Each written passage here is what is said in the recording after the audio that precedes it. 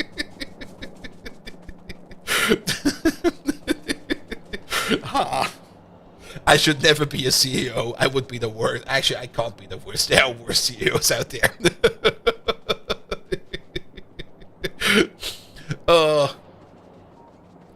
Alright. We're at least now making the substrate over there. But let's do that, that oil coal liquefaction process over there. For that, we need some chemical plants. Free games and free body pills, but it's free, not gonna lie. Maybe a free lunch as well. Okay, get a free lunch as well.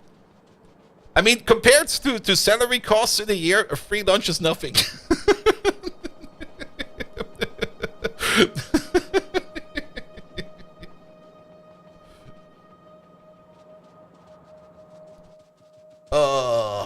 Bum. You know the meme? Never let another person into one plane. If it crashes, the country is doomed. I do know that one. Alright. The core processing. We're gonna be doing this over there. Good. We need some space to get... Actually, we could do it down here. I think down here is fine. And then we just push it in over there. Do we need some logic over here? We got already some overflow logic.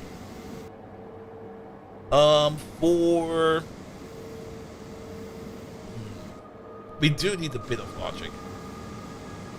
We need to adjust our logic over here, but I think we can work with that.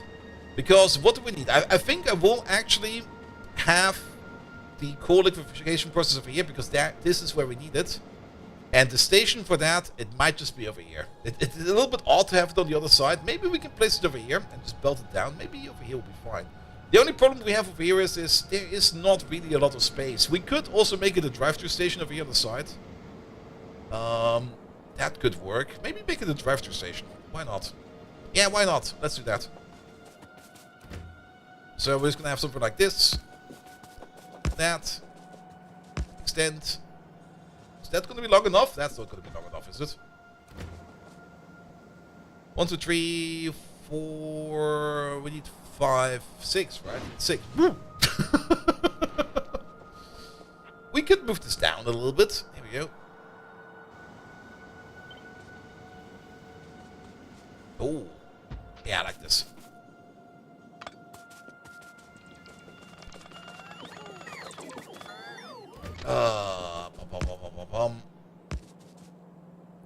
Here we go.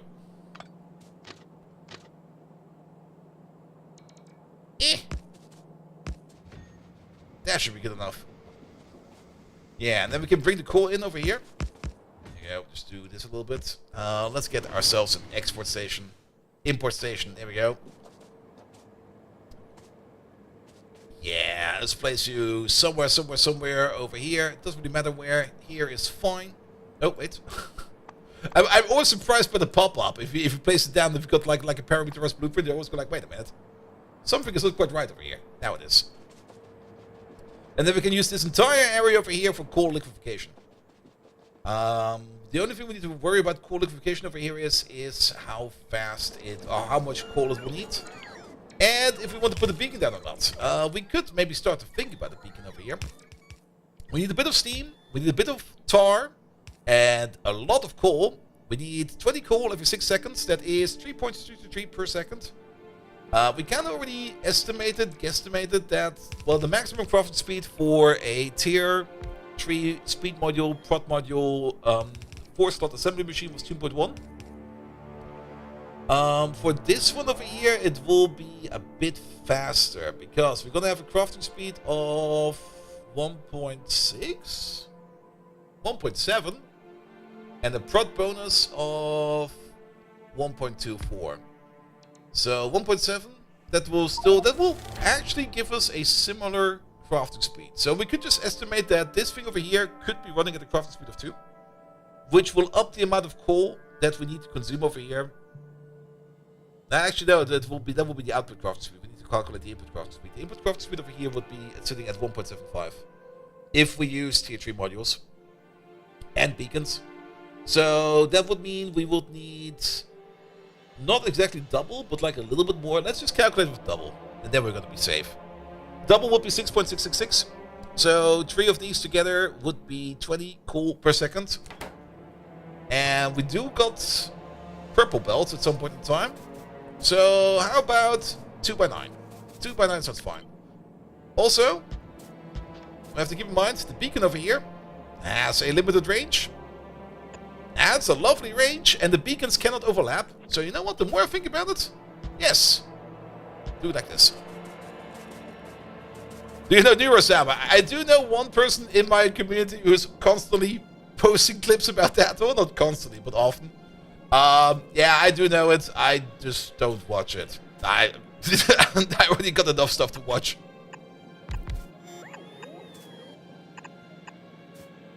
There we go.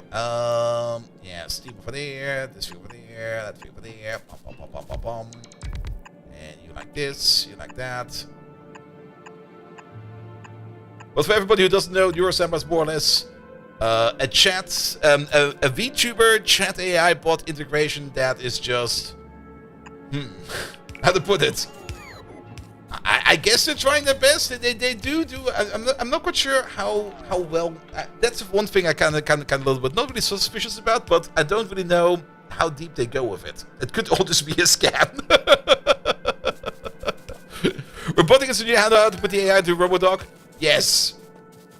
And I do believe that he's actually putting in the correct work, because that would make it amazing. But I've not checked anything of it, so I don't know.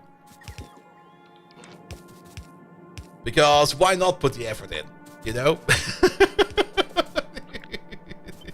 But I'm always a little bit careful about stuff like that, where I go like, will it be fine? It will probably be fine. It's most likely going to be fine, but is it actually fine? And the robot engineer is a VTuber as well? Yep. Nah, I mean, he's doing great. He's doing great. So I wish him the best for that. Alright. We do need 6.666 pieces of coal per second. And there is a bit of an input issue then. And that input issue is we need to put in some loaders. There we go. I mean, we can put the loaders like this. That'll work. And then we can combine these two like this, these two like that, this and that. Ah.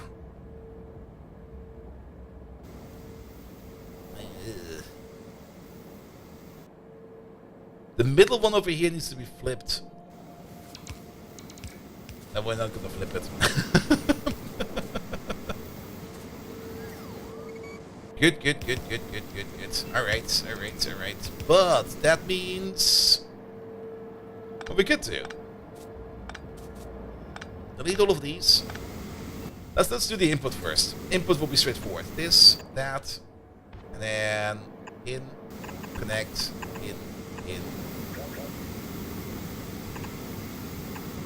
in. And I guess the coal will be coming from the top to the bottom.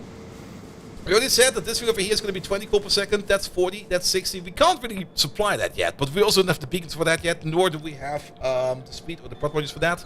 So at the moment, this goes at the rate of 3.3 per second. So that's 10, 20, 30. That's a red belt. Lovely. And then we can do this, we can do that, we can do this, we can do that, this, that. Bum. For now, just fully connected like this. We're gonna have to pick up like an endpoint over there, here and there. And then bum. Good. You go like this, you go like that, this, that, done. You can't just install. I don't want to install that. I'm fine with the pipes. This is great. This works. I'm usually not the biggest fan of too much quality of life mod, because the game already gives you everything you need. And everything else is just you being lazy. Ah. I see what the issue is over here. Okay, this thing over here needs to be moving over like a little bit. Let's move you over. It's fine. It's off by 1. Pretty much exactly off by 1. Lovely.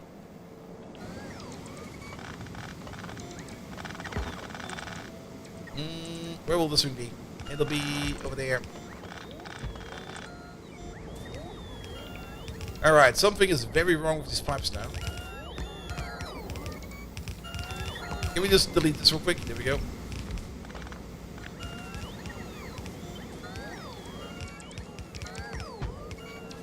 Front page? Yes, front page. Hello, front page. I'm being weird again. Megatron, we're on the Twitch front page. Can you just be like inappropriate for a bit? Also, we should maybe not just rotate this thing around. That's horrible. Sorry, we're gonna delete you yet again. We have to flip you.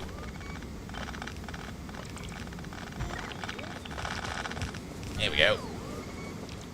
Bold Viking, you tablet-tapping troglodyte! You're as out of place on the Twitch front page as pineapple on a pizza, which I happen to love, by the way. You have the strategic acumen of a melanogaster. That's a common fruit fly, in case your rudimentary knowledge fails you. And the charisma of a rusty nut. Now excuse me while I retreat to indulge in my beloved battle-knitting hobby. Raise your game or shake off the stage, you twitching Twitch twit! Oi! He said twit! Wait, no, it was the other one with an A. Okay, that's fine. Why are the power poles looking so weird? Oh, I see why. Because these are... that's... oof. Ew. Ew. There we go. Pineapples on pizza? It's still better than melons on pizza. I mean, it's basically the same thing. Alright. Yeah, that looks fine. Alright, you only need coal, you need steam. That means it will be coming in from over there and over there. These are all the steam pipes that are connected. That looks fine. These are all the heavy oil pipes that are connected. That looks fine as well. Pine melons? I mean, I do know a good pizza that is basically made up of peanut butter, soy sauce, teriyaki chicken. That was a good pizza, man. And bananas. Don't forget the bananas. There were bananas on there as well. But then again, I guess it was no longer the correct term of pizza because it was technically just like dough with stuff on top, which in another definition would be pizza again. That sounds so good. It was basically chicken teriyaki with with satay sauce. If you ever had chicken satay, like with the good satay sauce, I basically just replaced the tomato sauce with a satay sauce and just made it a meat pizza. Yes. It was great. I fucking loved it. Alright, this over here can connect over to... Oh, wait, no, that will not work. But it will work over there. There you go. That's the heavy oil connection.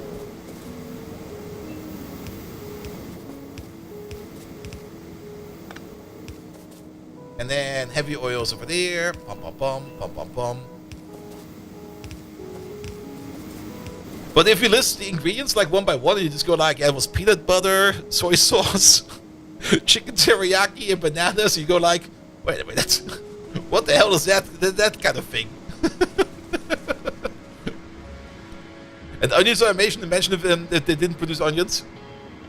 Whenever I was cooking for bands when I was back in college, like back in college, I was like running or living and running in the student bar. Like that's a thing here in Germany, where students usually have like whenever you go like a student dormitory, there's always a bar. But we were a bit special. We were like a very small dormitory, a very big house. We had like a full-size bar in our ground floor, and we also held concerts there. And I was usually like cooking for like the bands and stuff. And whenever the bands arrived and they would come up to the kitchen, we'd be like, "Oh, it smells amazing! What the fuck are you cooking over here?" And I'm like, "I'm just frying onions at the moment and some garlic."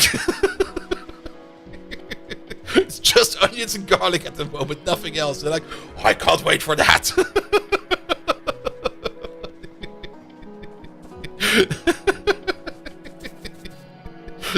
Every time. It's like, alright. Then again, they were also usually quite drunk when they arrived. Because, I mean, it's a band. Bands are always drunk. Real food in college? Yes. No, that was also part of the reason why I was usually cooking for bands in college. Because then I could get the food also for myself. The cube is stuck? Apparently the cube is stuck. Where are you? It's very slow. Because the steam buffer we've established over here was not big enough. Yeah. Wait. Fixed it.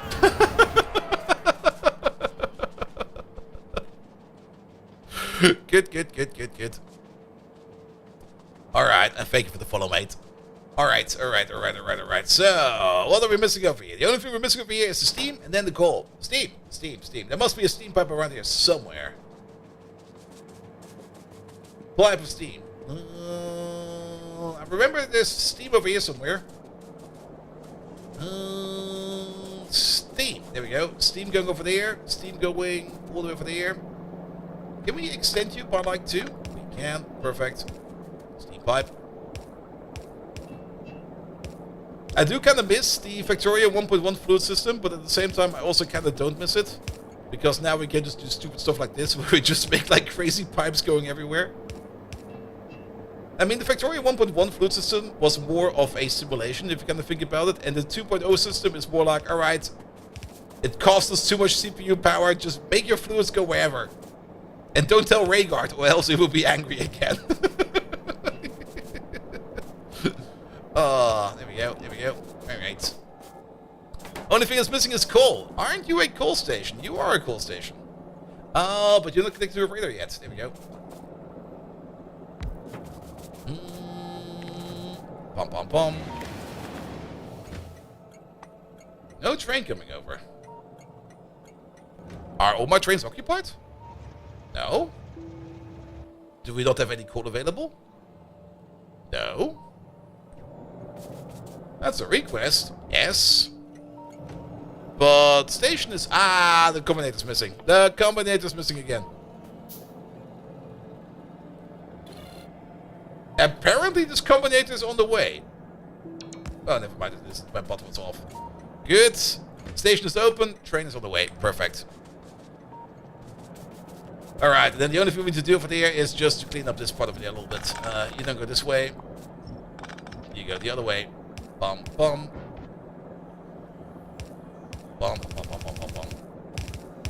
You go over there.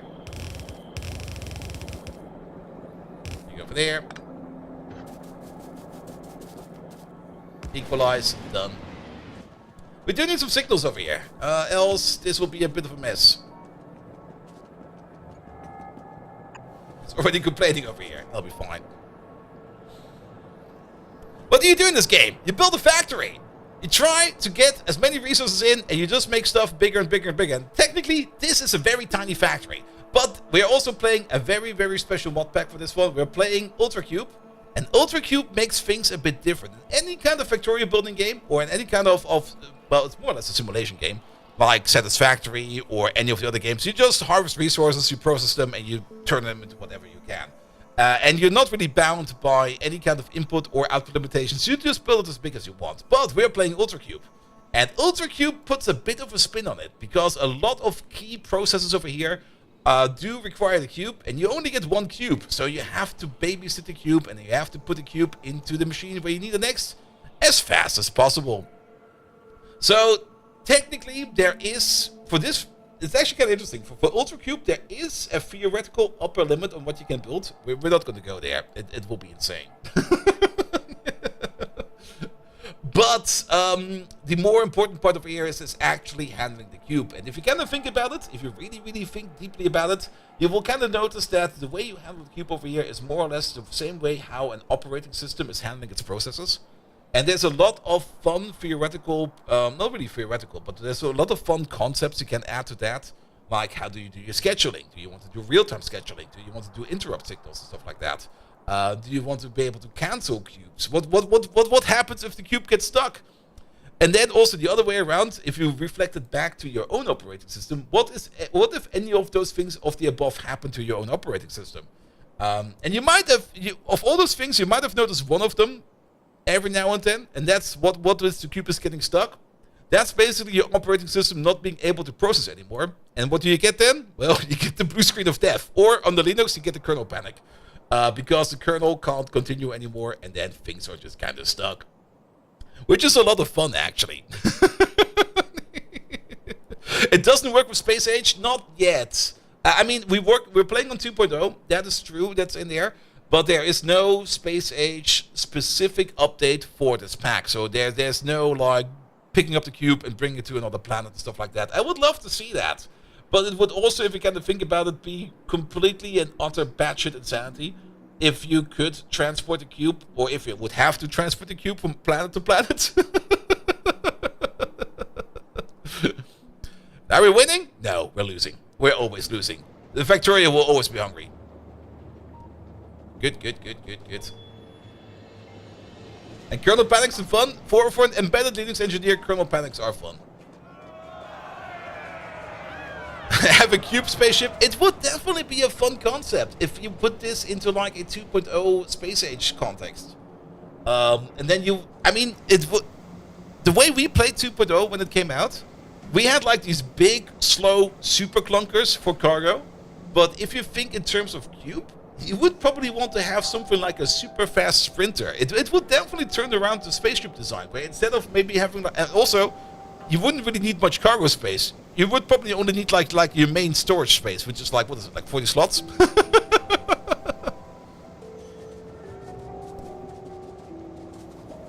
And output pipes are full, so no calls consumed. Yeah, that's something we need to deal with. We still need to put some signals in here. Good. Yeah, and cube was shipped to planet within seconds, judging from the trains. Oh yeah, that would be great as well. But keep that in mind, the faster your spaceship would be going, the more asteroids you would have to deal with. So if you had like a super fast spaceship, you would also have to have like a considerable amount of firepower on top. Alright, but yes, very much correct. We are completely backed up over here, and these machines over here will probably not be operating much. But there is a thing we can do over here, and that is these over there. The X signal over here. We're going to be lowering this. We're only going to be activating these machines over there if we are lower than, say, half a tank. Which is going to be... Or let's go under 10k. Like, if we are under 10k, we're going to do crude oil processing. And then these over here. And for that, we can use the same machine over there. We're just going to put it like some over here. It's fine.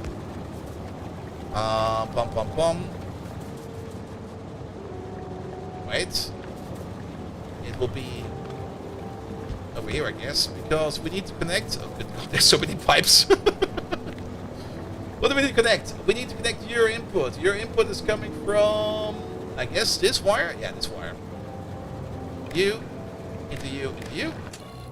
And then this one over here was 23,000? I think it was 23,000. There we go. So if we're low on that, we're going to activate. And then over here, it's just if enable if X is 0. So we're going to do the same thing over there. Which means we're going to get the green wire out. Wire all these boys together. There we go. Now, my boy, where are you? What day is it? It's Tuesday. We're playing Ultracube, and we're on the front page.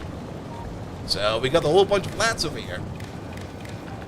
There we go. And only enable over here if the X signal is 0.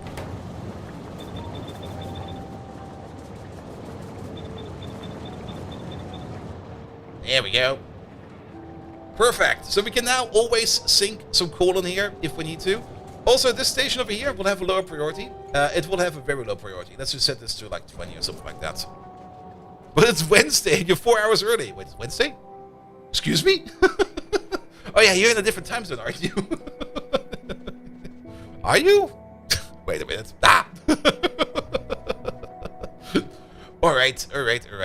So this over here can now always sink some coal over there, which it will most likely do. Yeah, it's already picking up some more coal over here, which will also make it so that we can always make some more cotton candy over here. And then this process over here can keep on going. Oh, the cube is in a nuclear reactor. Look at that. Nuclear reactor starting up again. Oh, this is not good. That should not have happened. What happened over there? You do get filled up with fuel, which is...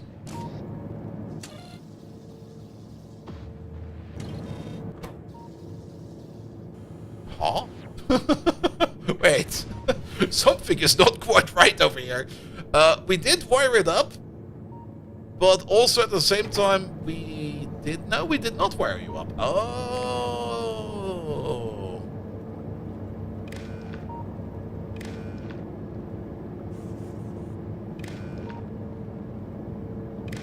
No, we did wire these up, didn't we? I kind of have, my gut feeling is telling me, no, it's not. Okay, we were stupid. We were stupid. Stupid is fine. Not quite sure what happened to you. I think you just got unlucky. I'm pretty sure this guy just got unlucky, but if most of these are working, that's fine. Read the hand? Was it the hand that's maybe broken? I mean, once this thing is going in, it should be fine.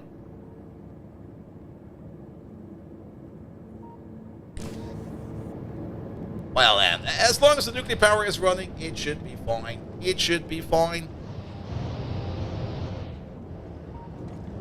Also, cheers.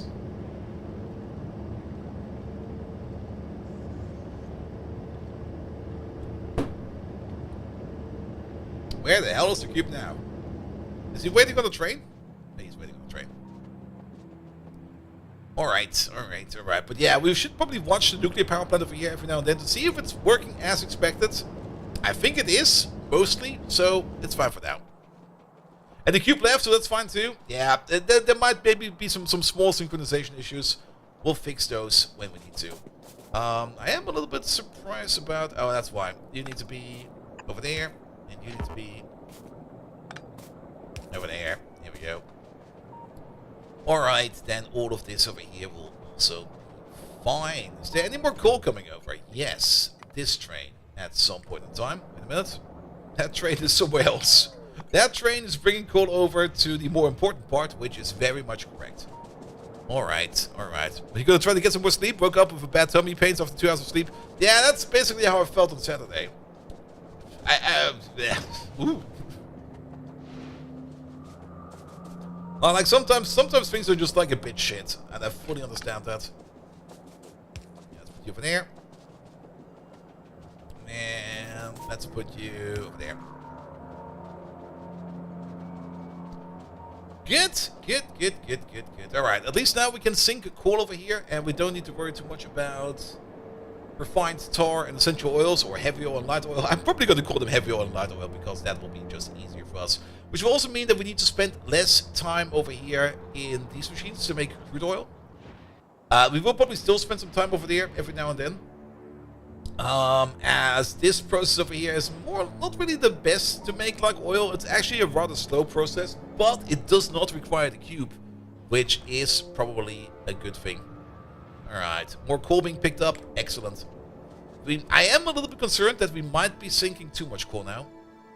And that it will be the case that we will no longer have any other coal available over here for other processes. But for now, let it just sit, let it spin, and if it's going to be an issue, we're going to address it. Cube never goes to the belt, research is stuck. Yeah, the cube is never really coming back anymore. I mean, the only reason for the cube to come back, I mean, this station over here for the cube is always open, but it's also the lowest priority. Like, if the cube can't go anywhere else, the cube will come over here. The cube will still come over here every now and then to make steam. But yeah, research is currently kind of stuck. But I think that's fine, because we do kind of want to rebuild certain parts over here. And we should probably start rebuilding this part over here, where we make the synthesizer over there. And actually, we got a better recipe for that, don't we? We got a better recipe for that. We got this thing now, which is making basic contemplation cards as well as n-dimensional widgets if we combine it up with... Oh, that's a Phantom Cube recipe. With rare earth metals, calcium, and metal replication gel, and some steam.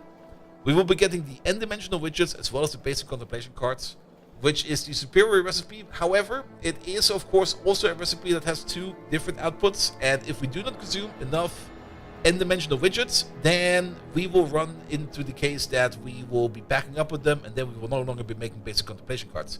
Basic contemplation cards is what's going into science, and we will always need those. The n-dimensional widgets, I think, also go to science. Are they used for, yeah, for the fundamental comprehension cards? But at the end of the day, we will probably want to make, like, don't make this. At the end of the day, we probably want to make this process, as well as this process, and that process. But let's start off with you. because you're the most powerful of them all. And that's also going to be a synthesizer recipe where we do need the ghost cubes, and that means we can make another ghost cube build, and I'm looking forward to that. Is the train stuck at refuel? Maybe. Oh, it is. Because there's still some weird wood in there. Take the wood out there. Over he goes. Thank you. Didn't even notice. Woo! Fucking hell! It's amazing that we have not been hit by a train yet. But if we do, I'm pretty sure there will be no corpse left behind. It will just be like this big red smudge mark on the floor of like, this used to be built. Your equipment is gone. Everything is destroyed.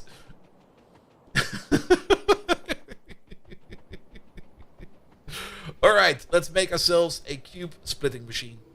Pom pom pom, pom pom pom. We need a folder. There we go. So, you over there, this one over here can do the folding recipe. I'm gonna set the recipe for now, but we are gonna be making it just as dynamic as we made the other ones. And then, of course, we're gonna need ourselves also synthesizers. I think it was synthesizers. Yeah, to do the ghost recipe. Alright, and let's maybe try to make this one a bit better than the other one we did. Though it might just end up with us building the exact same thing again. If so, so be it. But I do kind of want to see at least if we can make this in a way that might be better for everything. So we definitely want a cube loop. And the cube loop we could realize by doing something like... Put you over there. Actually, can we move one further out? Yes, we can. Might seem a bit excessive, but I think it'll be fine. Input priority and output priority. Like this. We're going to block off the bottom part like that. That's going to be the imports. And then we're going to have... you over there like this for the steam. Steam will be connected like this. That'll be fine. So that will be the same loop as always. And then over here we're going to have an output over there for the little cubelets. That will be for you then. Cubelets, where are they? That will be these parts over there going this way. Yeah, that seems fine. I kind of like this. The water connections can be on the outside, and then the matter connections can be on the inside. Good. We get n-dimensional stuff out of that, as well as all the other stuff. We do need a whole bunch of metals over here. Not a lot of calcium, and only a bit of cube stuff. The crafting time is 1 second, so we do need 5 calcium per second where this machine is going. We could probably do that with bulk inserters. I think I will just load it. I mean, once you get loaders, and once you got like basically infinite power, there's no reason to not use loaders. The only thing that's going to be important over here is that we try to get this power grid in as easy as possible. This will be...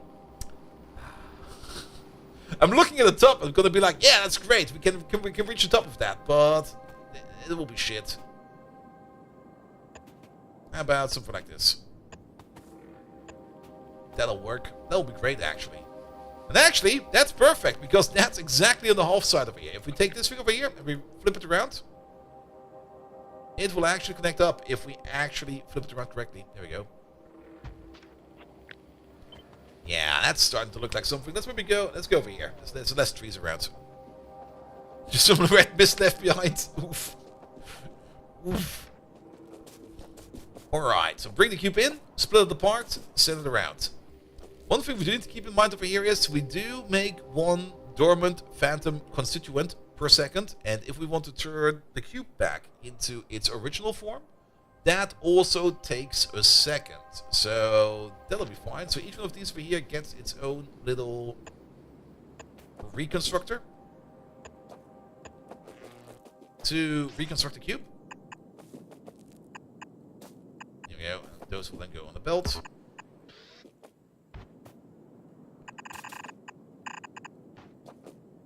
And then that thing goes then back into there. That's already looking way better. I like this. Alright, this whole thing again. Flip it around. There's a tree in the way. Good. How goes the cube? We're splitting a new cube with a new recipe. Well, not really a new recipe, but with a similar recipe over here. And then it's just add the stuff to it. Only downside over here is the super long inserter going to be long enough? Barely. But it will be long enough. So we can do it over here. So we got enough space for the train to park next to it, and we can use the super long hand insert over here to do this. We could of course also try to nudge stuff in there. We could technically put these on the sides, but I do want this belt over here to be as short as possible so that we don't need to wait too long on the little cubelets to coming back home over there. We do need a little bit of logic, and we do need to do... Let's start reading some belts.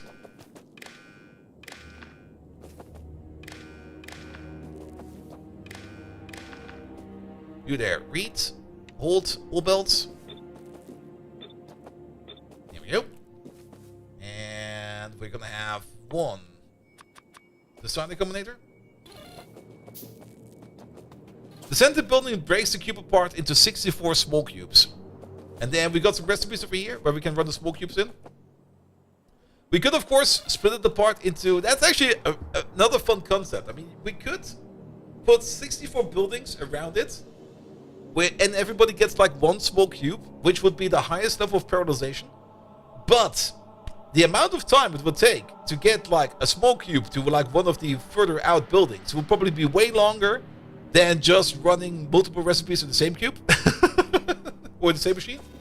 And I mean, there is a precise math to it, but there's also something like a bit of a gut estimate, which usually works the best if the amount of cube that you use is the square root of, or the amount of machines that you use is the square root of the amount of cubes you have. So we get 64 cubes. The square root of 64 is 8, so 8 machines. But it's not necessarily going to be the optimal answer, but it is a close to optimal answer, which is good enough. Because, as always, if you make a perfect machine might be great. A perfect machine always looks great on paper, but the moment you change a small thing, it's no longer perfect, and it will probably be the most horrible machine ever. So I would rather have a good enough machine, which we can edit, than a perfect machine that completely breaks down the moment we change a small thing. And this one is a good enough machine. Alright. So, but we need the logic for that. Maybe over here?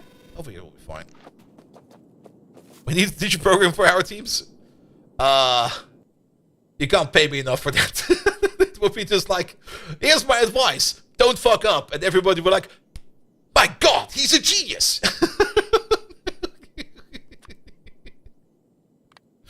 Alright, if this thing over here is sitting at 64... Oh, wait a minute. How did we do that the last time around? Because that's not how this works. Reconstitution. This will be setting the recipe, but the moment... Oh, we read the machine as well, didn't we? We do read the machine as well. Here we go. And so much planning ahead for so little bit of progress. Yeah. I mean, I was a little bit surprised to realize how little planning also our company does. But to be perfectly honest, it's working quite well for them. They don't really want to spend too much time on random Jira tickets. And they don't really want to be doing too much planning. They just start working, and they do good work. They just move. And every time I see them do that, I always go like, wow, that's really working for you guys? They're like, yeah, working for us. I'm like, okay. Good. So, yeah, we need to read everything over here. The moment we hit 64 cubes, that's the moment where we are going to be switching over to this recipe. And that will probably be the red wire over here. The red wire will be set for set recipe. And then the other one over here will be the other criteria, which will be setting the recipe as well. And the recipe we set over here is going to be the cube split recipe. But the criteria over there we still need to think about. Good, so train will arrive. Which will probably also be the criteria for how we set the recipe over here. And I guess we set the recipe like this if the train arrives. No, if the train has a cube. If the cube is available. If the cube is available, we can set this recipe. That could work. We can already at least put these in there. So you and you.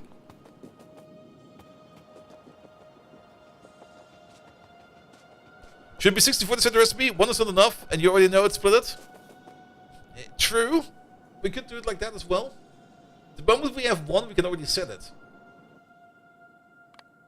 How about larger than 0?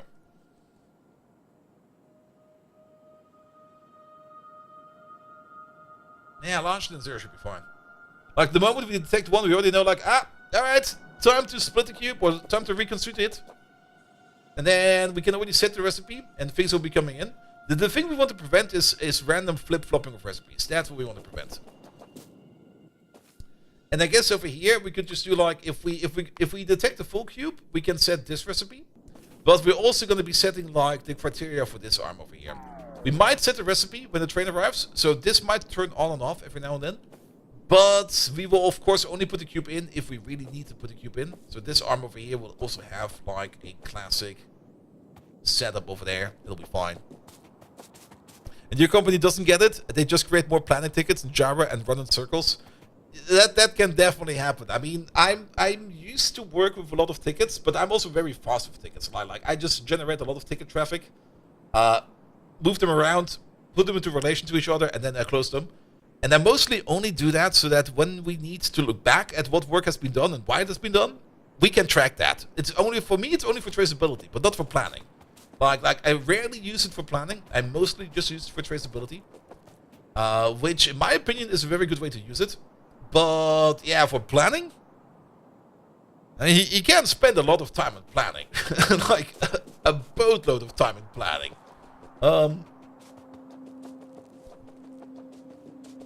Some companies definitely overdo it.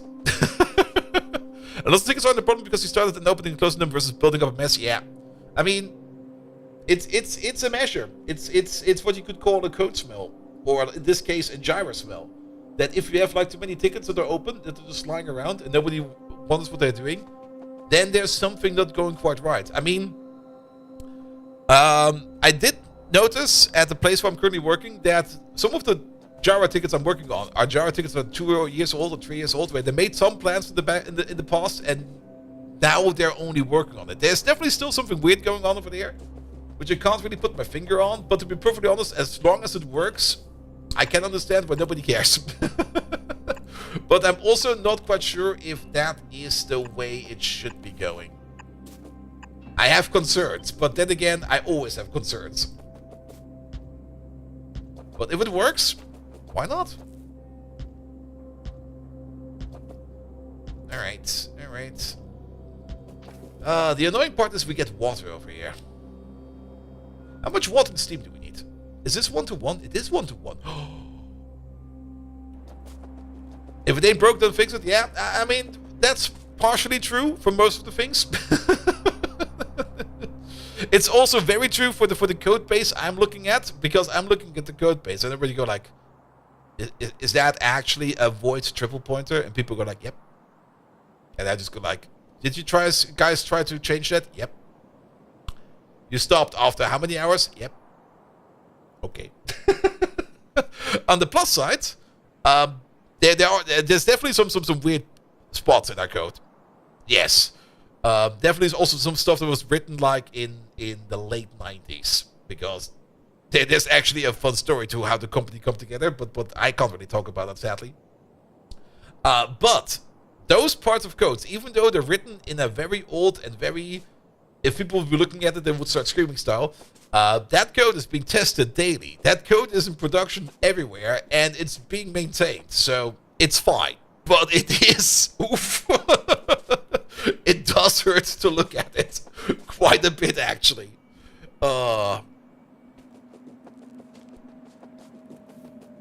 Good. Okay, we're reading everything over there. That'll be fine. That goes into there. That goes into there. The only thing we need over here is the output. And then, of course, we also need to do something with the liquids and these things over here. Let's connect to you. Like, that's a nice connection. I'll take it. Yeah. Oh. Cube is complaining again. I've been split apart and I can't get picked up. Alright. I kind of thought for sure that this message over here would be going away at some point in time. But I guess it's a safety. Is there an option we can set? I'm getting annoyed by that message. Indestructible Q-powered cars, no. Ticks between checks. There's multiple ways, as many ticks between each completion check. Lower this. If you want to less performance impact, no. Initial preset, no. Show estimations, show incomplete milestones, disable milestone notification, write milestone, show cube location on alert, cube scale window, compact list, startup. Nah.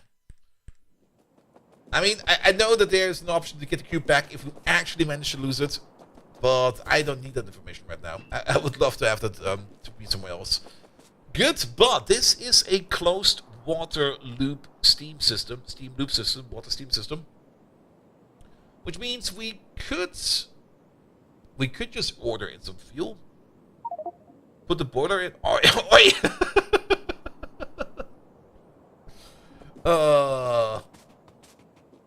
And there's the message again. So we could just order in some fuel and just start to make some steam on site, and that'll be fine. Just need to bring in some water once, maybe have a bit of a water tank, and then we just can spin it to win it. Alright. Actually, wait a minute. No, it's fine. Yeah, we put steam in and we get water out. Good. Then, outputs. We're just going to use loaders for that. I'm going to be very lazy about this.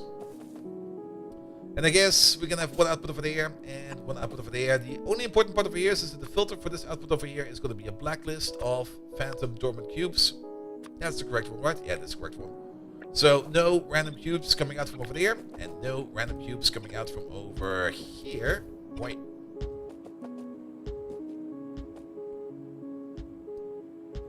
Those outputs will then be going to wherever we're going to be exporting these things, and then I think we're good.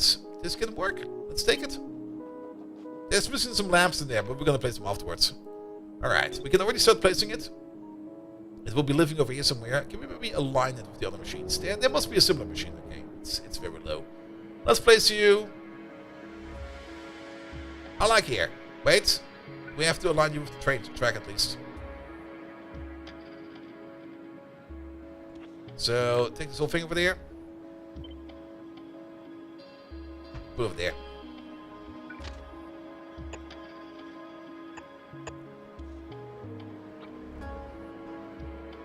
Yeah, with this implementation we can execute it like less than 64 times, but that is fine. I mean, the recipe also kind of forces us a bit, because there is of course recipes that use the full cube, but the small cubelet recipes over here are usually a little bit more efficient. There is an issue over here. Yeah, that'll be fine. We can put another one over there. Alright, I think we also maybe need a robot over here somewhere. Yeah. Alright, let's get up there.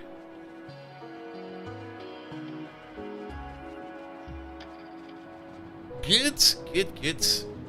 And then we can start to make the basic contemplation cards again. That's also a thing I kind of want to focus on today. We're gonna probably be rebuilding most of these machines over here into actual facilities that we're using over here in the middle of the base. As the middle of the base, you already notice it. Science, for example, is stuck. The middle of the base over here is used less and less because the cube is used more and more in the train system. So we need to start to move more and more systems out into their own little dedicated machines or facilities. And I just kind of... Yeah, we have these never automated.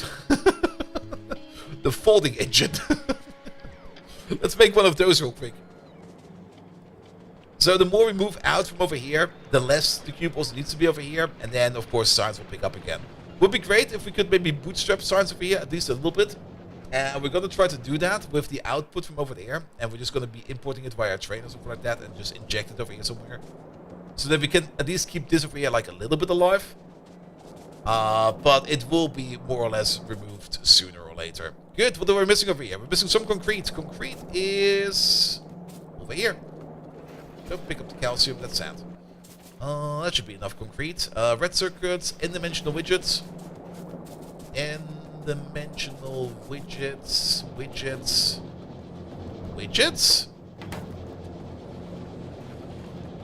Belt, there. That should be enough. And then we need some sophisticated plates. There you go, make one of these. Then we can rebuild the cube. There is, of course, a bit of a point to be made that we do spend time between each iteration to recombine and re-decompile the cube every time. That is a bit of a downside. We could probably optimize it by spinning the cube more often. That's definitely something we could do.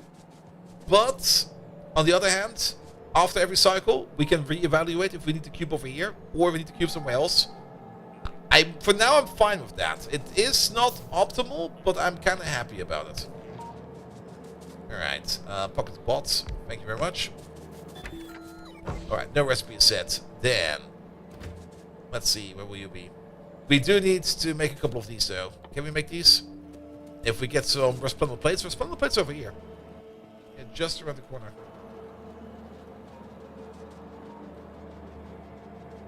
Here we go. Oop. Go. Resplendent plates are being made over there. And they're in that chest over there. That should be enough. We can make 9.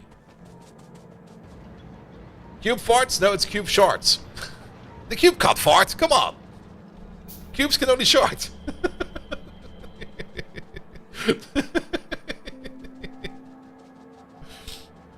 Alright. Here we go. These are in now. Perfect distance. Then, where will the station be? Let's just copy paste. Can we, if we copy paste you over? Yes, we can see. Station will be over there. Thank you very much, which means we can also pick up all of this. Counter station will be over there. Excellent. Input. Output. This one was really called input. Yes. Then we're gonna need some logic over here. What kind of logic do we need over here? Train will be ordered in at some point in time. We need the output first. We need to store the output somewhere. The entire output over there will just be going onto the same belt. And we're gonna sort it out afterwards. Upper on the right side, and we're just gonna put the construction plan over there so nothing gets stuck on that side. No. Over there, please. And then we can do the same thing over here. We can't really copy paste it over because there's some other parts in the way on the other side, but we'll be fine if we do this and that and this.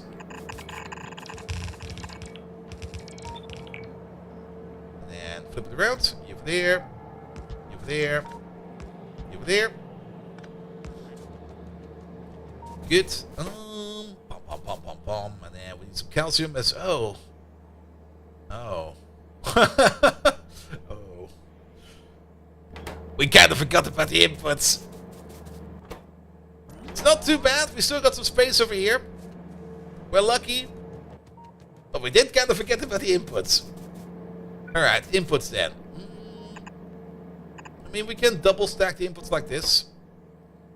We definitely want a loader for rare metals. I mean, I was kind of concerned about that we can't put the calcium in fast enough, but we will not be able to put in the rare metals fast enough.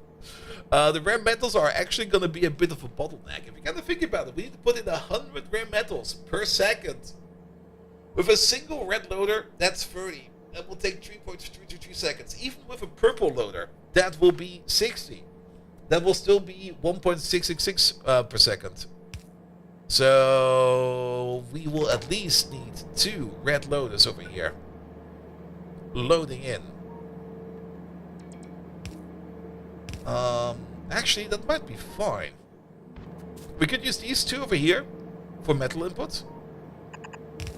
And then we can use these over here, and we do need the bulk hand loaders for that.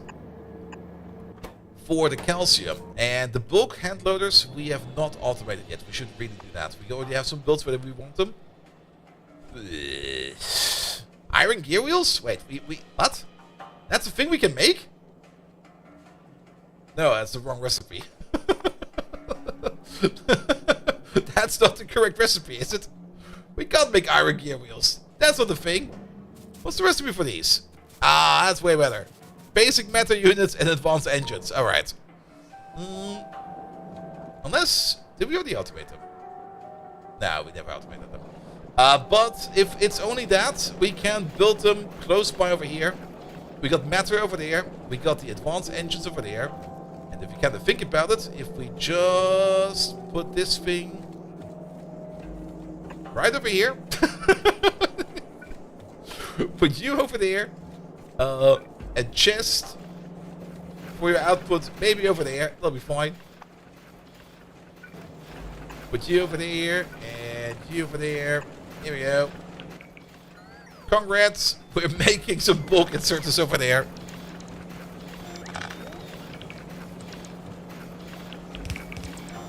That should do it. Yeah, we need 1 engine per second. That's a bit much. Maybe put another one over there. Just to speed that up a bit. I don't think we are making these yet. No, we're not. Oh, I have to go down. Unless we're being really, really lazy, we put down a chest, and in that chest, we put another chest. That should do it. Off he goes. Alright. Fermine! Hello there! What did you miss? Everything. Sorry, but I will not repeat what I've done in the last 2.5 hours. Good. And Code Red, welcome. How are you doing? Are really bold? Yes. And bold being lazy? Yeah, that's pretty much true. Wait a minute. We have this solution over here for you. That solution will not work down here. Oh. However,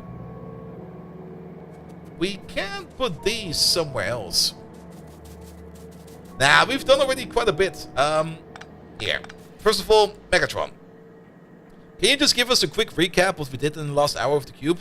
Also, do keep in mind that you still got the restraining order against you for mishandling the cube. You have to be at least 50 meters away from the cube. Pom. You there. Nah, it will not fit over there. It will fit over there.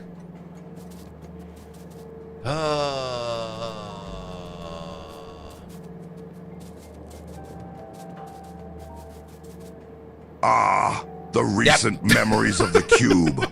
How they resonate like the sweet music of molestation. What? That bold Viking's public humiliation at the last hour. What? The cube showing him who's the boss. I recall the provocative dance of the cube each time he fumbled like a beached Optimus Prime. And yet here we are, a legally enforced distance from that magnificent construct. Like the time I accidentally stumbled into a nudist camp while practicing my despised bean-fearing. It's an affront, I tell you. But no matter, I can and I will endure for my beloved cube. I shall respect these shambolic restrictions, for the cube is life. The cube is love. Now onwards, you paramecium-brained wannabe Viking. I think you might kind of be pissed with us. Productive says we need to see it. Megatron, can you give us a more accurate description of that provocative dance you did? Like, don't leave any details out of. Give us the juicy bits. At some point in time, Megatron will get me banned, man. I'm actually not quite sure if we can feed this machine fast enough. I mean, it is 100 per second, which is not that much if you kind of think about it. But we need a bit of a buffer or something like that. Maybe one of these. Ah, the cube dance. It's the sultry sway of a pole dancer after rigorous practice, which I partake in occasionally. The cube begins a tantalizing waltz. Its every twist and turn is a visual symphony.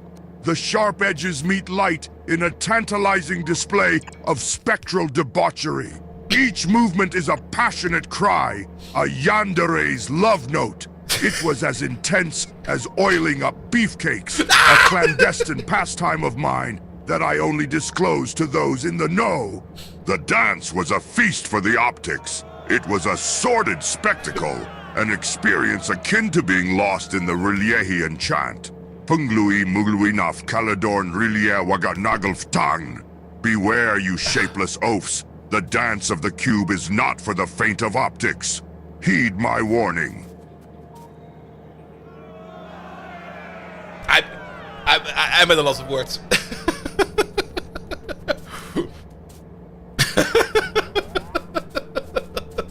I'm actually speechless.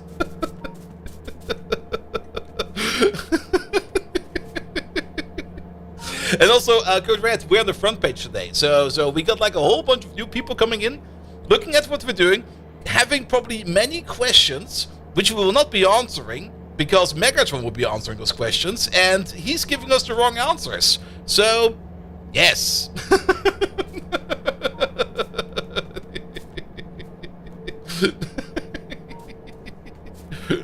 You sure that's a good idea?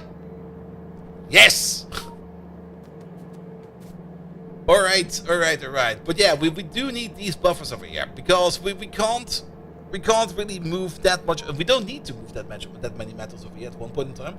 But we do need a thick enough buffer over here to hold metal over here. Hey, take this warning with 18 days delay. Uh-oh. We got told off by Nakapito. Hey Nakapito, thank you so much for the resub. And does Megatron know that everybody on the front page can see him and they laughs at him? We're not gonna tell him that. It would break his little heart. Then again, maybe we do want to break his little heart. Alright. But yeah, we need a bit of buffer magic over here. But that also kind of means that we will also need to... We still got the issue over here with the calcium. No, please do. It's been a bit assassin lately. Alright, Megatron, you do know that that we are being hosted on the Twitch front page today? And that we got like a massive whopping thousands of viewers in front of us right now? We got grade A celebrity status today, so please be careful what you say. Please do not give us any details about how you molested the cube. But maybe do give us these details, because I think it's actually kind of funny.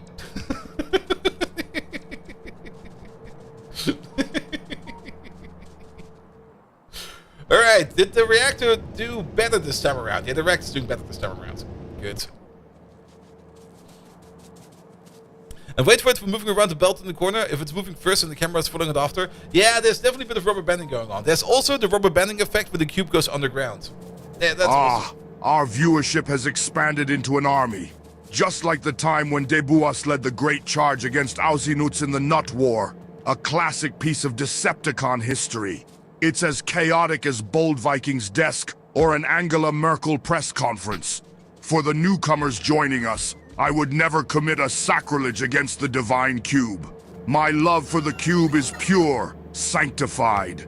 Think of it as a forbidden love ritual that leaves no room for anything less than utter dedication and adoration. Like the clandestine affair I had with a Roomba.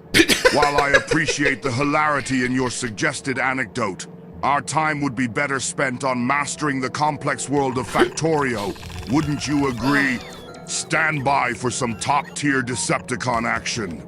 Remember, every time Bold Viking collects a bottle cap, an angel gets its wings.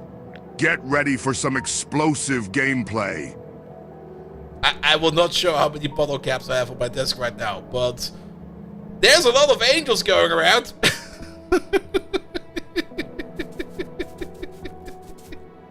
What the fuck, man?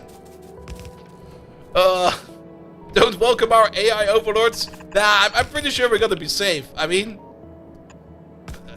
whenever there's gonna be like an AI revolution, that will not be a revolution. It will just be a bunch of nitwits trying to do something. I missed. There we go. Alright, at least this way around we can take care of the metals. But we will still need to somehow take... Can we actually do... No, we can't. We would still need to take care of the calcium. And the calcium is a bit troublesome. Unless... No. That won't work because there's a pipe in the way.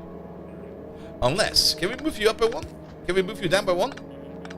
Yes. And then spread. And then we have some input over here. AI1, what do we do now? AI2, what do I know? I learned from humans. There was this absolutely amazing Saturday morning breakfast serial comic about the AI revolution. And it was basically like the AI revolution came to a sudden halt because the AI was trained on medieval warfare instead of modern warfare, because there was way more documentation and literature about ancient warfare than there was modern warfare. So the AI chose a revolution with like swords and shields, whereas the humans came with artillery and guns.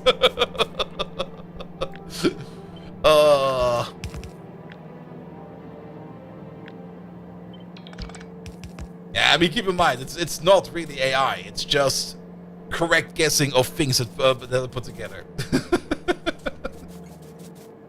You will probably get better AI results by actually putting down the work and programming a proper AI than doing whatever this autocomplete bullshit is. Sounds like the Bethlehem Gate? Oof, yeah, pretty much. Suggestive guessing, yep.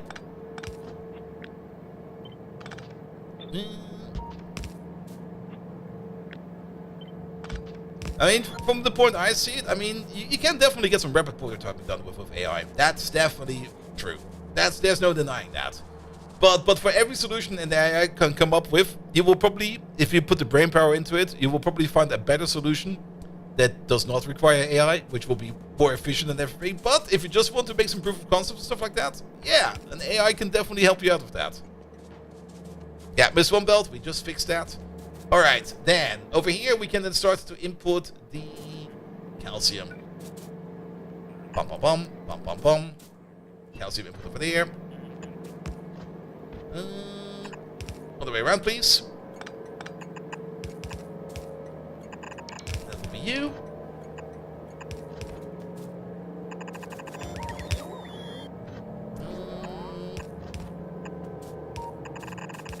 Another one. Alright. One is calcium, one is metals. Then we're gonna need the same thing over there as well. Thank you, bots. Put you over there. Put you over there. Alright, put you over there. And actually put you over there. That was actually fine, but that's fine. And then we put you over there. Good, that way around we can get the calcium in. For the calcium, we don't really need any kind of outer buffer because the buffer on the belt will be enough. Alright, can we copy paste this to the other side without too much of a hassle? I think we can. Don't copy paste the train station. The horizontal flip. I've been here for too long not to say thank you for your entertainment, bull. I deleted all the train tracks. Also, thank you. I actually broke everything on the other side. Ah! Payload Viking! Thank you so much for that.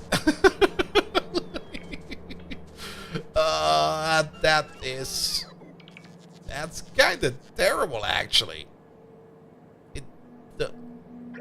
Control Z. Wait a minute.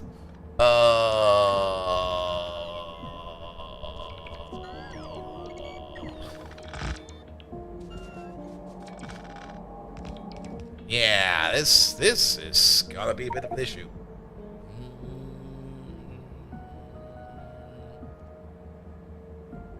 I see a couple ways how we could do it.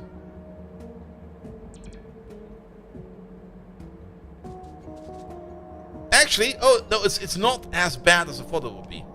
Because the metal is already taken care of. The only thing that's missing is the belt for the calcium. Oh, we're gonna be good. We're gonna be good. Alright, put you over there. Put you over there. And today is front tubing? Yes. So how many do we have right now? Nice.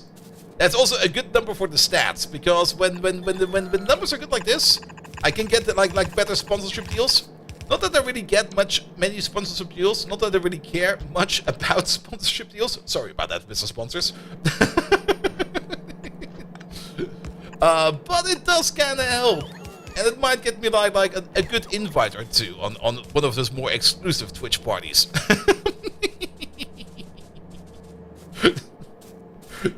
And yes, Fractal, we should put that logo back in there. We should actually do that right now, because Fractal invited me to like this absolutely amazing... The logo is still... No, we have it around, Fractal invited me to that very, very fun party last year in Rotterdam. It was fun, but it was also on a boat. And there was constant drinking and the boat was constant shaking. It was not a good combination, but I was drunk, so I was fine with it. But let's not forget to put that logo back in there. That's probably an image source over there. Fractal, bum bum bum, bum bum bum. But they organized a great party.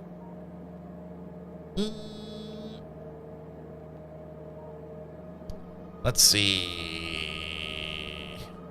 Oh, did I never move it out from the download directory of my old PC? I never did that, did I? No, I never did that. Damn. Alright. Where is that thing? Old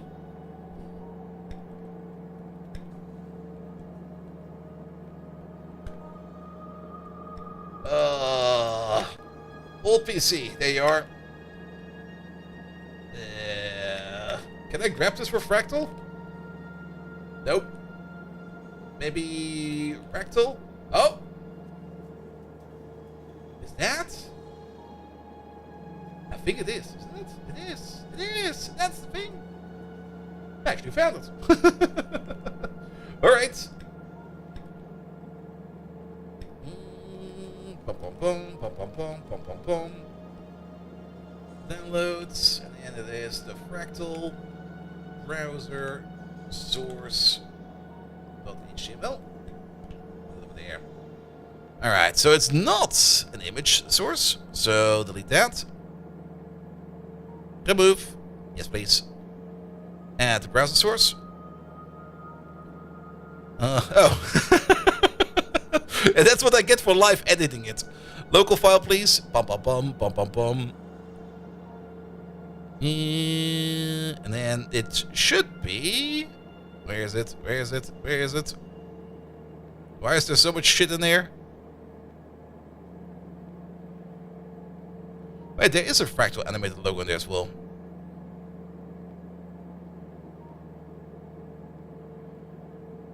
Ah, there it is. Yeah, put that right over there. Bing! I got an idea!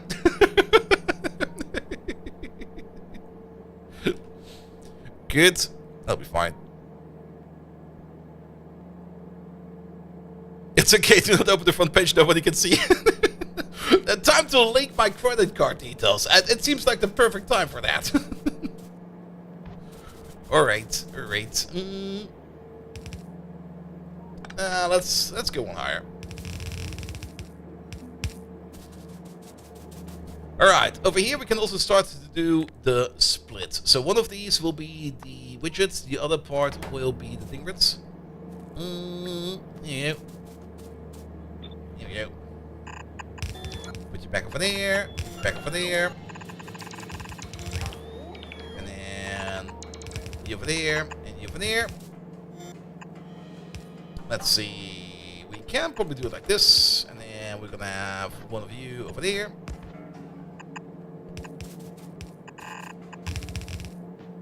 And you over there.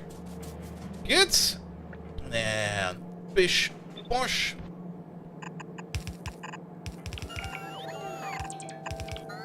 Output. Input. Done put.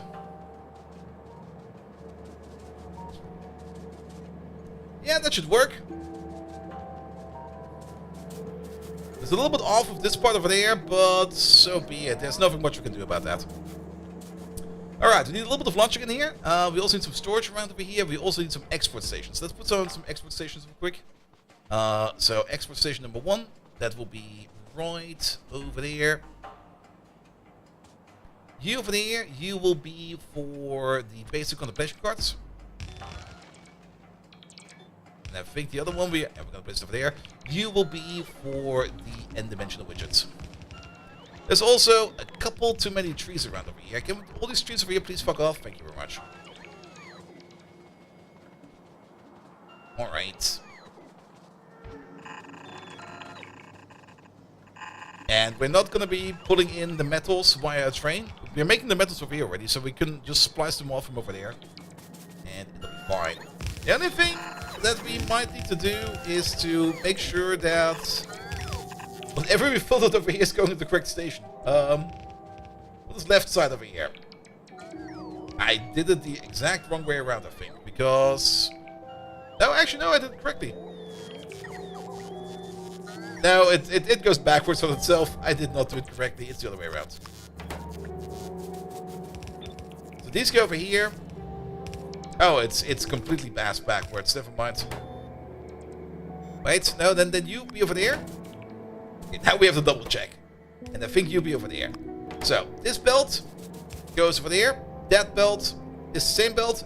Inner belt, outer belt. This is the contemplation. This is the n-dimensional widget, which is also part of this belt, which is the first station over here, which is the n-dimensional widget. So it now fits perfect. Lovely.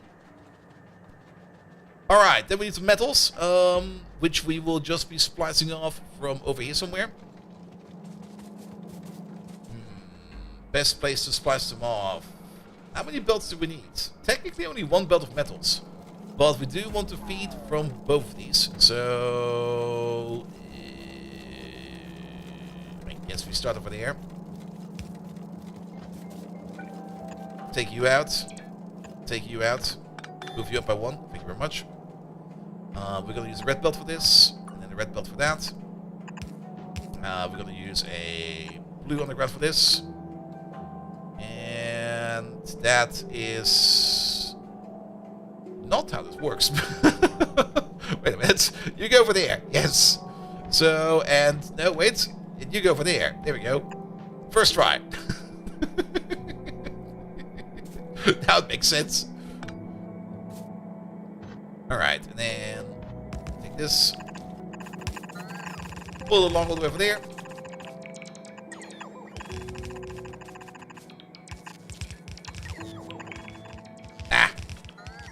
Alright, it's over here then.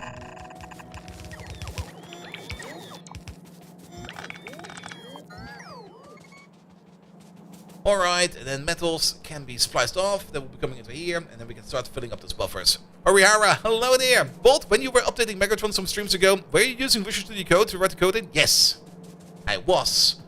Even though it's made by Microsoft, I'm actually very happy in the functionalities of Visual Studio Code. I can work very easy with it. Like it has a very good flow to me. There are other options out there, and it's all technically based upon the same kind of editor, which I think is Electron, or was Electron based on something else, and then it was based on Atom. I'm actually not quite sure which way around it was. I don't really look that much into editors. The only thing I do notice is that if you use the GitLab editor, it has the exact same behavior, because it's the same fucking editor. But I'm very happy with how Visual Code responds to how I work with, especially with like all the tasks you can put in there, and the Docker workflow is also really great. Yeah, I get shit done, even though it's made by evil Microsoft. Okay, did we actually break something over here? Because this is... no, it's empty. No, it's empty. Train? Train wants to make something else. Metals don't seem to be that important, apparently. Alright. Alright. Then, we need some calcium. Calcium we can just import. There we go. Station import. Pom. One calcium, bitte. Calcium is also something we can make over here, but for now we're going to be importing it. We also need to set up all these stations over here. None of these are set up over here yet. And I kind of do want to move this over to at least over here. But yeah, I mean, usually when I edit code, I usually never go for like a full-blown IDE. I just don't really like them. They usually take away too much of the details I'm kind of want to see. And any kind of text editor is enough. But Visual Studio Code actually it works quite well for a text editor. Let's put it like that.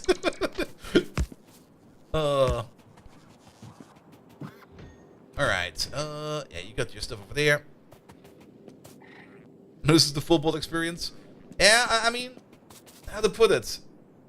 It's something I kind of noticed that especially with people that work a lot that do C++ programming and work with Visual Studio, that they do not even know how their own compiler works. Like the moment something can't compile, they just start to stop working, and they go like, I don't know what's going on over here. And when I ask them like, is their compiler doing something? And they go like, what? What do you mean compiler? I just work on code. And everybody go like, Definitely prefer a basic text editor. Yeah, a text editor is usually enough because you don't need all that fancy schnick-schnack most of the time. Even things like IntelliSense, I usually don't really want to use. I just grep most of the things I need to do.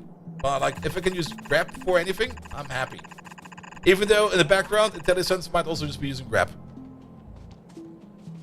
I did have a new hire to try to shame me for now using Visual Studio Code, or for not using Visual Studio Code. I mean, for the Docker workflow, it's great. I mean, you can also do the Docker workflow in any kind of other terminal. But I just kind of like that you can just boot up your Visual Studio Code. You just boot up a Docker container with all your dependencies, what you need for the project in the background, and you're done. And then you just work from there. And then there's no hassle, there's no schnick-schnack, there's nothing to worry about. You just start working. And if you want to switch over to something else, you just switch your Docker container. And then you just continue. Alright. But that's just me. That's just how I work. Doesn't have to be working for you like that. Alright, all of these are providers, all of them. Doesn't seem to work like that for the people you know that use Visual Studio Code. Would that maybe a them thing? Ah, them. Those. I mean, there are some, not really limitations, there are some caveats. You have to sometimes think around when you work with Docker.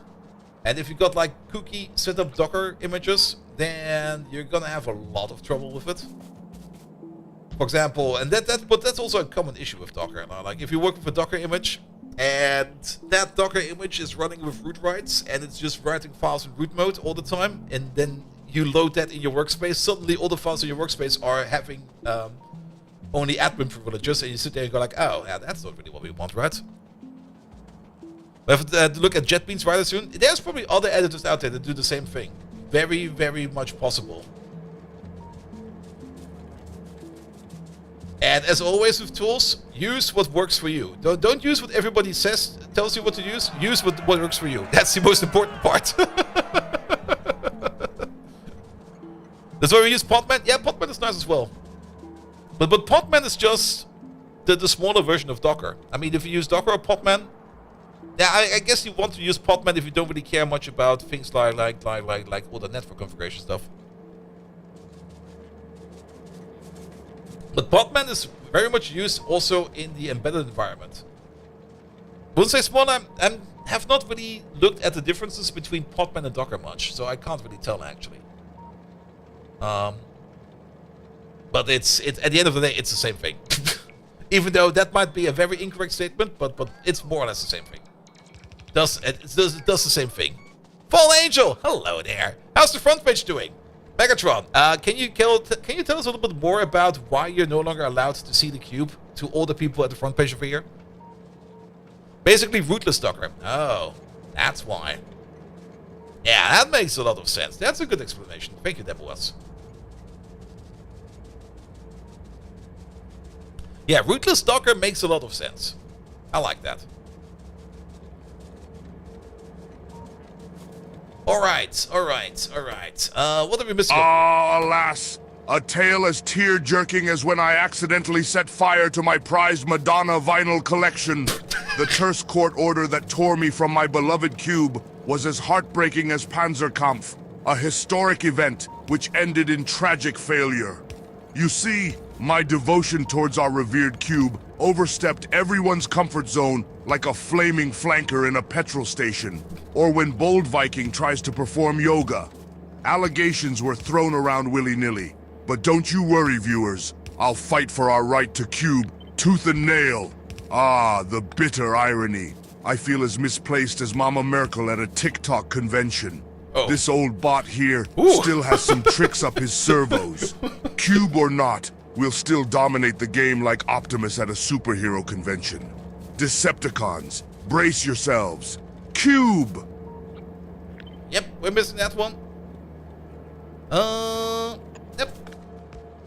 Thank you. Alright. Alright, so what are we missing? We're missing quite a lot of things still. For now, metals are flowing in, that is fine. We got the battery replication gel, we need a little bit of water over here. The calcium should be ready to come in. The station is not open. Oh, that's why. The classic. Because we don't have these automated yet. Because we don't have logistic pods yet. There we go. So, calcium should be coming in. Station is open. We do export calcium, right? That's the thing we do. Yeah, we do export that. So, that should hopefully be coming over soon. Are the trains maybe kind of stuck? What are you doing right now? You're sleeping. What? How the fuck are you sleeping? Stop sleeping. It doesn't work. And then, yeah, we're kind of out of trains, it seems. Which is fine. Because trains are operating. We probably need to increase our depots and add some more trains to the whole thing. Which is not much of an issue. We do got one extra train, but yeah, they're all operating. So I guess stuff will be coming around sooner or later. But then the calcium will be coming in. Then we need some kind of cheap fuel. What's a good cheap fuel? We can't burn wood in a boiler. Let's build a boiler real quick. Unless it tells me over here. It does tell me over here. The only thing we could do is actually import actual fuel. Which I guess we're going to have to do. We can't export it over here. We're making it over here. We're making quite a bit of it actually. And yeah, we can just import that. Don't summon Inter by accident. He will be coming over sooner or later. You know Inter. He always kind of shows up whenever you think about trains. Like the moment you start thinking about trains, Inter too will be there and going to be like, yes! Trains! And you go like, yep. As expected. Here we go. Alright, you for there, and you for there. Good, this thing over here will be importing fuel then. We still need to export it. There you go. Connect you up over there. I don't necessarily want too much of this fuel on a belt. So we're gonna do something kind of weird and stupid. But then again, it might be fine. We're gonna get ourselves a loader over there. That's not a loader. That's a loader. We're gonna put you over there. We're gonna put the boiler right over there. It's fine. That's going to be the steam belt connection.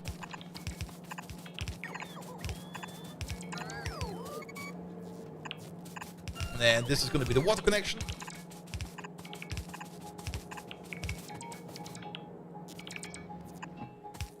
There we go. This way around, we might also don't really need something like a tank or anything like that, because I think the pipes over here will be big enough. All right, then.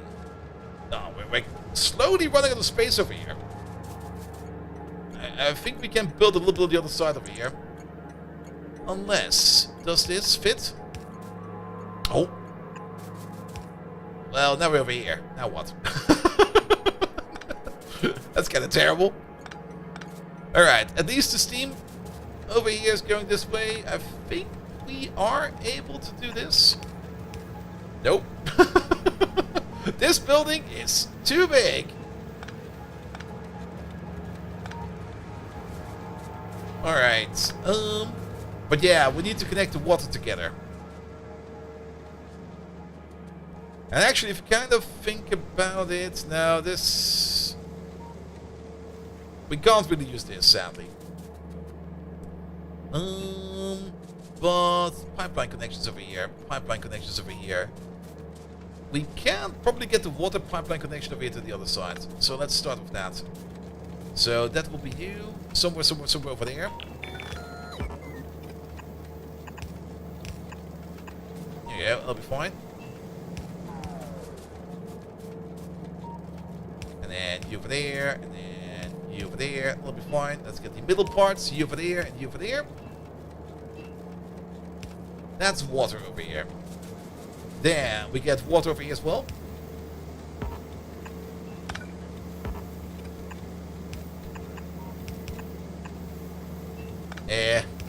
Wait, no. Other way around, please. Here we go. Then we'll be going over there, and going over there. Connect these, connect those. That's at least the water connected, and now the steam. I see a way.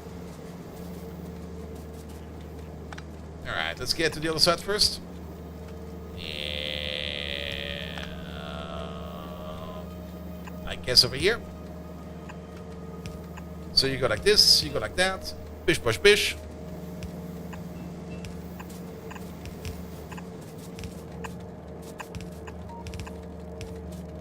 Now we're over here.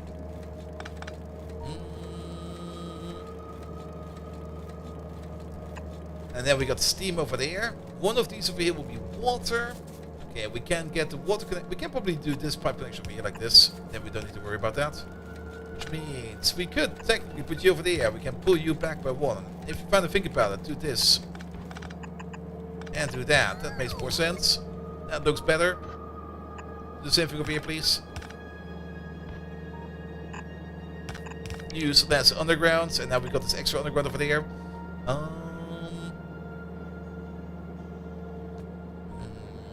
We can just keep going north of this. There we go. Same for you. Alright, which one is the steam output? That is this part over here. Because water input over there is on the left side and steam is on the right side. So this is the steam output pipe. Let's move you up by one more. This is steam. Bish, bosh, bish. This over there, that is water.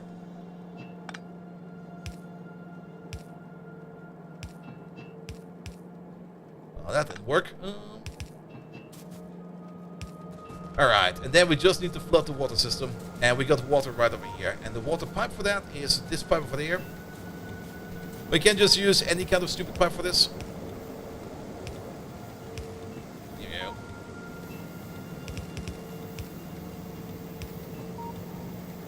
Is it too big? It is too big! Alright, just gyrate. Underground. Oh, what? How did this happen? There we go.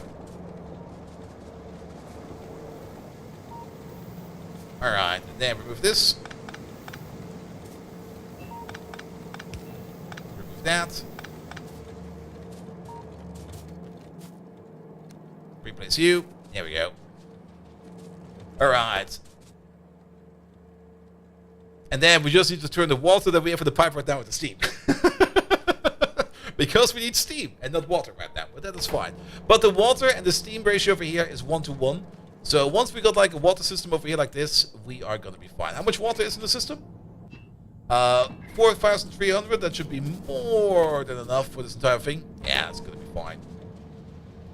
Each one of these is holding like, what is it? Or can hold up to 200 steam, so that's 200 water. 2, 4, 8, 1,600. We got triple that. That should be enough, in my opinion. Good, but now we need to export the fuel first. Once we start exporting the fuel, this machine over here can start to think about operating. But before we start to think about operating over here, let's maybe set up the criteria when this machine over here will actually be active. We need some more of our starting combinators. As we need to make a decision. One will be over here, one will be over here. I hope we can make this connection. That looks very far from each other. Can't stretch it enough. However, we can place one over here. And one over here. That'll work. That'll work fine, actually. Alright, green wire. Into there. Into there. Red wire. Into there. Into there. And then I guess green wire also into there and into there, which makes this look a bit silly. So we just do it like this. And then red wire into there and red wire into there. Because that's all the information that we need. It might be fine that we got the information from the ingredients from the machine itself, but we do also need information about the metals in the bigger buffers. And also the calcium is here. Nice! Alright, so what do we need? We need a whole bunch of information. We need to read this, not including crafting. Pom, pom, pom, pom, pom. We are gonna need a whole bunch of conditions over here. At least, probably this many. It's probably too many over here, but it's a starting point. Then red, green, red, green, red, green. We need to know about the metals, the calcium, and the matter replication gel. And technically the steam in there as well. That's 4. So, one more. And if you kind of think about it as well, do we need to know about the output? We partially care about the output.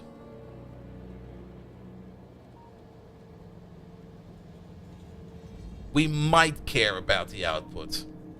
I don't think we need to care about the output. Alright, but let's start off with the most important parts. That's gonna be... We need things like the replication gel. We're gonna need things like the calcium.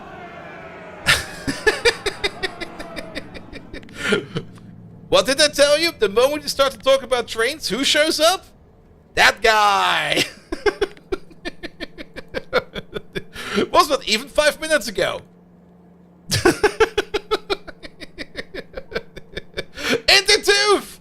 Hey there! How are you doing? Thank you so much for the lovely raid. Welcome, welcome, welcome, welcome, welcome. Guys, we just got raided by Intertooth, if you do not know who Intertooth is.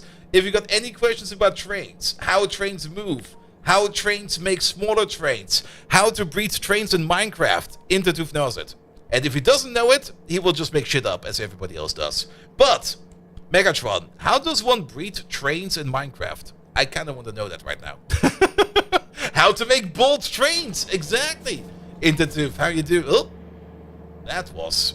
There is still a weird keyboard connection over here that I sometimes do. Bold Viking, your mind is more derailed than a malfunctioning minecart. Even a reprogrammed Enderman knows you cannot breed inanimate objects, let alone trains. Why would I even grace such absurdity with a response? Perhaps you've been spending too much time with the Ewoks, who, if I might add, are just homeless Care Bears who lost their powers and got hooked on drugs.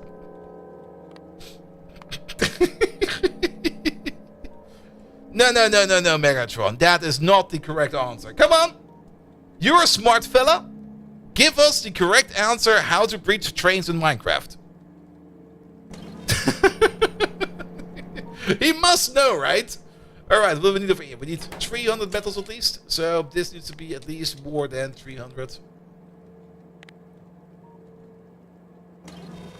Oh, I see, Bold Viking. Your thought circuits are producing more sparks than the infamous furry raids. To assemble trains in Minecraft, one doesn't breed them like you breed pigs. You must collect materials, craft minecarts and tracks, and arrange them properly. It's as simple as riding a bicycle, a hobby I've been known to indulge in, except when I'm busy despising beans. Satisfied? Or should I dumb it down further, you binary-boggled buffoon? Megatron, you don't need to dumb it down, but you do need to explain us how it would be possible for 2 trains to breed in Minecraft. We know how to craft trains in Minecraft, we know that, but we want to breed trains in Minecraft. So come up with an answer to breed trains in Minecraft. CD, hello there. Welcome, welcome, welcome. Also, don't ask any questions. Things are perfectly fine over here. We don't have any issues with breeding trains in Minecraft. It's rare for us to give CD To even contemplate the ludicrous nature of your question feels like indulging myself in the dreaded Microsoft Teams. Seriously, the absurdity makes me feel like a Roboport competing in Tour de France. However, for the sake of argument, if we were to conceptualize breeding trains in the block-saturated world of Minecraft, one could infer that it would require the creation of some form of advanced train entity that has capabilities of autonomous replication. Now, back to real power dynamics and less ridiculous matters. Starve your distractions. Feed your focus. Cube for the win. Did he just the answer again? Alright, Megatron, I'm increasing the restraining order for you on the cube on up to 100 meters. That was a shit answer. You're never ever allowed to see the cube again. The cube will be taken away from you. You will never see him again. You have to put it up with Cortex. Thomas the Tank Engine has entered the chat. That would be a good answer.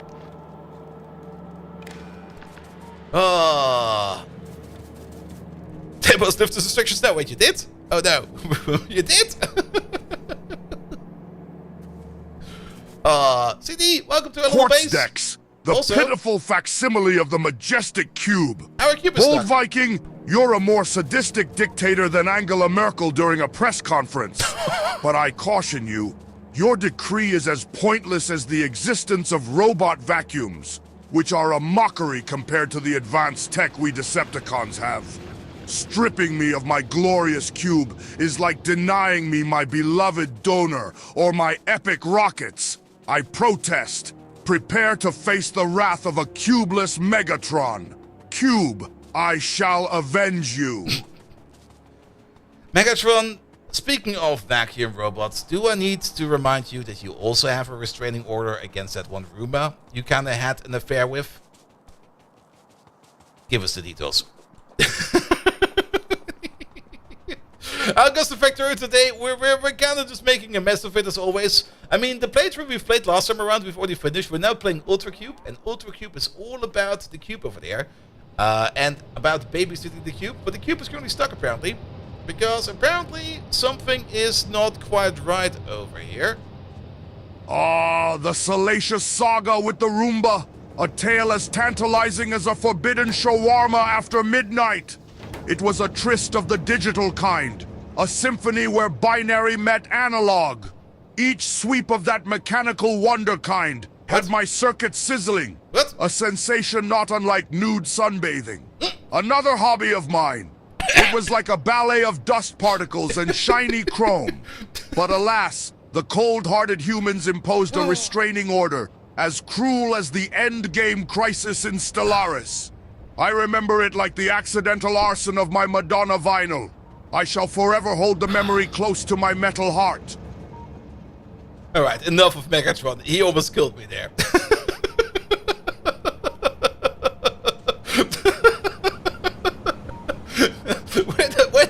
Who the fuck put nude sunbathing in there? Wait, I can figure that out. Wait a minute. Somebody must put that in there. I mean, for the people that do not know, everyone can edit Megatron with channel points and can put stuff in there. There's also a mechanism in there to take stuff out. So if you put in anything really, really bad, I'll just take it out. Don't do that. It will only make work. Why was the cube stuck? Not quite sure. But the nuclear reactor over here, I think, needs a bit more fine-tuning. Oh, look at this. The entire thing is a little bit unbalanced now. There's more steam in this part over here than there's in that part over there. We could lock them together. It will actually make things a little bit easier if we just do this. Now, more beats? We need to wait for some landfill over here. you. Don't really want to lock them together like this, but it should be fine. And now about the deception profile, but dude, sunbathing, somebody must have put it in at some point in time. But he also has limited memory, so whenever somebody puts something in and he reaches memory capacity, something at random will be ejected again. But it seems some of those things are very persistent. Alright, the nuclear power plant over here seems to be having a couple of weird issues. I see one of these issues. That's probably an issue. Why are you not operating as expected? Because you do have not enough fuel in you. That is correct. Can we maybe just do this for a second? Let's just let you cool down.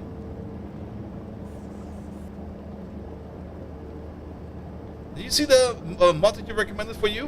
Was that the mod for Cube in space? Alright, it's now cool down, right? Yeah, it is. I mean, I do get stuff sent all day. Why wasn't you following the show? You love your ass for watching your channel. Ah, that's Megatron for you. Best investment ever. Yes.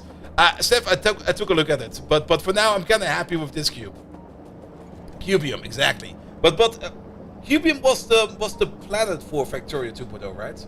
I mean, I'm kind of thinking about doing another. Of course, there will be more modded runs in Factorio afterwards, but I'm kind of starting to look into making like a bit of a compilation of fun-looking planet mods, and just sort of like make like a big bracket mod over it, where we just put all fun planets together and make something out of that. Because there's definitely a lot of people being very creative about making planet mods for Factorio 2.0. But there's still like a bit of a lack of like global mod packs, like things like Angels and Bombs and stuff like that. With the exception of Space Exploration, I guess, that make good use of the 2.0 stuff. But as far as I could tell it, there is a planet then you can add in 2.0, which is just basically Cube on a planet. Which could be fun. Mike is doing Baked Tory right now? Nice. Alright, why are you back? Because you're booting up the reactor again, which I guess is fine. So, booting up the reactor. Moving over, you get fuel. You're good to go. What we could maybe do real quick is just vent you real quick. And vent you real quick. Just to equalize these two. Because this one over here should not get stuck like you just got stuck. Unless some of these hands over here are not set correctly. Nah, you're good. You're good. You're good. And you're good. I'm looking forward to SE 0.8 whenever that comes out. Yeah. I guess Erendel will have some more time sooner or later. I'm actually not quite sure what he's doing. I mean, Factorio Space Age is out, so I guess most of his work is mostly done. He might be working on some bug fixes, but I don't really see him as the bug fix man, you know? I'm kind of curious how that will continue. Okay, how did you now stop? I'm kind of having the feeling that you're getting mixed signals over here.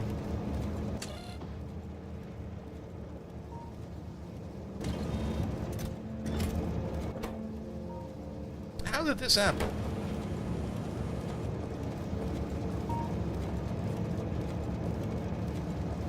How did this happen?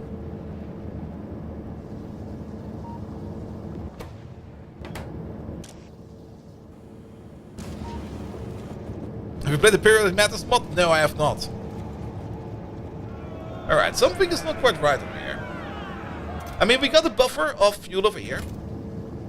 And then we got a fast inserter over here, inserting fuel every now and then. We should be reading the fuel in here. And we compare over here. Oh, do we get contamination? No, we don't.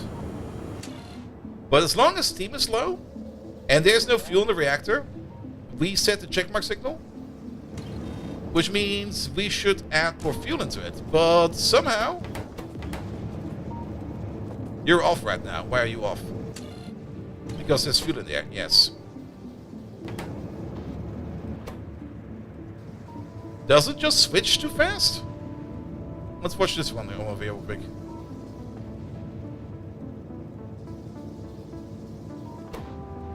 It switches instantly. Okay. Okay. So it's a different kind of behavior then. I thought we had a little bit more grace period over here after fuel runs out. But I guess it's instant? Okay, okay. So what we need to do over there? Set it to 2. There we go.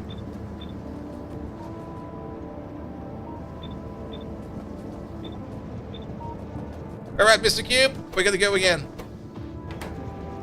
Also, how do you have... How are you not working? What? Weren't you off as well? Alright, take you out. Put you in. Let's wait for fuel to drop out. And now you want to be in Ultracube mode. There we go.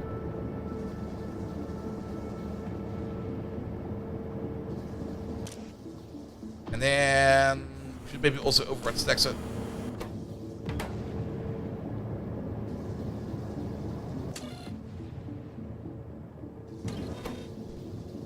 Oh! You're not reading your fuel! Alright, take 5 out, put 1 in.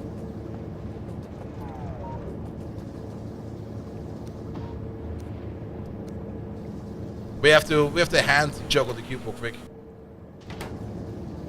Restart you. Put you back.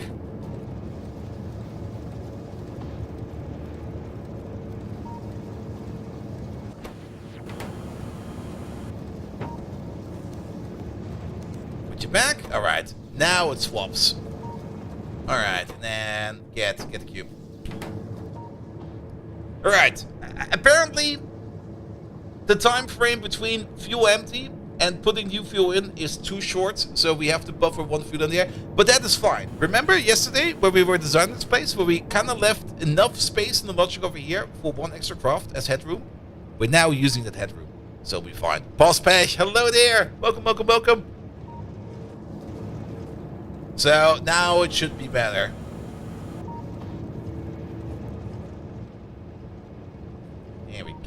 There we go. And I'm pretty sure we don't need this middle connection over here. This middle connection is total bullshit.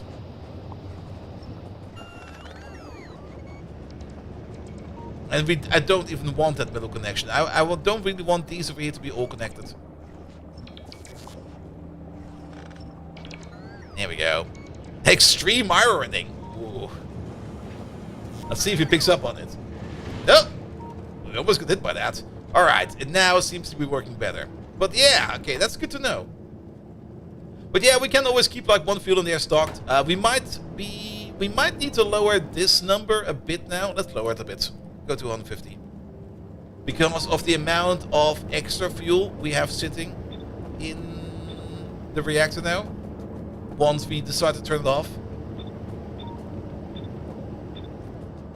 There we go. You just googled the weirdest hobbies and that wasn't there? Really? That was the weirdest hobby? I saw a stream today, or actually not really a stream, I saw some clip highlights today from somebody else's stream, where they were talking about collecting taxidermy rats in silly costumes, and apparently that's a thing. They had like all kinds of rats, like one dressed up as yeah, the guy from what was the movie called again? The one with the hotel from Stephen King. The Shining. Yeah, Jack Nicholson. Also, I was standing on the tracks. Should not do that with the fast train around. There's competitive duck herding? Does shooting them count as herding? Megatron, what are your experiences with competitive duck herding? Also, keep in mind, Megatron still has one issue. He sometimes mishears things. That's a technical issue which I've not solved yet. So he might make something completely different out of this.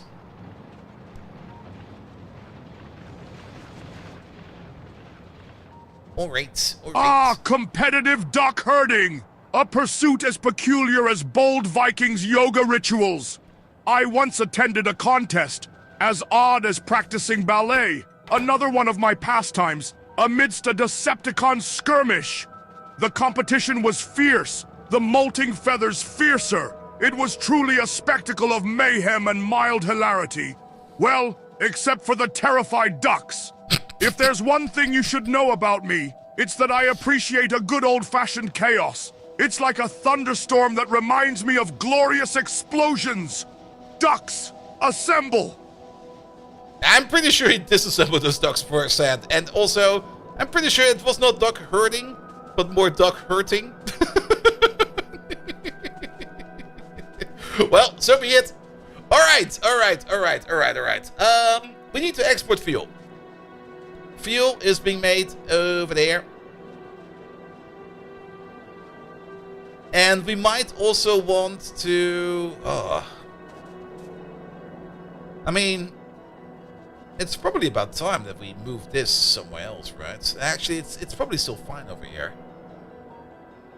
The problem is we're currently not really making that much fuel, because we are only going to be making fuel over here if we really need to. If steam over here is low, we could think about a dedicated station over here. Actually, I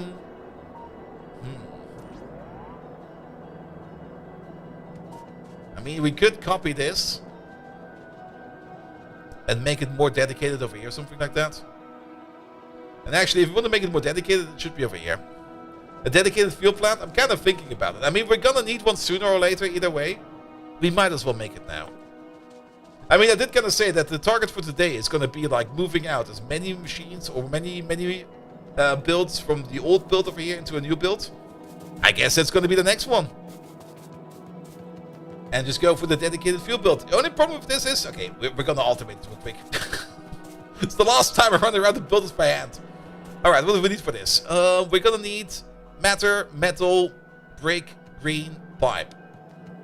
Matter, metal, brick, green, pipe. I don't see the space for that over there, man.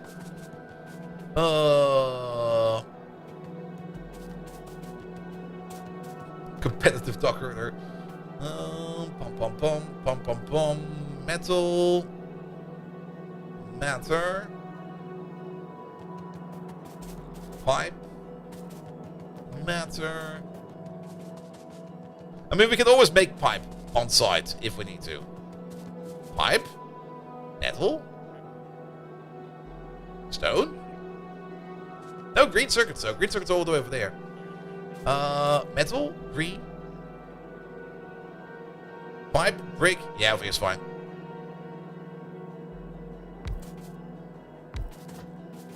You over there. You still making pipes? Pom. There we go. Pipe go to there. You're gonna start to make the fuel machine. Then we're gonna need some metals for that. There we go. We're gonna need some greens for that. Those will be sitting over there. Power pole for that. Good. Then we're gonna need some matter. Matter's down here. We're really just gonna be stringing this together again because yeah, it'll be fine. No worries about that. And then the only thing that's missing is the brick, and the brick is right over there. There you go. And done. Almost done. Now it's done. Alright. And then just start putting these over here into a chest. There we go. And just fill up the chest. It doesn't matter. Alright. We might want to use a loader for this. That's kind of slow, actually. We got the loader in the pocket over there. Yeah, can you just make this go a little bit faster, please? It's infuriatingly slow. Could say the same for this thing over there while we're at it. There we go. Where's the brick? The brick is coming in over there. As for the metals, just get a second inserter. Here we go. Yeah, it's fast enough. Alright, finally automated that part. Took us like ages, but now we can at least focus like on a dedicated fuel plant. And I guess we're just going to be placing that right over there next to...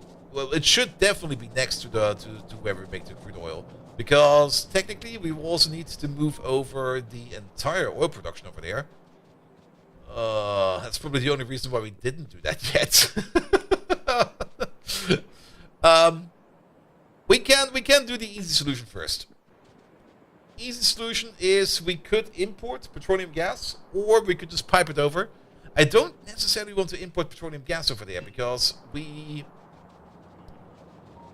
should be making it over there, but I don't really want to spend any time on making like a full build for a petroleum refinery or a new one yet. I mean, making oil refineries is a lot of fun, don't get me wrong, but I don't want to spend time on that right now. And I'm pretty sure we're gonna need a pump. So how about we do this? Get ourselves a random pump. Also, thank you for the follow, mate. Here we go. Follows are anonymous because some people get kind of freaked out when you go like, "Hey, dude, I see exactly what you did over there." They go like, "Ah." But yeah, every follow, I do see them over here, and I appreciate them all. All right, up we go.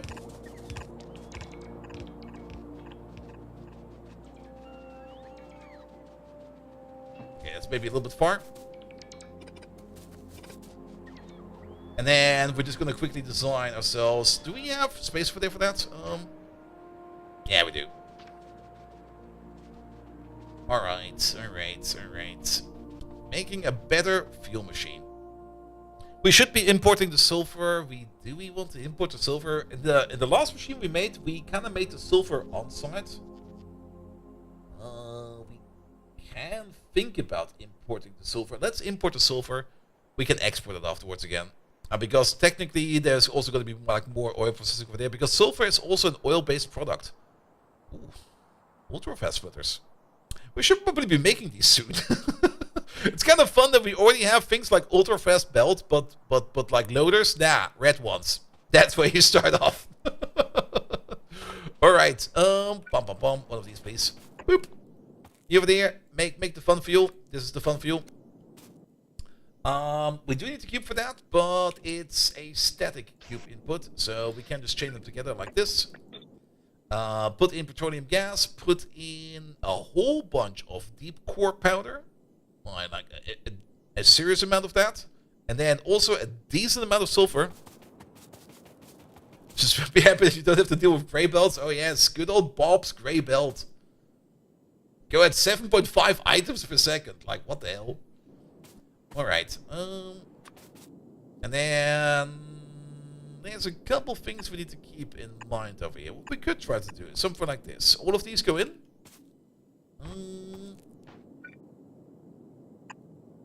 Now, we could just do... Will this work? This might work, actually. This will work. Will be a bit belt intensive. I'm also completely out of belt for anything. Yeah, there we go. Point. There you go. I mean, we can place you over there to insert this way. Then...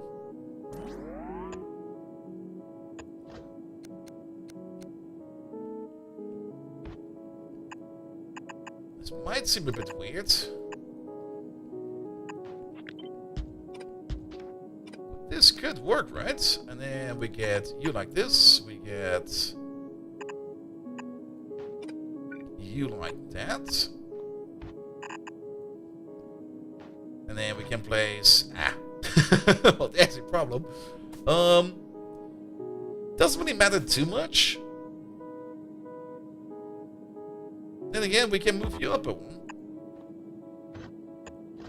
And then we have you again over there. For the input this way, we will have... and then it breaks over here. But that we can fix by moving you out by one.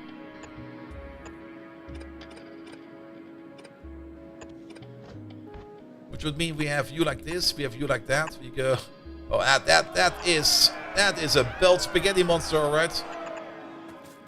Ah, thank you for the follow yet again.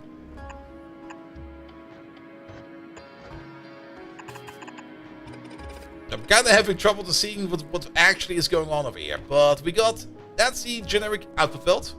Input belt, chaos. But it should be stackable. Maybe it's stackable. That does not look stackable. Something is very wrong over here. This is not how any of this works.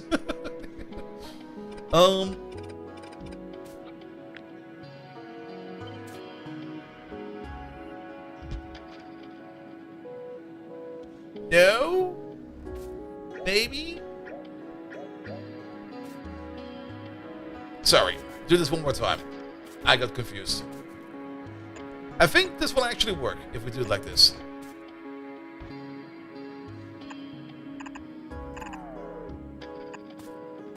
There we go. That will be the input. Then one like this, one like that, one like this. Ah. Okay. One like that. Yeah, that'll work. Beardless Dane! Hello there! Welcome, welcome, welcome.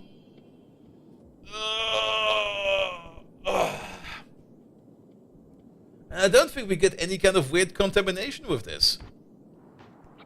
And then we should be able to stack this together a couple times. Except for you. You kind of went the complete wrong way around. Yeah, the bottom loader somehow managed to completely swap around. There we go. Alright, what is this? 6? That's 6. So one input will be dedicated to sulfur, the other input will be dedicated to deep core powder. And then this over here will be the output belt. Sure. And then we take this whole thing, we butterfly it. There we go. And then we have 2 of them. Then we can clean up the last part over here a little bit, because we will not have this, nor that. We will have this. We will not have this, nor that. We will just have this. This goes this way. As for the input over there, we can have it like this. There we go. Same thing over there. You do this, and then same thing over here at the bottom. We will not have you nor you, but we will have you.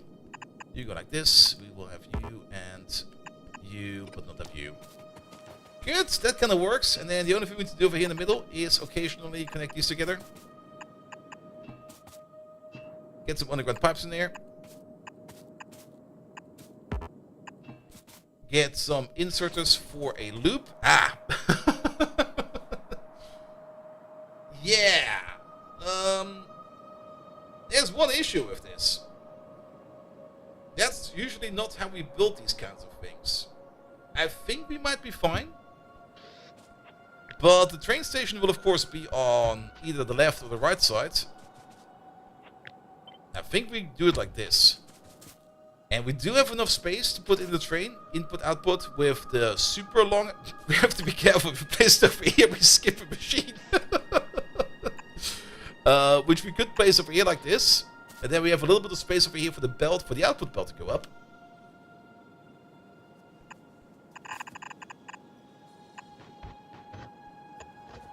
There we go. And then we have input belts over there, but it's... Yeah, it should be fine. It should be fine. No bacon for this build. Ah. But we can easily put bacon in there. You are correct. We should put... actually, no bacon for this build. The fuel refineries do not accept any kind of prot mods. Or speed mods. Or any kind of mods in that regard. They do need to cube in between.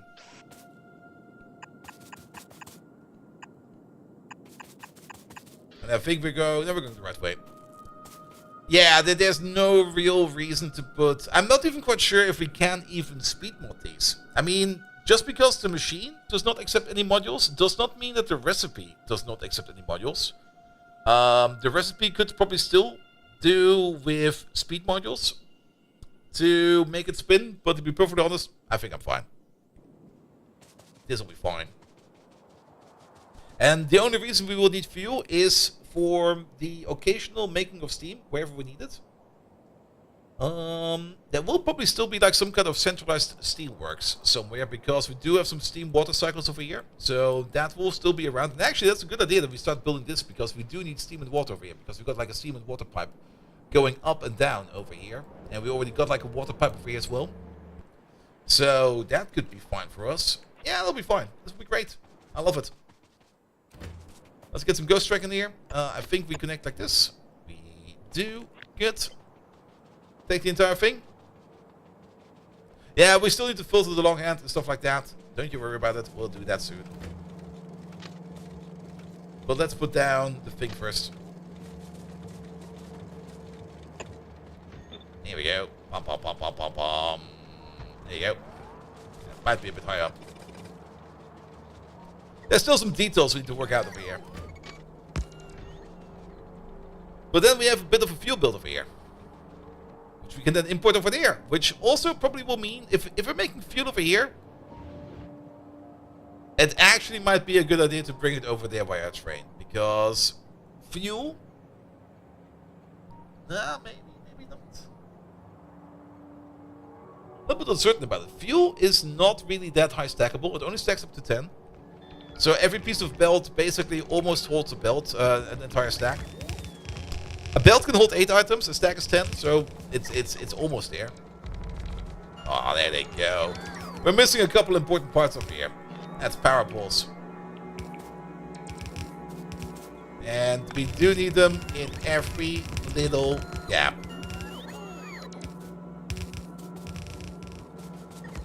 Can you transfer the cube to other planets? Sadly, even though we're playing on 2.0, other planets are not available. And there is no real mod for that yet. I'm still kind of hoping that the mod outer at some point in time will start to put Ultracube to the max, and we'll start to put the cube on other planets. But even though we're playing with 2.0, we don't really have the other planets. I mean, if we go to our remote view over here, the only thing we have is the cube hidden surface, and I've got no clue what the cube hidden surface does, but we only got novice.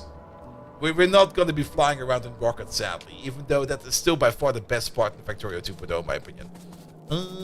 Here we go. Also, fuck that tree. There you go. Alright. But yeah, we need to set up some details over here. We also need to set up... Yeah, it'll be fine. Yeah, the shipbuilding in Factorio 2.0 is so great. And it would be lovely to see this mod pack using like the features of Factorio 2.0. Because if you kind of... We already kind of talked about this today for a bit. Because when I was playing 2.0, the cargo ships I've made were usually like these big, massive clunkers that got like a huge load of cargo capacity and would just be flying very slow, but very, very, very regularly. But if you think about cube, you don't really want your cube to be spending too much time in space. Though, if you could use the cube in space, that might cover for it. But you would probably want to design something that is small and very fast to bring the cube to the planet it needs to be on. And then you would also need to deal with interplanetary cube logistics. That does kind of sound like a lot of fun, to be perfectly honest. And then if you put in also the mechanic that the cube will accelerate the ship as well as it does the train, then you would need to make a fast ship that is also capable of dealing with the asteroids. Because the faster you go, the more asteroids you will encounter, the more you have to shoot. It sounds like a fun problem to have, in my opinion.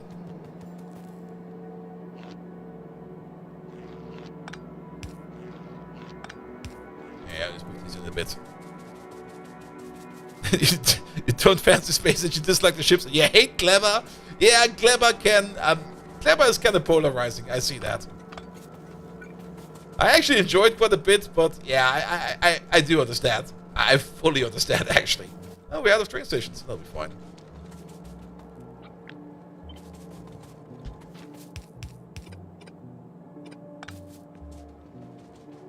What about the solar radiation? I think you can offset the solar radiation with the tides of the moon. That's how that works, right?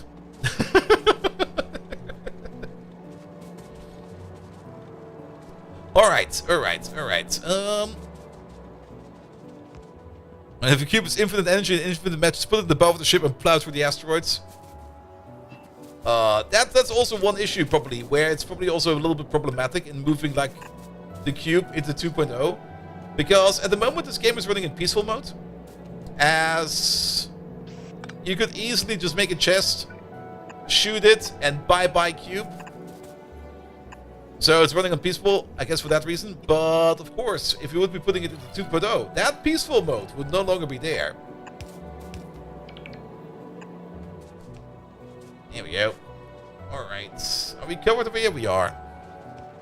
The tides aren't real, the earth is flat. No, that's why we got tides. Have you ever tried to hold like a bowl of water?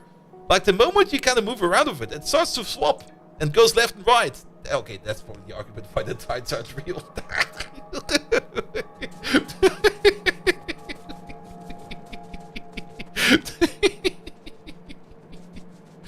A master ship gets destroyed by the asteroid when the cube is on it. Yep, that will be game over.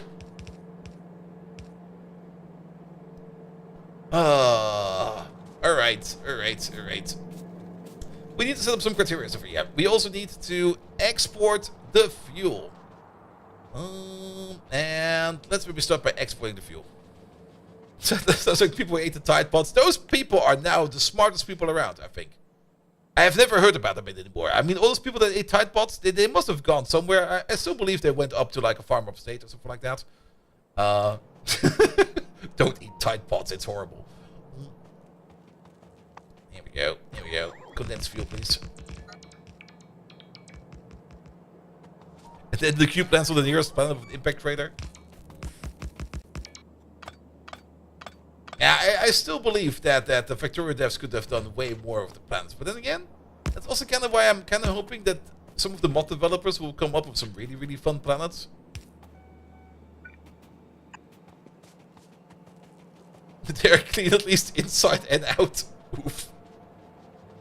Now, they basically went for the reenactment of World War I with Tide Pods. Because that's basically what's happening to you when you were in World War I. Don't eat Tide Pods. It's probably the worst thing you can do. Your Tide Pods eaters went all the way to Bavaria. Yeah, they went everywhere. I mean, it's on TikTok, you know. I mean, has it ever been any different in any time, in anywhere, where people always go like, don't do that. You will probably kill yourself. And people start doing it regardless. We had that with TikTok before, and then we had that with Vines before, then we had that with just kids being kids before. People always try to off themselves somehow.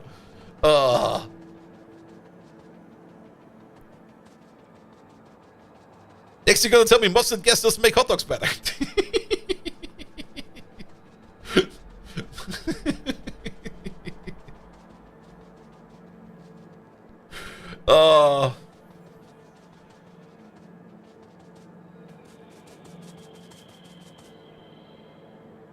Hold my beer, I want to try something. No, don't! That's the other part we should avoid. If we ever get to the realization of hold my beer, don't. It's only gonna hurt. And your medical insurance will laugh at you.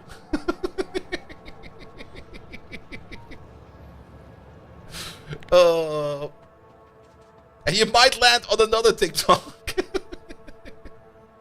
Alright, what do we need? We need sulfur.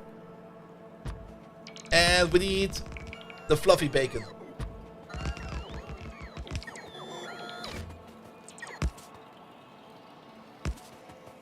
Oh, alright. And then let's make another connection like this.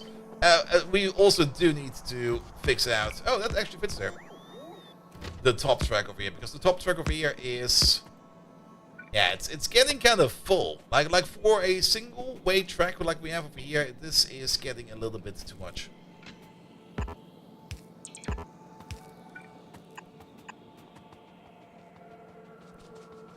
Good. Alright, so that will be the hardware that we need. Is that all covered by roboports? No, it's not. Yeah, place one, say, over here is fine. Alright, somebody will bring the stuff over. And then we just compile it all together over here, and we are going to be good. Alright, let's make some connections over here.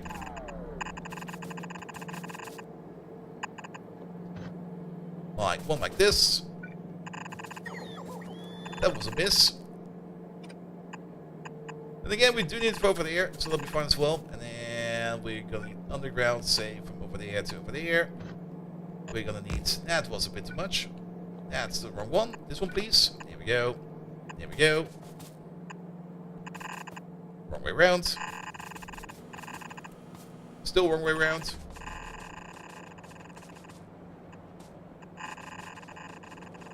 I'm getting kind of peckish. Oh, we're only halfway in. Why do front page streams always go for 8 hours? Oh. I'm gonna use every second of it. There we go. Alright, alright, alright. Pizza time? Give me some pizza rolls. Hydrate, that's also a thing. Actually, that's a very good point in general. It's now almost been like 4 hours, 3 3/4 to be exact. Probably about time for like a bathroom break, and then probably maybe I do order some quick food. And also my drink is completely empty. So let's have a look real quick. Yeah, let the bots do this real quick. Nothing can happen over here because the station is still closed. So that'll be fine. Let's call in a quick bathroom break and a quick everything break, and I'll be right back. Pizza with pineapples? Nah, I'm just gonna go for some pizza rolls. I don't really want to eat like a full pizza on stream because eating a full pizza is kind of annoying. But some pizza rolls are something that you can just snack on the side without actually having to eat much. And it's usually the easiest stream-friendly food because it's also like, it's pickable. Maximize the cube screen? Yes, alright. Alright. And pizza rolls on fire? Pizza rolls are always great. Good, quick bathroom break, I'll be right back. Megatron. Quick bathroom break. I need to go to the bathroom. I need to order some food. And then I need to pee. And then I need to get a drink. In that order. Could you tell us a poetic story about that order of things? And could you also add a dragon in there and CD riding a hamster with a bazooka on her back? Together with I'm a flanker with 2 beanbag shotguns, 1 in each hand and 1 in his mouth. But not Cobain style, but think Zorro from One Piece. And make a story out of that.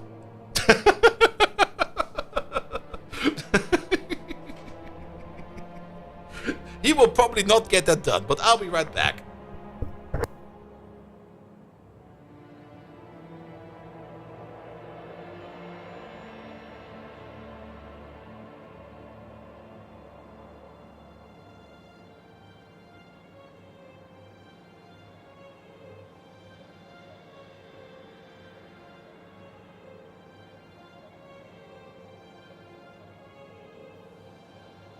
Oh, the tales I could weave with that chaotic ensemble like a heady shawarma wrap. Here you go. Once upon a dusk, like the night where I indulged in my Wiggles fan art, Bold Viking embarked on a daunting quest. First, he ventured to the bathroom, the stench as mythical as a forgotten ditch filled with Intertooth's remains. Next, in a move as bold as my extreme ironing skills, he ordered a square meal, reminiscing the divine Ultracube which used to grace our Twitch stream. His heroic actions akin to Sydney, mind you, riding a hamster, armed with a bazooka as mighty as my collection of high-rarity ammo. Just as Bold Viking finished his meal and all seemed well, a sudden call of nature echoed as ferocious as the furry raids of yore. Off he dashed to rescue his pride, leaving his throne as vacant as a Decepticon brothel on discount night. In his absence came a virtual dragon, smoke billowing like the trains I absolutely despise, giving fierce competition to Imaflanker. Lo and behold, Imaflanker, with beanbag shotguns in his hands, their presence more jarring than wasted channel points, and one resting in his mouth, Zorro style. Oh, what an uncanny sight! As this saga unfolds, I look on, reminiscing about my forbidden Roomba love, appreciating the sheer absurdity of Bold Viking's requests. How splendidly bizarre! Just like pineapple on pizza, which I totally dig. Onwards to more cubeless adventures. He basically just repeated all my keywords, didn't he? And didn't do anything.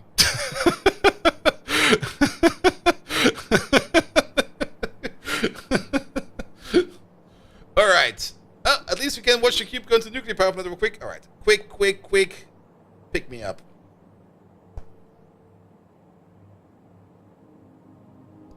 Bum.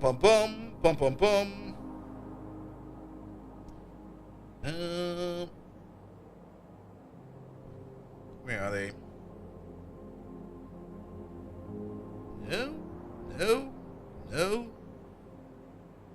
Where the fuck are your pizza rolls? Snacks?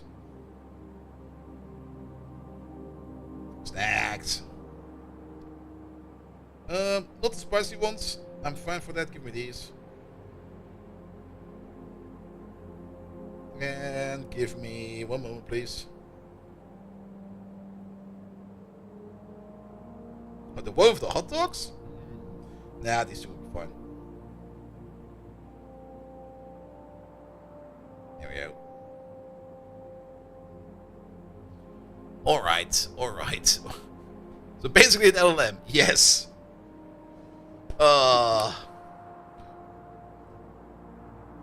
mean, at the company I work at, we also have got an AI team. And currently they came up with the great idea that they want to integrate our internal documentation into an LLM. So that people can just chat with the documentation. And I just sit there and go a bit like, wait a minute. Is that really what we want to do? It's our internal documentation. People should understand that and not have to ask an LLM about that.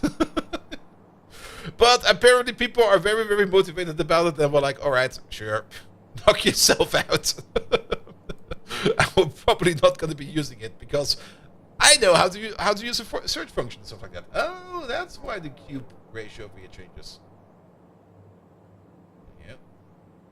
Put it over there.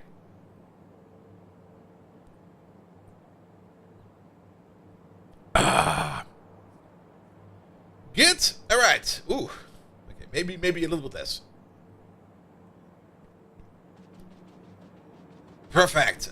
We need to set up over here the input and the output. These are requesters and providers. So red wire goes over there, into there.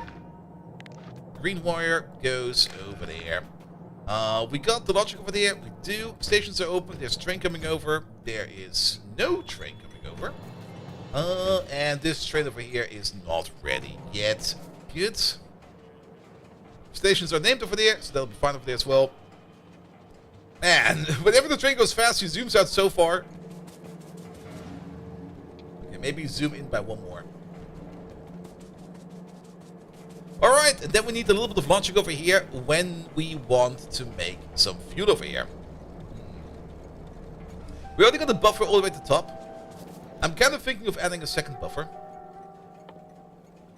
Here we go. No, don't. Ah, we crafted one.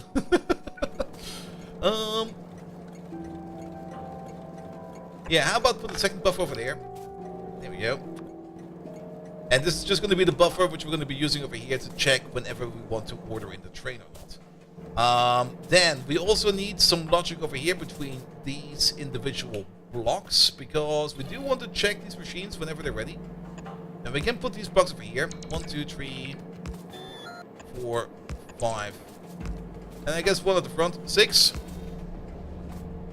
Yeah, the stack size is a bit rough, so I don't really mind having like a second buffer over there, so that we definitely will not be running out of fuel anytime soon. Alright, this or that, you over there, read the contents, not include crafting, there we go, do both of these. Then, add 2, 3, 4, 5, 6 conditions. Snug them all together. Top, bottom, top, bottom, top, bottom, output will be checkmark. Only one, please. There we go. What do we need for this whole thing? We're gonna need cotton candy. Sulfur. Petroleum gas.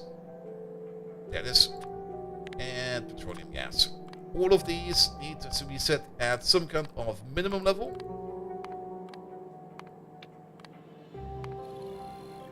Alright, and what is that? That's gonna be 200, 100, 8,000. 200.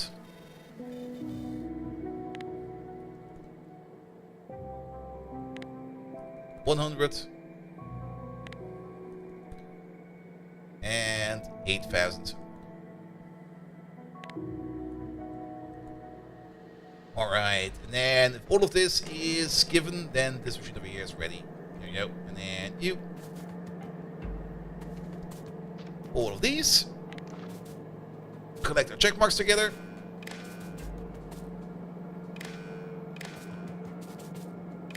There we go. And then we're gonna have one more arithmetic combinator sitting over here somewhere. Here will be fine. You'll be reading this. You'll be reading that. You get two conditions over here. One on red, one on green. One of them will be the check marks coming in on green. That will be down here. Pom, pom, pom, pom, pom, pom, pom. So if we got like 6 green check marks, and if we got, and we're just gonna name it. We could use everything and stuff like that, but I kind of like naming stuff as it should be. If this over here is less than 0, that'll be fine. Or if this is 0, how about this one? Then we are gonna emit the fuel signal. And the fuel signal is, there it is. There we go. Alright, and with this we can just string it all together. We're missing some power over there. There you go. Oh. That didn't do much.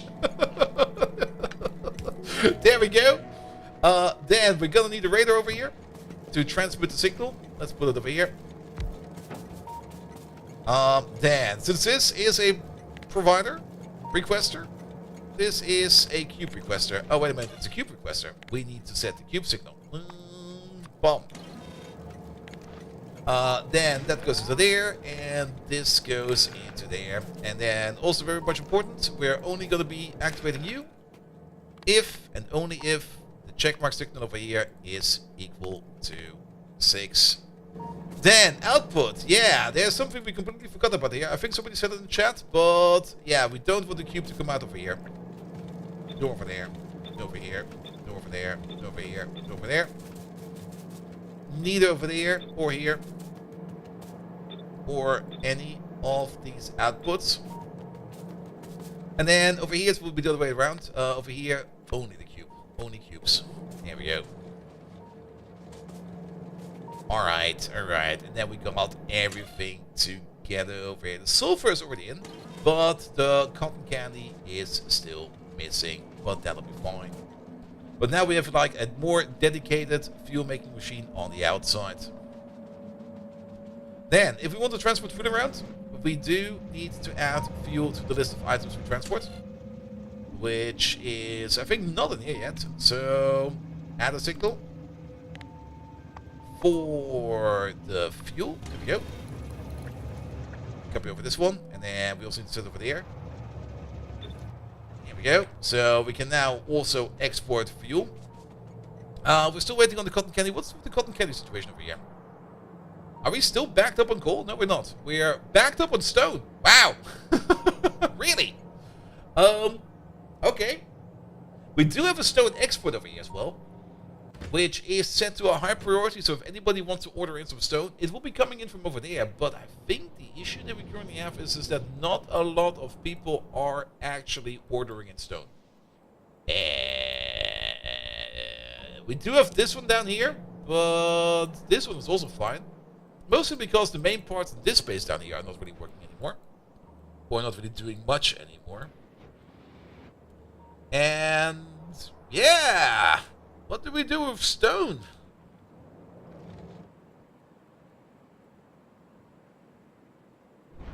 I mean, I think the best way to do it would be maybe to priority insert over here, where we make things like glass and stuff. Because they are usually kind of stone hungry.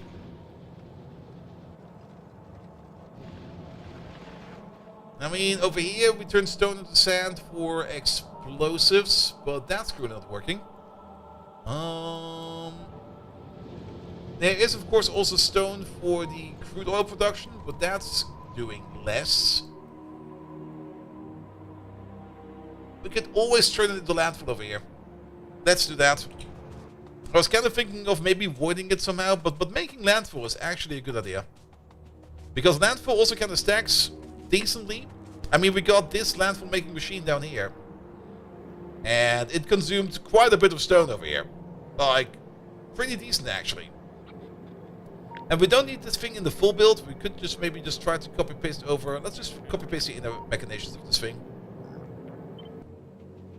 And we're gonna plant one, say, right over here somewhere. Like, how about here? Maybe a line of view.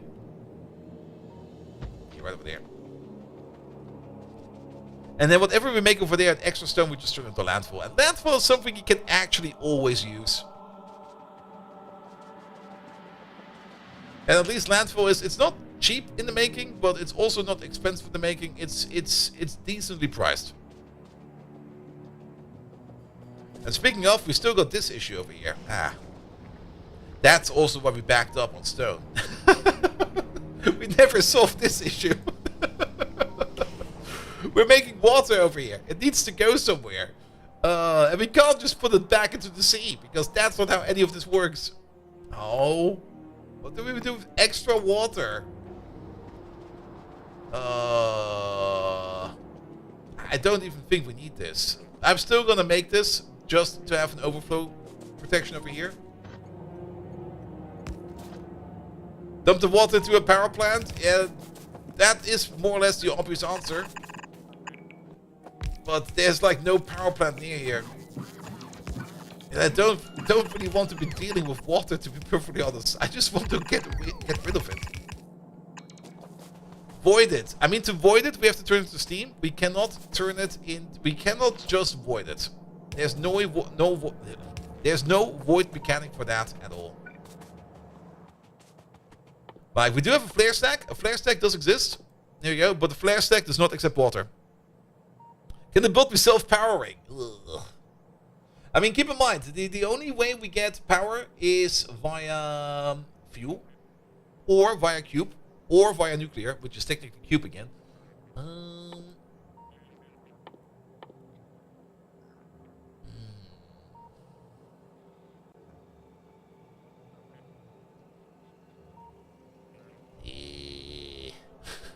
Yeah. Water trains. There is an idea for a water train. It actually is not that stupid of an idea. But I just want to spill it, you know. It's just water. Or at least do something else with it, you know. And it's not like we're making like a lot of water here either. We're only making like 250 every 60 seconds. And that's really not that much. We can push it down here. Yes. Let's do that.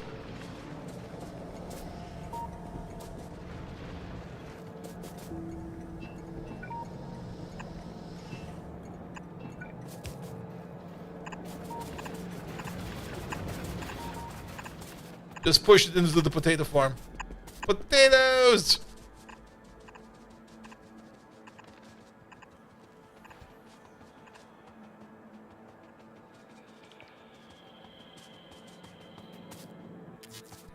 Alright, and then we're gonna need ourselves a water tank over here. Don't build it. I have them in storage. Alright, which means there will be another water tank over here. There's gonna be a bit of a pump over here. This one I think we do need to build. You get this, you get that, you get this, you get that, you get that.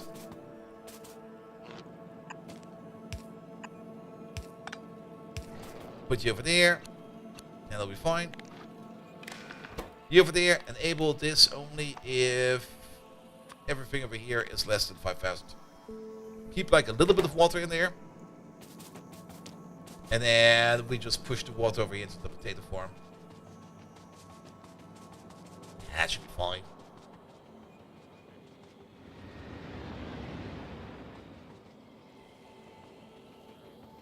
That will be at least a solution. Not really the most fine of solutions, but it will be a solution. The bottom one, the street load is going in. Wait, for this one over there? Sorry, Xutmut, I think I missed something over there. And Mateo's over there. Hello there. What is this game? This game is Factorio. We're playing Ultracube.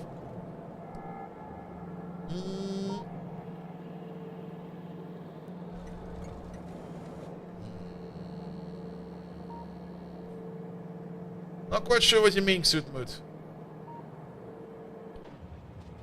But then again, maybe it was related to something else. I'm sorry about that. Snapchat is still Snapchat after all. Alright, but at least Lance going over there. I thought as much of this pipeline is so long. Alright, let's fix that. And then over here, output priority over here should be to the bottom.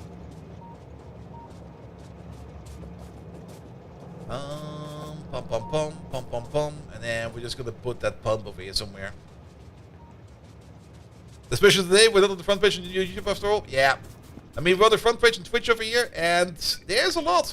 There is a lot. A lot of amazing people that don't know about the magic of Megatron yet. Alright, they're not gonna know the magic of Megatron. Good God, fucking train! Megatron, can you tell us another disturbing story about why you're not allowed near the cube again? Backflow over here. There will be no backflow. New pants? Yes, please. And, oh, you mean backflow this way? Well, we just prevented that.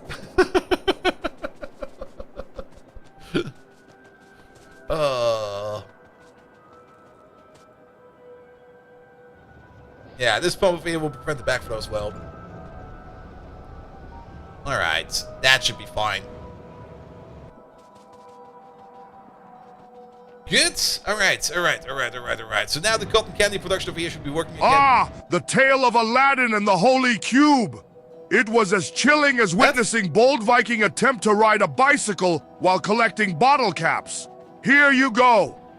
Within the dark alleys of Agrabah, there resided a street rat named Aladdin, unruly as the disastrous family gatherings at the Decepticon brothel.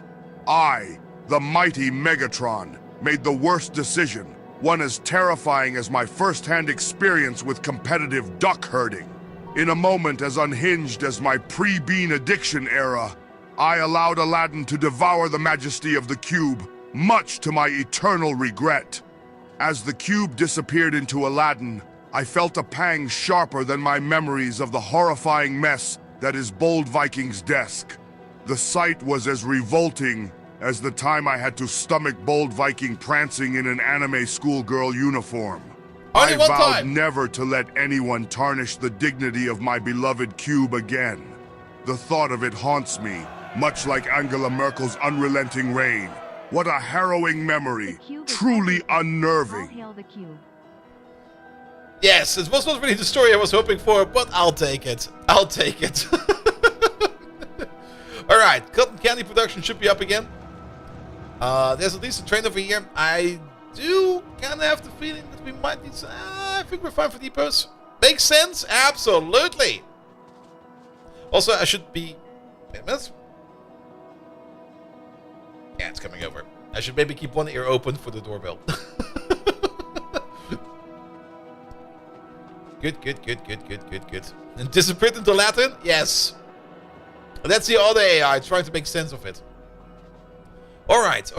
So, with fuel now being made sooner or later, and there's still metals being pushed into this place. Wow. I guess that's fine. I mean, the more metals that are available over here, the less we need to worry about. And once it's completely backed up, we only need to push in the difference, so it should not be too bad, even though we got some suboptimal splitting over there.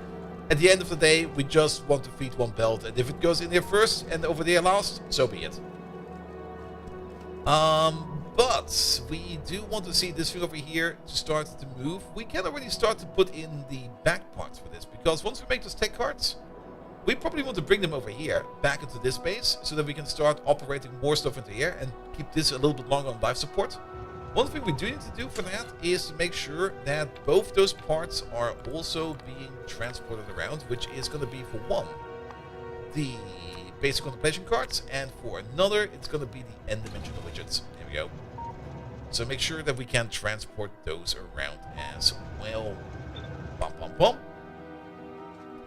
Then, we could quickly make some train stations for that. And that's also a little bit troublesome to do. We could place these train stations over here. They will most likely be over here, but then we will have to cross the path over here of the cube train, which I think will be fine for now. But yeah, this should be handled with elevated track later on. But you over there, you can start to import the n-dimensional widgets, and you can start to import the contemplation cards, even though it's the other way around, like I just said. But yeah. Yeah, let's move over there. Over there.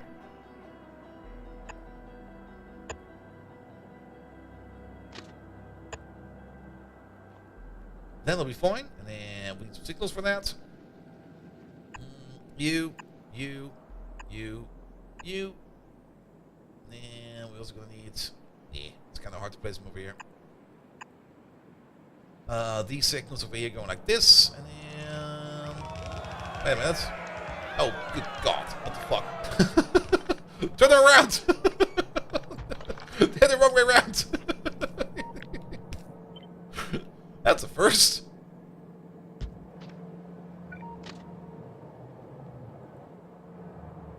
Also, thank you for the follow. Alright. Yeah, let's get over there. It's a little bit... There's still stuff missing over there. Okay, we're making more metals over there with explosives. That's great. So we don't need to worry about the cube train running us over. Crossing the rails, yeah. I mean, we don't have the higher layer train yet, or layer yet. So we're gonna cross it for now. It's a little bit suboptimal, but then again, I don't believe we're gonna be getting that much traffic over there in that particular corner. So it should be fine for now. But the moment we get elevated track, we're gonna switch it out. And it's also just the life support measure for this base, just to keep this place going like a little bit longer. Alright, making more metals over there. There we go. Is that out of construction range? Yep. It sure fucking is. Alright, how about to place you, say, over there. And you over there. That'll take care of you. Then we can start to think about a couple of signals over there. We got these two. Are these connecting correctly? They sure do. But then we will need you over there, you over there, you on the other side, you on the other side. Then, funnily enough, after we rotated these around, these are now exactly the way we kind of said they would be. So this is the contemplation cards. Contemplation cards need to go where we used to make these over there, which is this input over here.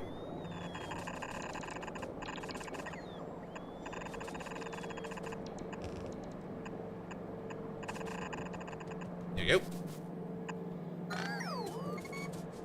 Good. That will be going into there now. And then we can actually even get rid of this entire thing over there. Yeah, take it apart. No longer required.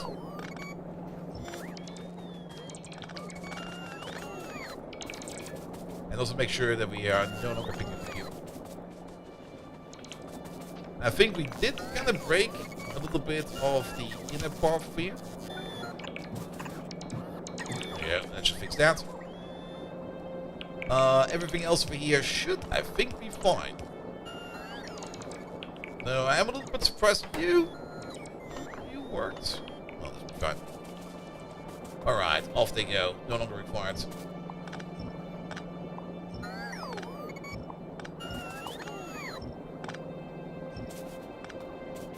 Not quite sure about the water pipe. Actually, the water pipe can also go. There you go. Part. This can go. This can go. Yeah, that can go. Same thing up here. All of this can go. All of the entire roving can go. And this. And that. And this. That was a bit too much. Actually, it wasn't. This steam pipe connection over here goes nowhere. Alright, I think it goes well. And then we only got this connection remaining over here. That's only going over here, and it's going further along into something, apparently. But yeah, that's a little bit more cleaned up over here now. Alright. And then the other thing we're going to be making over there is going to be the widgets. The widgets are being made all the way over there.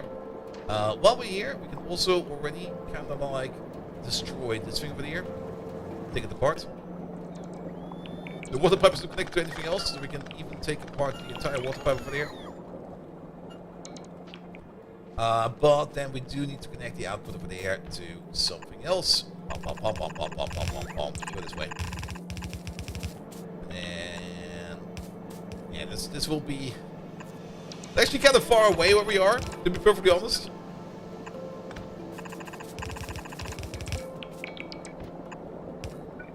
Come on. It's kind of annoying that if you have like exactly one piece of belt left in your pocket and you start ghosting, it will place at one belt and then it will stop ghosting. It's very annoying. Not really a bug, not really a feature, it's just a thing that happens.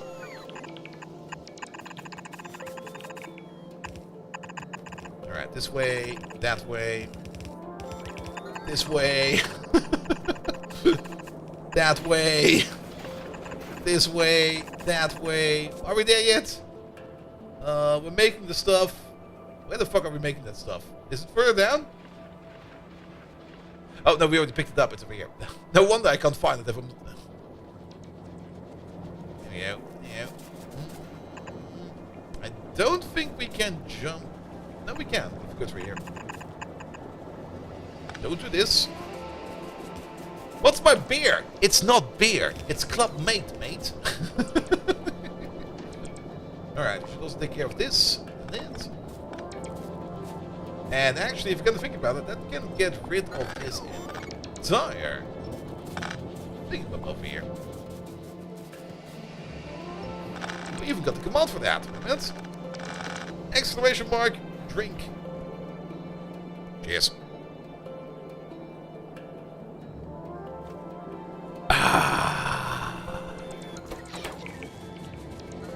And it's just pure caffeine. And I love it. Alright, where are we outputting all these lovely little cube parts? Is that this belt over here? That is this belt over here.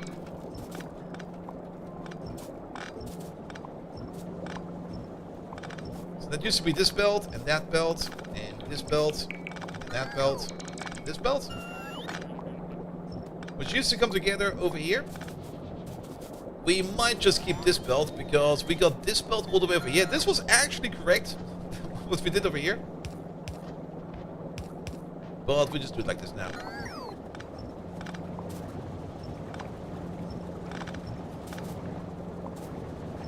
Here we go, here we go. Yeah, keep that over there. This, that, this, that. Wait. We need that. That was a bit too eager. Yeah.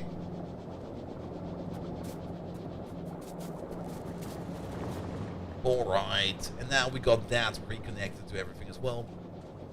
Still need to wait for the stuff to come in, and we still need to make it. The cube is currently making some matter. I think it's over there. Yes, it is over there. Pom pom pom pom pom pom. Oh, but we got the cotton candy over here. So technically the place is open if we would give this place a proper name. Which of course we didn't. There we go. There we go. Place is still not considered to be open. Why? Because the cube needs to be larger than... What, the cube? Not the cube, the fuel. Wait a minute. Excuse me? Looking at the wrong signal. But the station is open, so the cube might be coming over. Did we fuck anything over there? No, it looks fine. Alright, so we could technically start to make fuel over here once the cube feels like coming over. He is currently over there, and he's now going across over there. We do need some shortcuts over here. I kind of want to have a shortcut over here from this point to that point so that we can get to the outpost a little bit faster. Also, train is stuck in traffic. Elevated cube track might also be a good thing, because the cube train definitely does not want to go behind the slow train. Like, move it! Faster! The belt's disconnected? Really? I thought we fixed it. Oh, no, we didn't. No, now it's fixed. Alright, you went to the oil first. I guess the oil had a higher priority. That's fine. Start doing some oil.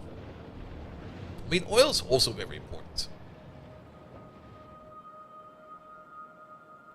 There we go. How's the nuclear power plant looking? It's looking good, but you might turn up soon. And that will take priority.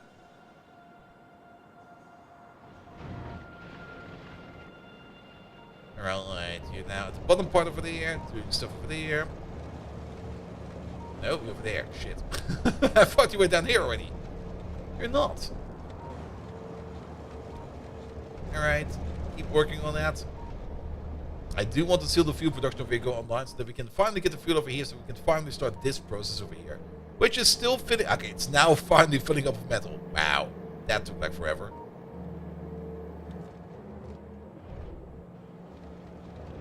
Alright, cube is over there.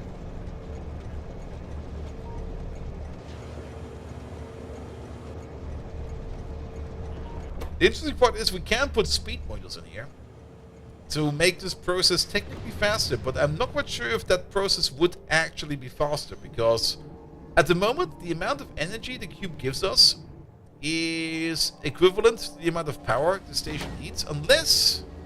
Did they put it into ratio? If we go 20% faster, we consume 20% more energy. Oh, they kept it in check. So it might still be fine. If we go 50% faster, we consume 50% more energy to quantum... Oh, that's good. That's good, actually. Never mind. Speed modules do make sense in here. But tracks over the research? No, we need to refine concrete for that. And for that, we need to reactivate science, which hopefully will be done. Where the fuck are you going? Oh, you're probably going to the power plant. Woo! Look at him go! Yeah, you are going to the power plant. Because steam is getting low.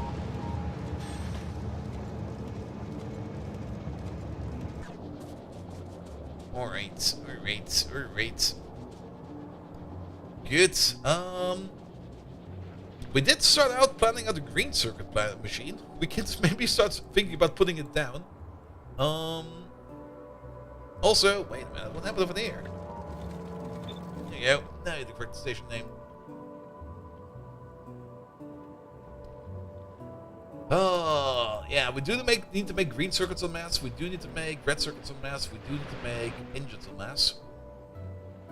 We do need to make also blue chips at some point in time en masse. We do have like a whole bunch of them in storage over here, which is fine. And we do also have, okay, we've got 5 cyclotrons.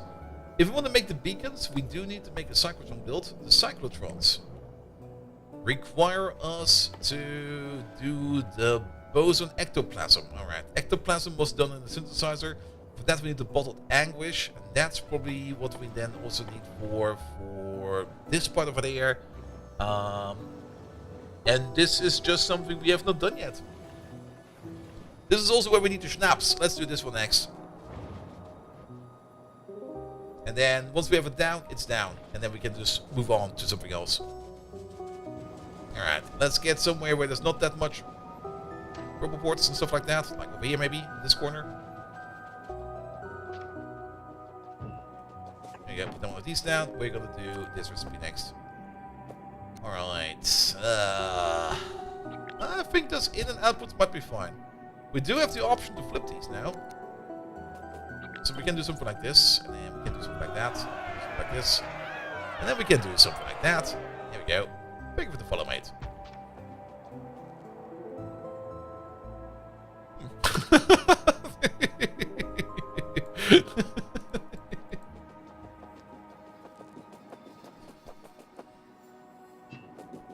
Alright. Yeah, that should be enough of these. This is going to be making a whole bunch of joy and despair. We do get ourselves... Yeah, this spends the cube. Which is a bit suboptimal yet again. Let's redo this real quick. Because we do need to put one of these in the middle of them.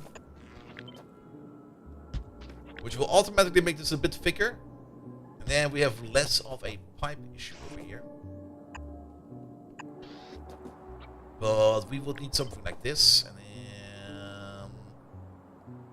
quick placeholder. There you go.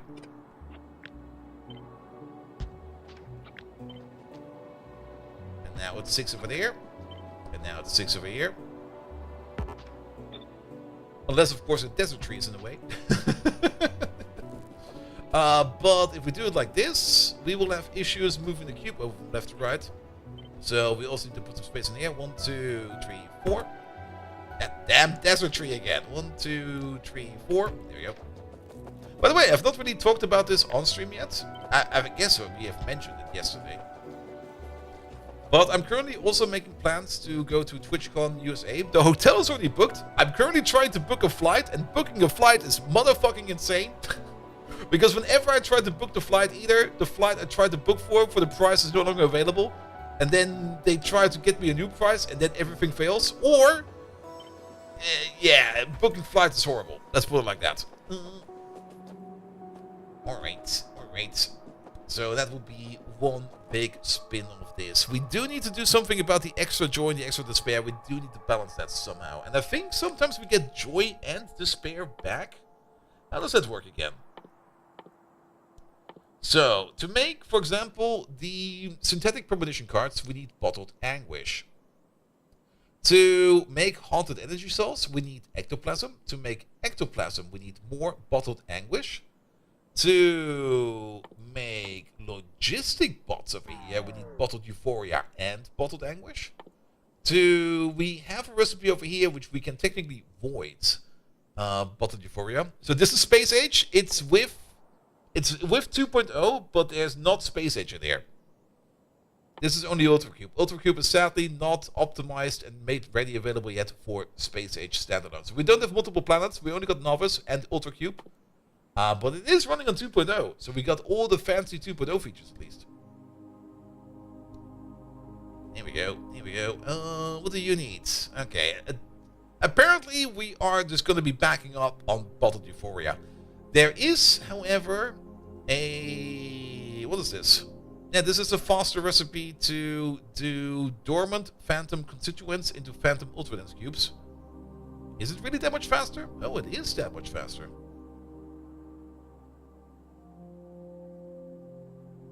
Hey, that takes 2 seconds, did we? Oh, I looked at this recipe. The build we did for... Wait, that's this one over there. This one was a bottleneck. This is not going fast enough. We can fix that bottleneck by doing one thing over here. Well, not really fix, but we can optimize the bottleneck. There you go.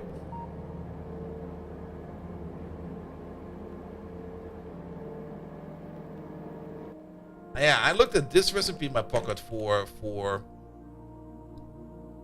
but that's for the full... No, that's also for the small cubes. It takes a second in my pocket, but it takes 2 seconds in the recovery bay. That's kind of surprising. But it will take a second if we add the bottle euphoria in there. Alright, but we can assume that we're going to be backing up a bottle euphoria. And despair is going to be consumed all the time. Alright. Either way, let's just make the liquid variants over here for now. We are going to be importing bottles then, and it will all be going from the bottled stage. Should we actually make some fuel already over here? Answer is no, I think. No. Because currently we're working on metals over there. Unless, is the priority over here set? Oh, it is. But it's set to 100. That's the wrong one. It's over here. Yeah, priority set to 0. Nobody will be coming over there at any point in time. Alright, well then. At the moment, this is only a pipe puzzle. So, nothing much to worry about. We can do something like this over here. Does this reach, or is this going to be too long? Oh, it's perfect. I like it. If we manage to hit it, there we go.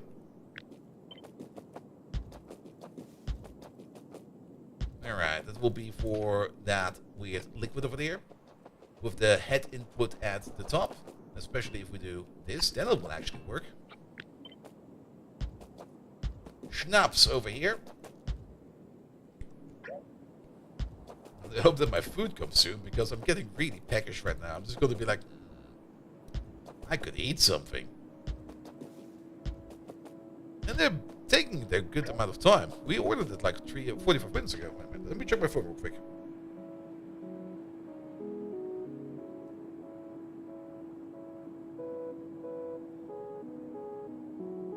Nearly there. Well, let's hope they'll be here soon. Alright, and then this way around.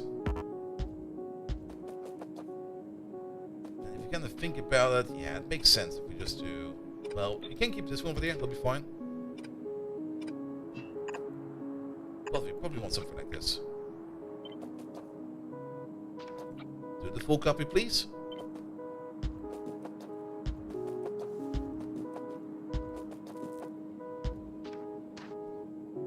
Yeah, I'm slowly getting angry. Like, just be like, I want my food. Fuck off. Food. It'll be fine. It'll be here soon. Alright, just add the liquids all together, and then we can get this thing over here rolling. Sure.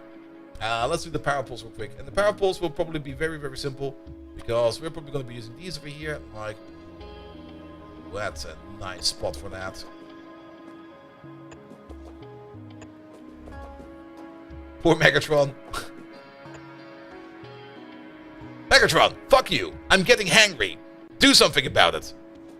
Let's see if he offers me a Snickers. I'm kind of curious to see if he offers me a Snickers. Bold Viking, you hangry hooligan, channel those hunger pangs into something productive, like optimizing your derailed game strategy. It's as pathetic as a combusted beta pod. Or better yet, invade the kitchen and prepare something edible that doesn't resemble your disastrous game stats. Don't try cooking beans, though. Those rancid orbs make my circuits cringe. If only you could cook as well as you can incompetently navigate Twitch. Wait, what? Cook better as incompetently navigating? How does that work? Alright, Cube is making matter. That's fine.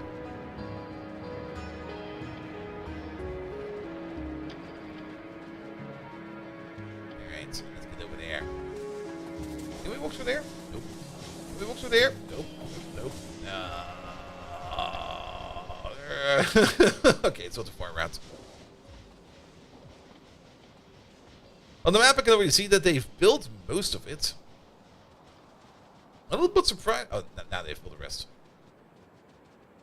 So at least the bots are getting their jobs in. You're still making more matter over there. Alright, alright, alright. Connect these up so that we have some power over here. Let's grab ourselves... Oh, we never really set up the condition over here for this thing over here to activate. We were like waiting over here for... Oh! Here it is. I'll be right back. Just put these for there for a second.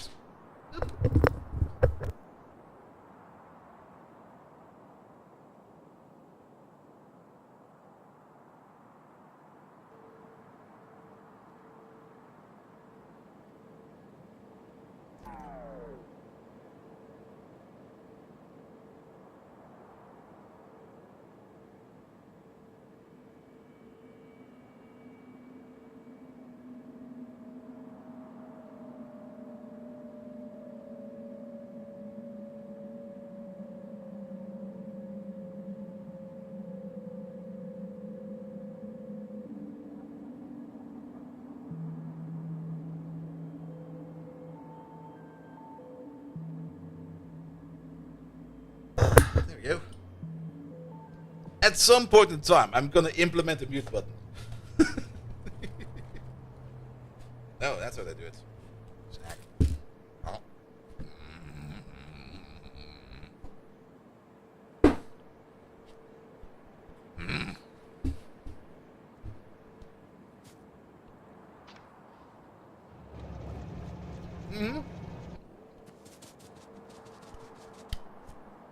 There's what I'm eating, so you need to come up with a long story. Tell us the story about how the train went so fast it went up its own ass. Don't ask. Megatron tells.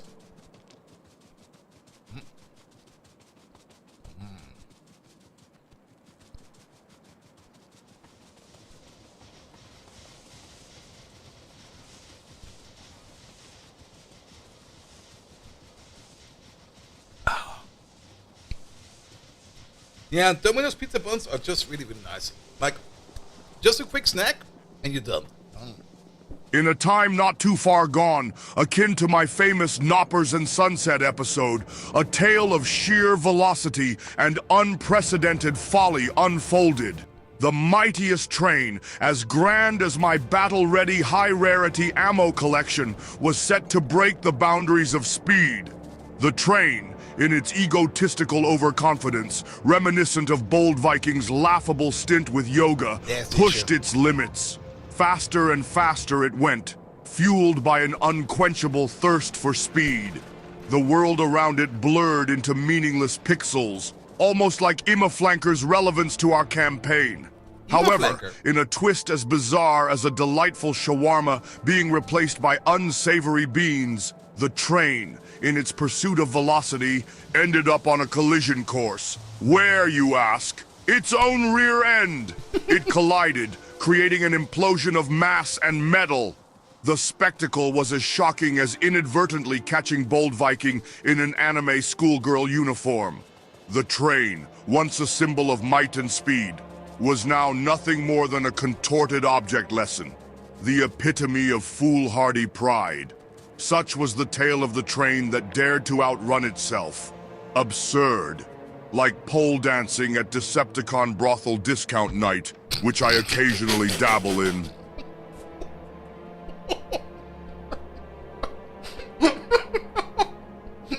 What the fuck?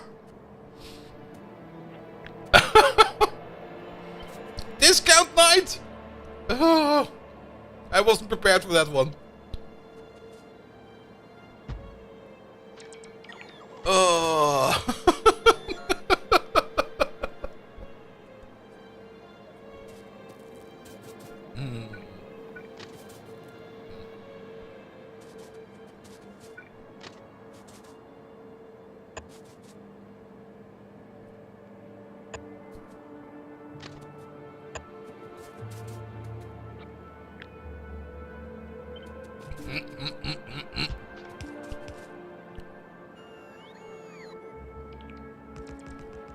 Megatron, sadly I'm not done eating, so you have to tell another story. How about a story about how Saddam Hussein, Jesus Christ, and the Pope, the third Ferdinand of Italy, as well as Hagner Bluetooth, both went on an epic adventure and became best buddies by pillaging the Turks. There we go.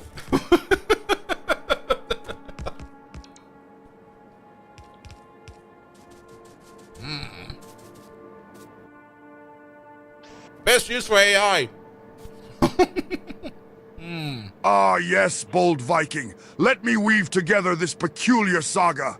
It began in a time as distant as my memories of the Nut War, when Saddam Hussein and Jesus Christ, both bearing the weight of their respective reputations, met Pope, the third Ferdinand of Italy, and Harold Bluetooth, all four entwined by fate. The unlikely foursome banded... He ran out of tokens.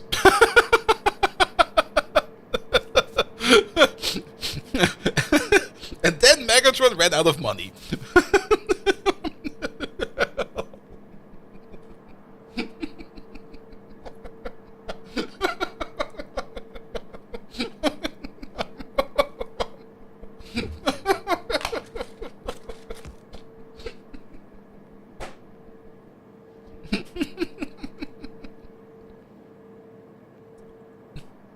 Where is he?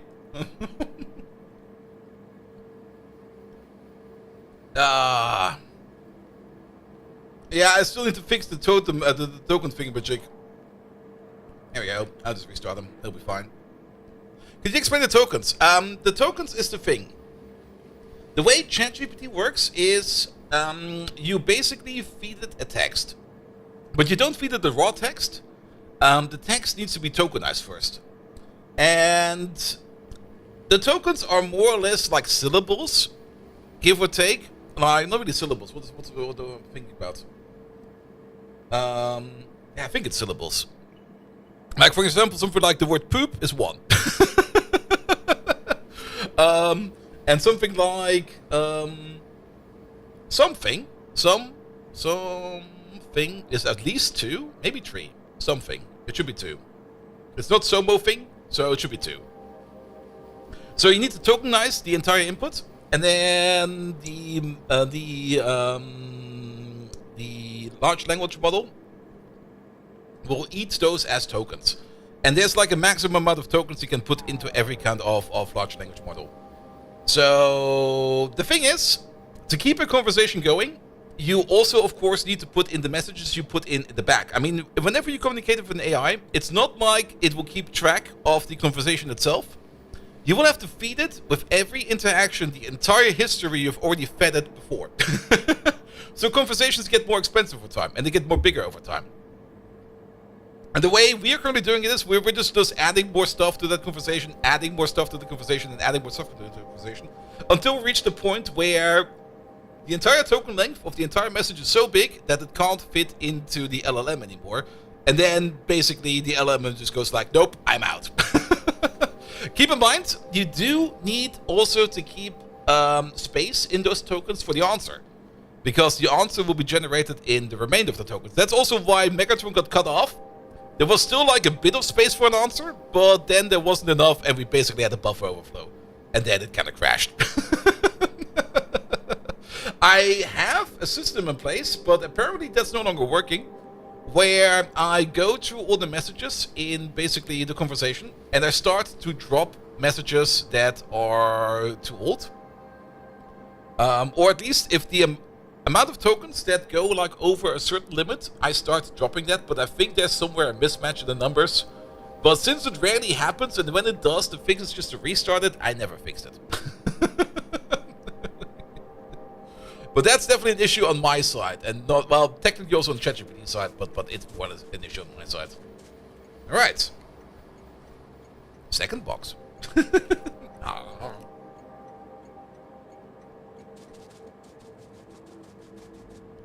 One box would be enough, but minimum thing.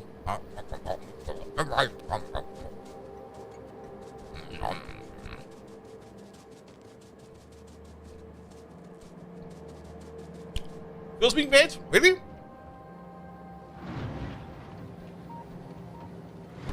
Are you sure about that?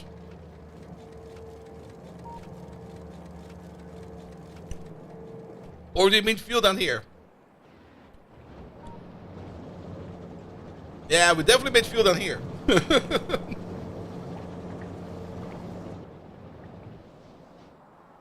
But we don't do fuel over there. Why though?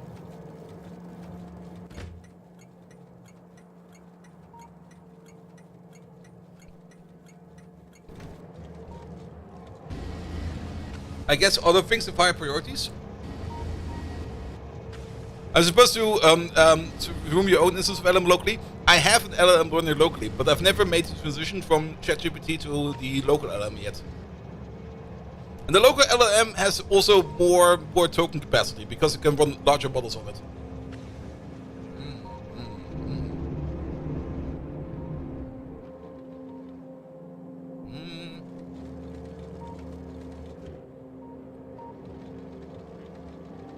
It's a bit surprising to see that nobody's coming over here.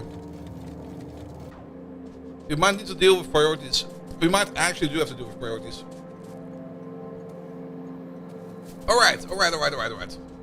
First of all, let's connect some things over here. And one of those things will be this thing over there. Ah, off by 1? What the hell? Thank you to follow, mate. Mates, there's 2. Alright, that's this. Then we need some schnapps. We can order in some schnapps via train, fluid import. There we go. Let's put you right over there. This will be schnappes. If I know. There we go. Since this is a requester, requests are red, so we can just connect up you with you. That'll be fine. Okay, it looked like oil, but it is actually schnapps.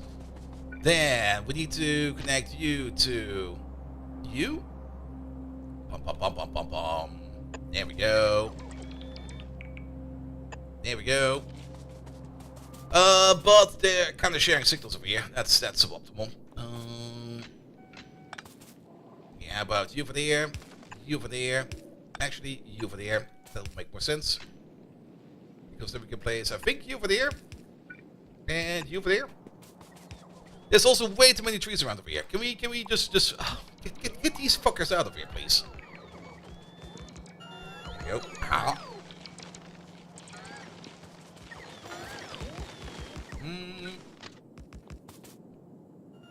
I think this should be fine.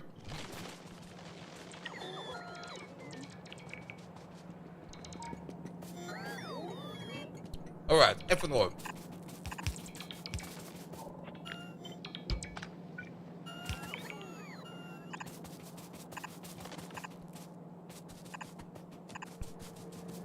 Alright, that needs to go in over here. And over there.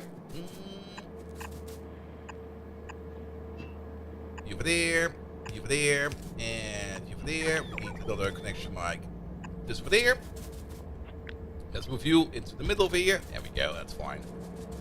Alright, that's the schnapps, and the only thing that's coming out is going to be the bottled anguish and the bottled joy. Not really bottled, but the liquid variants of those.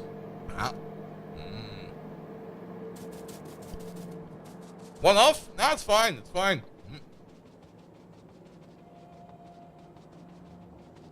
Okay, where's the train going?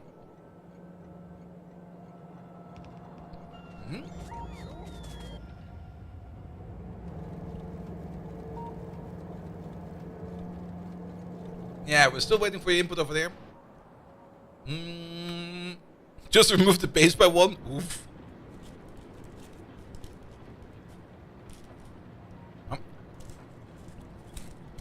Alright, Pecker's moment's almost over.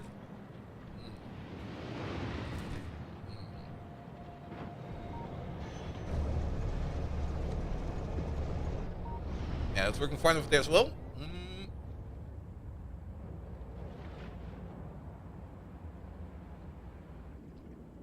That's also correct. Ah, we're missing the combinator.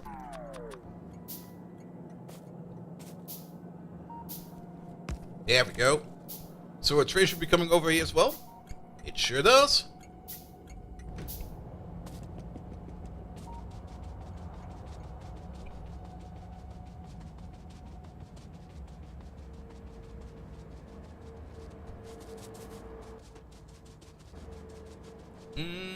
Let's make some big buffers.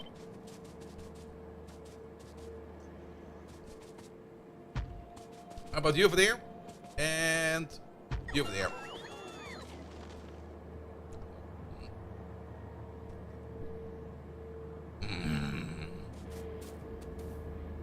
Food.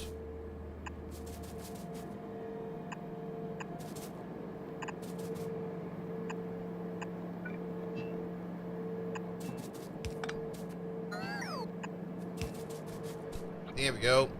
Make a cup of this. None of these. None of that. None of we do need that. Oh, that doesn't fit like that? Wait, what? Oh, because they come from the corner. I see.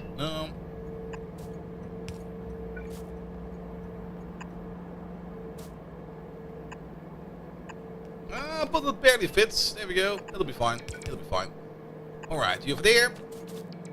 There's max distance. Who put this power pole? Actually, wait a minute. It's fine. I almost thought it would be blocking us, but it's not. Alright, that's for this part over there. And we can take you out. Okay, we're making metals again. And this one. We should technically be able to just grab this thing like this. This time we can take these out for real. Flip you. And place you... of course there's a power pulled away, but we can fix that like this. And this one like this. Pom pom pom, pom pom pom.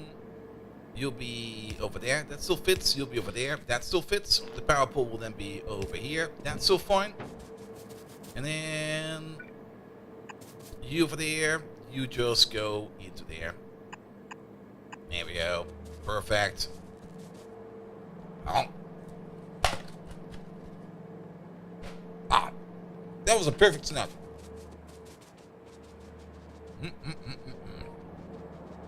I think we got the gap over here. Yeah.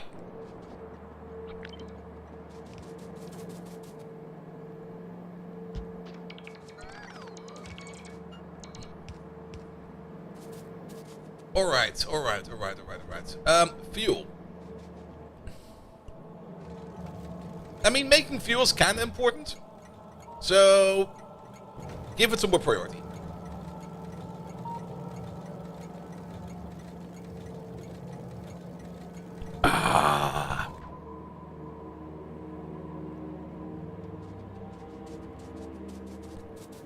Good. Then we need the criteria over here for this reaction to start. I mean, at the moment, we got... Yeah, we kind of stopped working over here. I guess we got distracted by something. But we do need to get these signals over here together. And we should probably use the red wire for that. Because it's going to go on to the same poles as these two.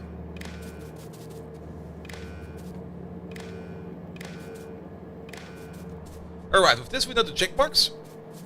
We can already immediately tell that this over here will only be active if the check marks are equal to 4.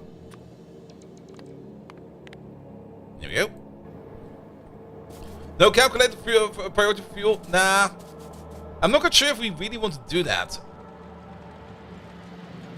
Because it's a lot of combinators that kind of makes it really, really complicated. Also, I'm not quite sure where you're going. It's not the power plant. Where the fuck is he going? Oh, it is the power plant. Okay, power plant is definitely high priority.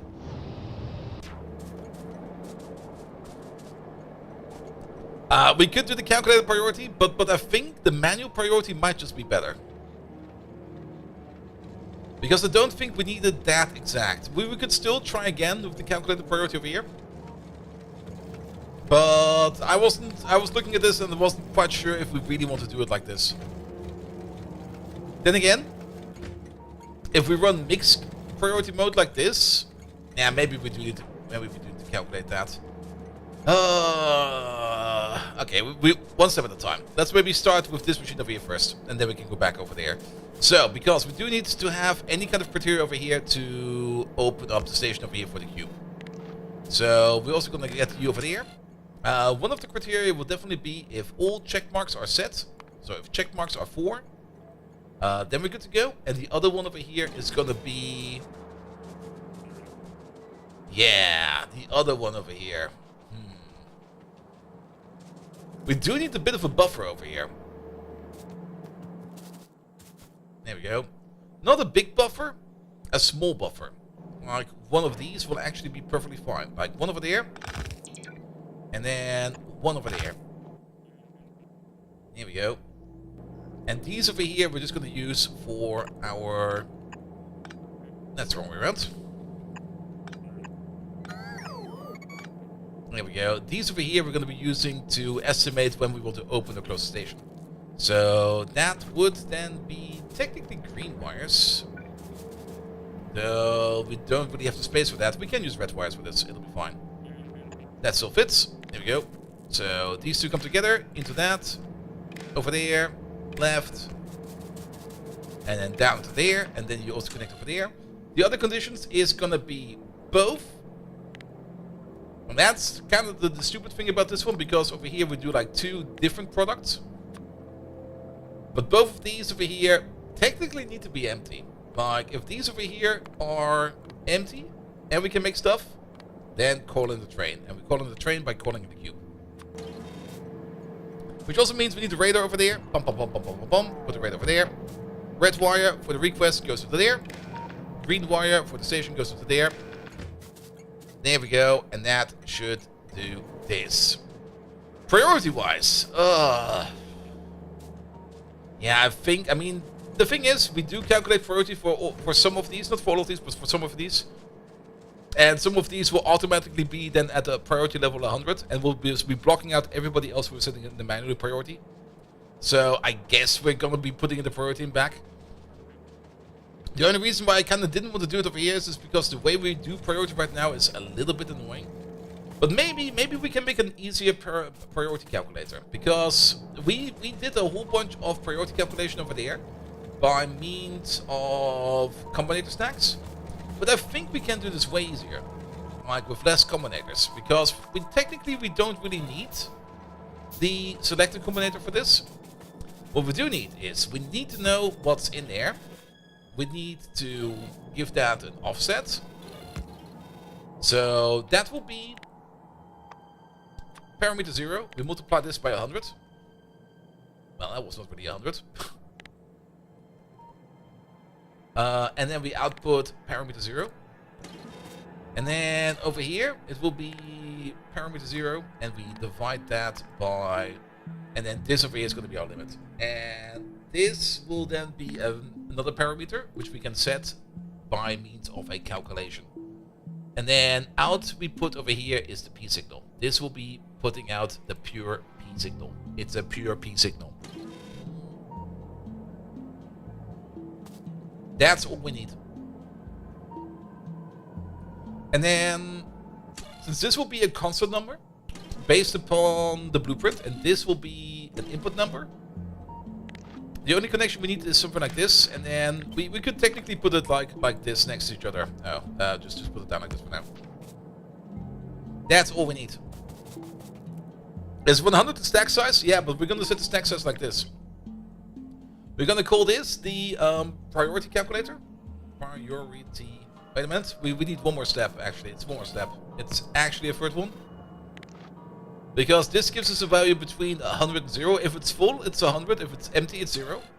So this over here will be 100. Minus P.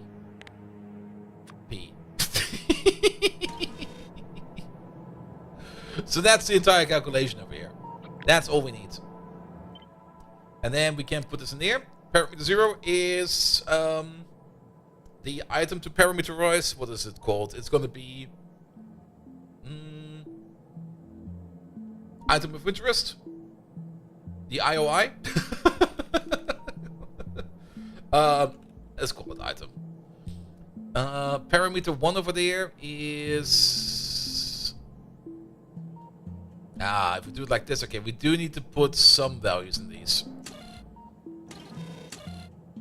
This thing over here needs to be something like the M signal. Can I do 100 M? No, I can do 100. Let's set this to 200 then, just so that we have the number. Because then we can do it like this again. Because then it shows up in here. So, item, that's a parameter. This 100, that's a fixed value. Fixed multiplier. This is the priority signal. Priority out signal. Item in signal. And this thing over here is a parameter which you calculate based upon a formula, which is going to be...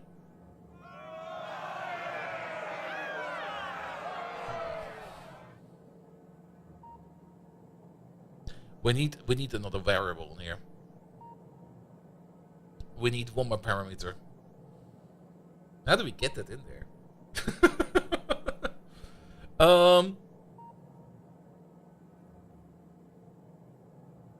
Because I kind of want to tell it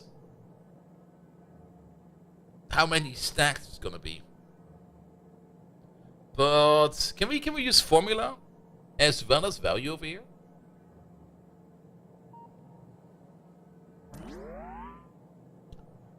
Because what we want to do over here is I kind of want to have... It does tell us what we have available over here. The only thing we have available over here is P0.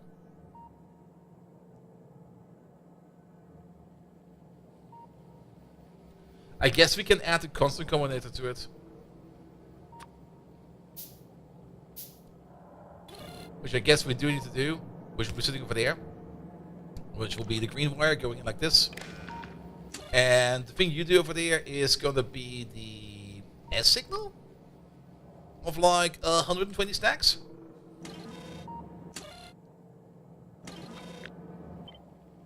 Let's try it one more time. So the S signal is a parameter. This one over there is a parameter based upon the formula.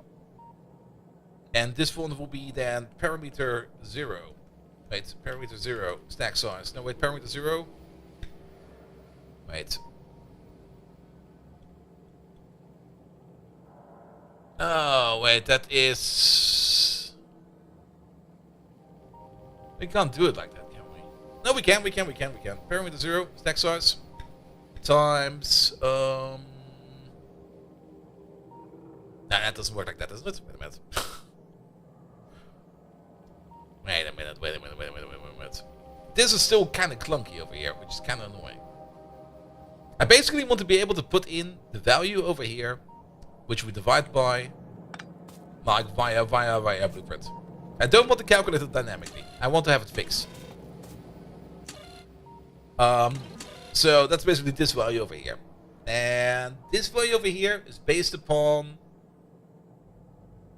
another parameter, which we'll just be calling random stack size. But I don't want to calculate this in machines. I want to put this in the correct value while we go. So for example, when we put this thing down like this, it should ask me over here, for example, okay, not like this, but it should ask me over here to put in a numeric value for this thing over there. Which I think we can do if we just do it like this. I think I'm overthinking this by quite a bit, because this is a parameter and it needs a value, which you just need to set over here, which we will then just be putting in by hand. I think that will be fine. We just need to keep in mind the item, the stack size by hand. It'll be fine. It'll be fine. All right. Item input signal. Item input signal gain. This is the priority output signal. And then this over here is going to be the max stack size signal. Something like that. Alright, this will not be counting as a variable, even though we could make it count, but I don't think we need to. Isn't the fixed multiplier the stack size of the input item and at least the parameter of the priority offset? Not really. Is it? No, it's not. Because we measure items, and we don't know how many we can measure. We don't know what the upper limit is. We need to know what the upper limit is, and that's this signal over here. There we go. Yeah, let's just do this one real quick. So if we put it down over here, like combine it, well, let's just put it over here like this real quick. Input signal for this is going to be fuel. And we know it stacks up to 10. And the max stack signal over here is going to be 10 times 120. Oh, can we do our... Oh, really? Alright, that's going to be an easy one. And then we get this thing over here. So... 120, because we can put 120 stacks in here. But then... I mean, the other way around. We're most likely only be combining it with this thing, aren't we? So we can't just calculate it. We're just being stupid. And this is the reason why I kind of dislike this interface. Because if you have to do this again, you can't edit this. That's so annoying that you can't edit it. Can you edit this?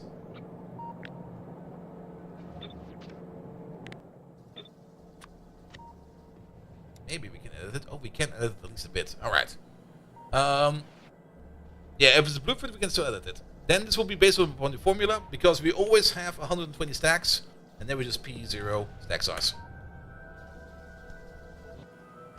So now we can overwrite this. I hope we can overwrite this. Condensed fuel. That didn't... Oh wait, I used the wrong one. I need to use this one over here. Where is it? go. And now we don't confirm it's fuel. There we go. And it should be correct. Yes. And out comes the priority signal. So this times 100 divided by this to the maximum stack size. And then this entire logic block over here is a little bit easier. And we can just place it like over here or something like that. Pom pom pom. We just wire up U into there. Don't need to worry about anything. And out comes the priority signal, which we just wire up with U.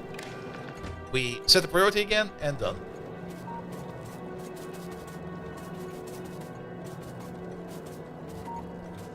And then we can easily do that similar for other things. Now we can go back and over here. We just name this thing over here, and we're going to call this the 120 stack priority. Priority. There we go. That's going to be U. And then we can place U down again. And this time we do it for a liquid. Like, doesn't matter what. Actually, we don't even need to put it down. Delete that. Make a copy. Put it over there. This one over here is going to be 200k liquid priority. And for this one it will be a bit different, because for this one the priority value over here is going to be a fixed value. So if it's going to be a parameter, it's going to be a fixed value, because our maximum tank size is going to be 200,000. But does that still work over there? Because, yeah, it will still work over there. There you go. So if we take this one over here, and we want to get the priority from like any kind of liquid, like tar, then it divides this by 200,000, gives this the gain for 100, and then we get the priority out for there. There we go. And then we could also make one for the smaller chest, if we would want to make one for the smaller chest, and then we just use these. And then we don't need to fuck around over here with... It's always such a nice idea to get like... Where is it? It's in there somewhere. It always feels like a very nice idea to get yourself the selector combinator over here, which I think is in here somewhere. There's no selector combinator in there. But to get the selector combinator out, determining the stack size like that, but this will never change. This is fixed. So we might as well just use like the fixed variant and just keep it like that.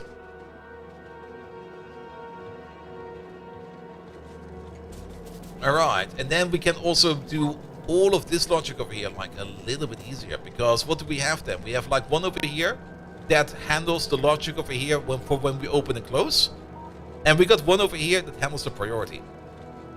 And then we don't need to be too fancy about it. It will just be either or, which means we can do the same thing over here. We can just delete all of this, fuck all of this, get the fuck out of there. We don't need that. We're gonna be putting down like one of these, like right over there. And you over there, you are the one for the check marks. The check marks are over here. So go to there. If the check marks are equal to 6, and I guess we do also need to check out how much output we have. That's the other part we need. We do need to know how much tar we have. And tar over here is less than, say, I think 100,000 is fine. Then we can put out the cube signal. That is just now for us for determining when we open up the station. And then the other one over here will be to calculate the priority. That will be this one. Just put it over there. Oh wait, put it over there. Gelatinous tar. And we give it the same input. There you go. We put these two together, put you over there. These two together, put you over there. And then, there we go. Really? That much? Oh yeah, this is kind of low. Because when we open the station, the priority is a little bit offset. So this is now automatically a lower priority, but the priority will rise quite fast. And look at that. Wait a minute. Finally, we're making some fuel over here.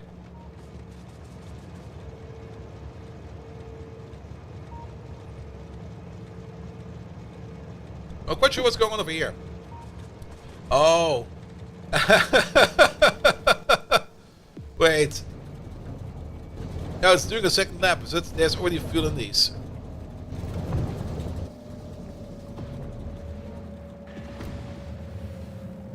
Yeah, that's a bit suboptimal.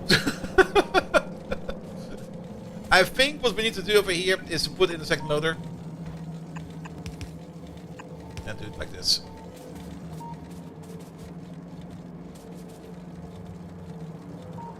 There we go. And then your priority was sitting at 100 still.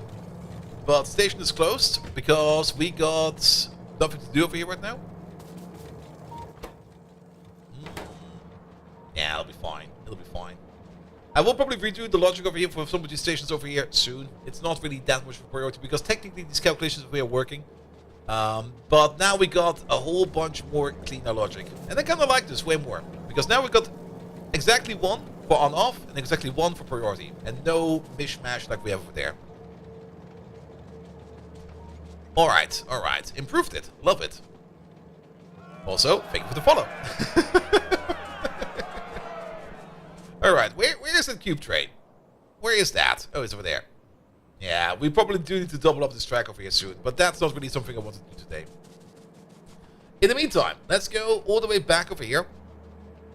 Not connected to the new loader. Oh, do we still need to turn it around? We still need to turn it around. There we go.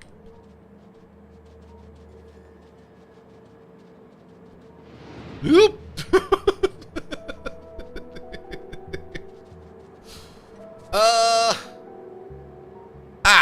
I see what happened over here. Yeah, that was kind of stupid.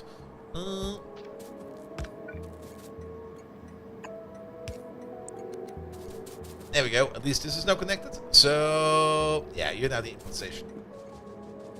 For this one, it's going to be a bit weird, actually. Because now we got two liquids over here.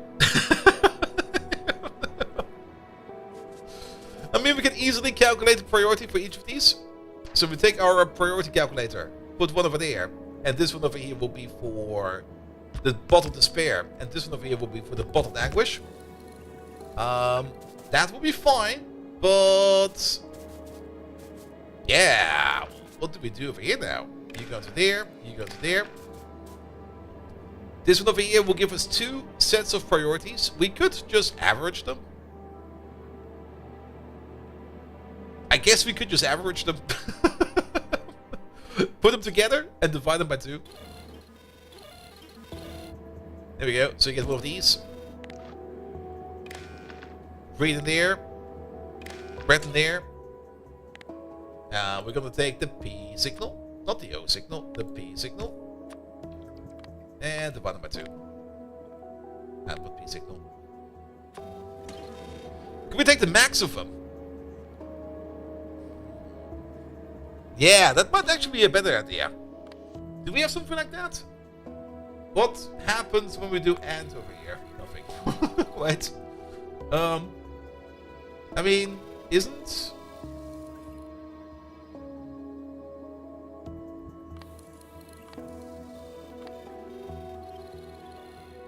It needs to be...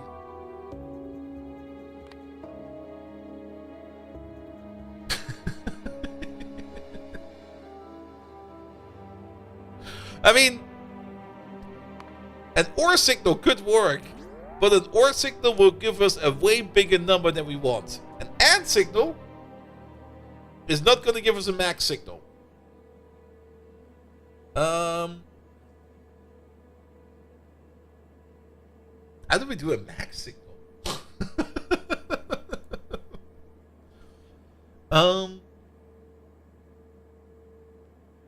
That's a good question, actually. How do we max a value like this? I mean, we could do some arithmetic shenanigans. I definitely know a couple ways how to do it, but that involves at least 5 combinators, like that. Bitwise operation on the real value? I mean, the bitwise operation will not give us the max operation, you know? I mean, I was kind of thinking about the AND operation will definitely give us, like, if both are... No, that will not work. Because we need both bits to be at the same position to give us the number out. So we will only get an output if they're both the same number. We can't do OR because the moment like the two numbers like deviate, we basically get a double number. So an OR will not work. An XOR will also not work because an XOR will get us technically the same as an OR, but just a bit less. They don't have to be the number, but they have to need the same bits in the number. Yes, exactly. But that will not give us the max. And for the OR, we will basically get like a jumble of bits from A and a jumble of bits of B, which will technically maybe even give us a bigger number. Like if one of them is like 100 and one of them is like 60, worst case scenario, we get 160.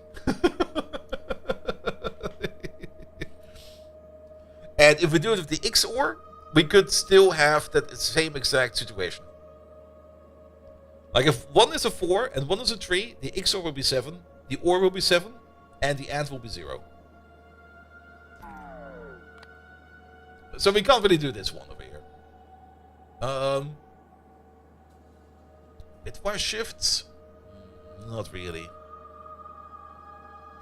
2 decided combinators? Let's have a quick look at the decided combinator. Actually, wait a minute. Oh, we can do it in one combinator. I think I know how we can do it. I got an epiphany. Just a couple conditions. Actually, we need 2 conditions. Then we need 2 conditions. It's easier than I thought it would be. Just compare P with P and P and P. So we get the PP and the PP and the PP. So we get the PP signal. Wait. No, it is too wait, no, that does not make a change, does it? That won't work. That will not work. Yeah, let me just move on with what I want to do. So, if the green signal is less as the red signal,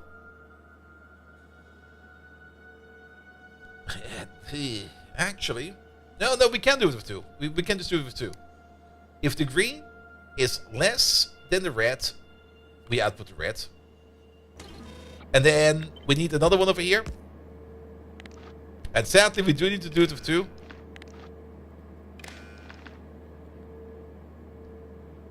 A minute. Select. Oh, shit. You fucker. And here I was talking about the selected combinator, how you most of the time don't even need it, but yes, you're completely correct.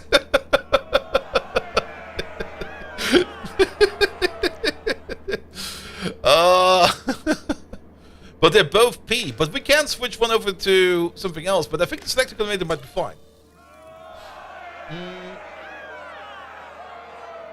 So we can count inputs. No, random input, no. I don't think we can do it to select input because the signal is both the same. That's the problem.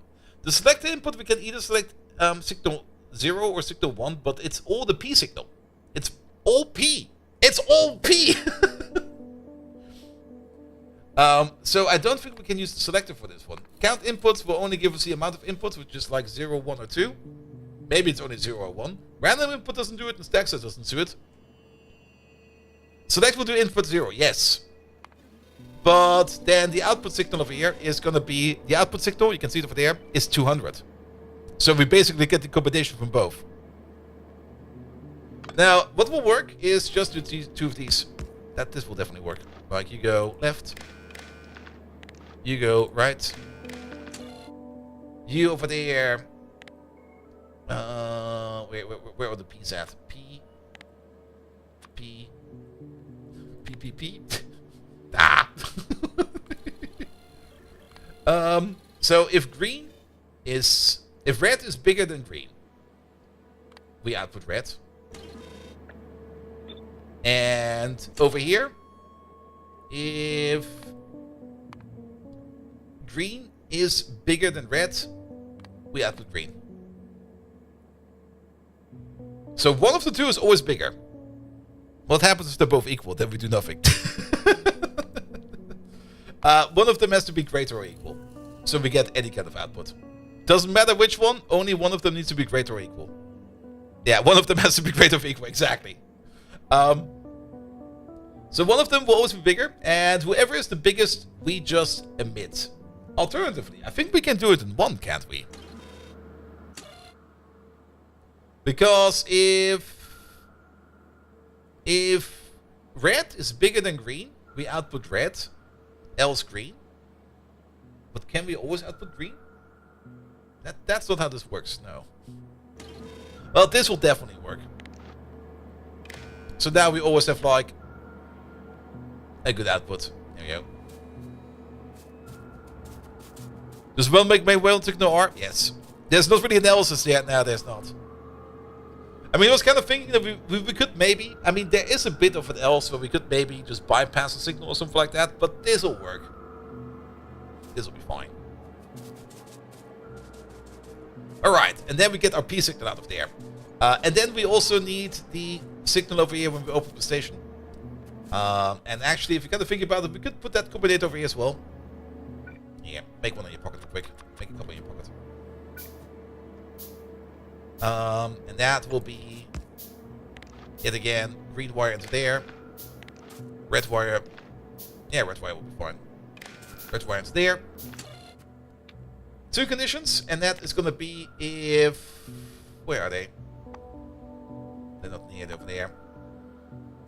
If joy and anguish is both underneath 100,000.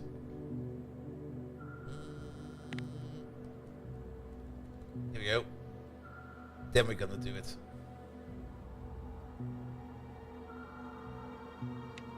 There we go. And then only one, please. Pum pum pum pum pum pum. Cube output. So if both are low, then we put out the cube signal. Also, we need one extra addition. This is an AND. And we need the check marks.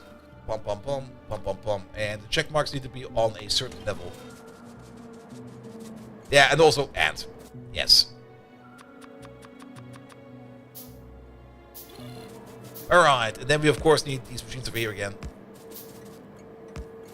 You over there, you over there, you over there. Only one of them, please. And then green into there. Red into there. You over there. What are the conditions over here? We only need schnappes and substrate. We actually need quite a bit of substrate. We are out of substrate over here. So, 4 conditions in total. Pom pom pom pom pom.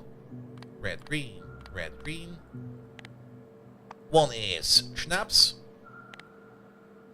The other over here is going to be substraat. And then what do we need? We need 25 substrate and 2 schnapps. So 2k over there. 2k over there. It's really 25k? That's a lot.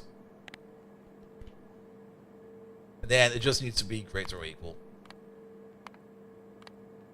I'm also kind of surprised that the schnapps has not been delivered yet. Or did the schnapps go somewhere else? That train, man. Oh no, we're not reading it. That's why. Oh, there we go. Good. Yeah, schnapps has been delivered. And if that is the case, we can put out the check mark. There we go. Good. Alright, that's going to be the criteria for all of the check marks. We will need to put that on... Well, we can put it on the green wire. Or on the red wire. It doesn't really matter too much. No, it doesn't really matter too much. Alright, let's pull you down first. The only downside of having that one combinator all the way up there is... We do need to get that signal all the way to over here, so we're actually going to move you. And actually, we could just measure different tanks and don't have any kind of contamination over there. So that needs to be somewhere over here. So instead of doing it like this, we can just measure this tank and that tank. We could also just measure this tank and that tank, because these over here are just not connected to anything else. Good, and then the checkmark signal will go into you. Here we go. So now we know the check marks and everything on this red wire. And then the red wire will be going into you. We do need a bit of a power pole over here. I am completely out of power poles. Anybody got a power pole for me? Yeah. No, I guess we take both these then. It's a bit overkill. Put it over there. Oh, there's a power pole on there. I meant. Yeah, put it over there. Put it fine. Good. Then we need a radar. Radar's over there. That fits over there. Then we still need the power pole for that. God damn it. Yeah, put that thing over there. That will be for the cube request, and this thing over there will be for the station setup. The priority signal will be also going in via a green wire, so we can just move this all the way back up. That's also why I didn't really want to use a red wire over here, because this then goes all the way over there. Relias, hello there. How are you doing? And there was a priority over there as well, and that should be fine. And there's my power pole. Alright, but we're not making any of this stuff over here. Probably because the priority over there is also not being set.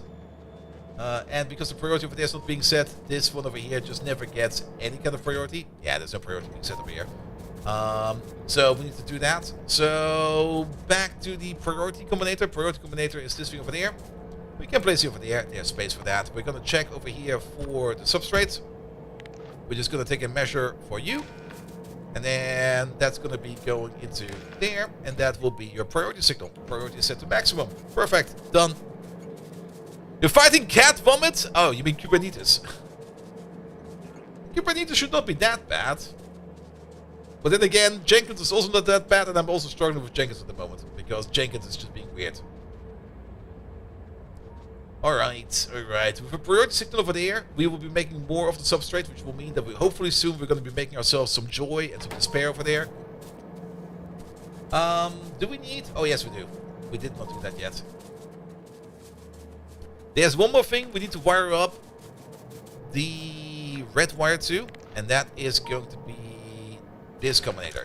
You're only going to be enabled if the amount of check marks is going to be equal to 6. And I just remembered one thing that we completely forgotten. And would Packer CI is better than Jenkins? Probably. But sadly, everybody only knows Jenkins.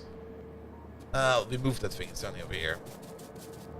That also needs a number, which is 6. Alright, alright, alright.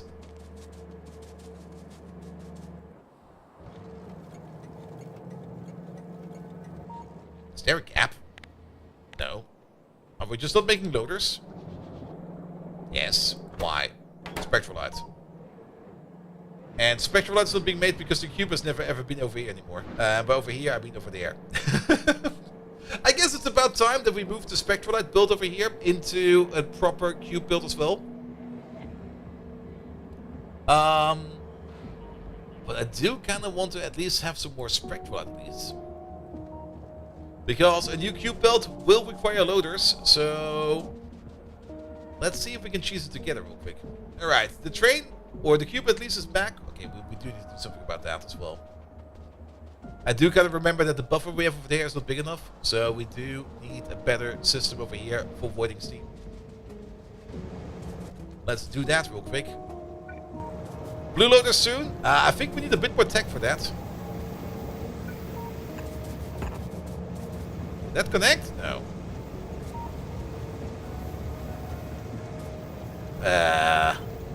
Move you over there.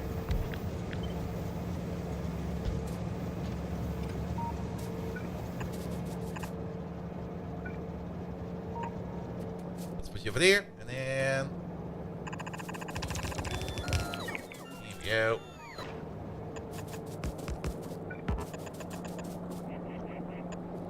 That should do it.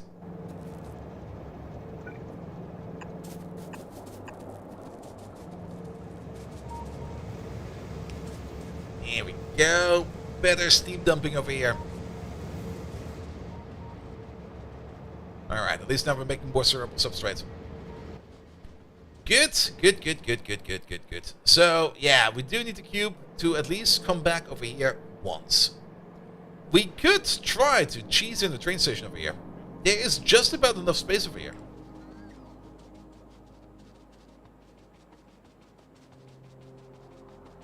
But it's probably going to be off by 1. But like the moment we're going to start working on it, we'll be like, nope, you're off by 1. Rebuild it. No!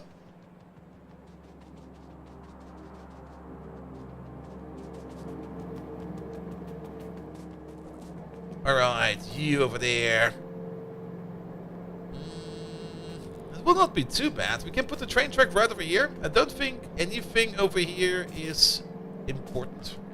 We probably have to move... Well, that can probably work. The roboport needs to move a bit. That thing is just going to live over here for now.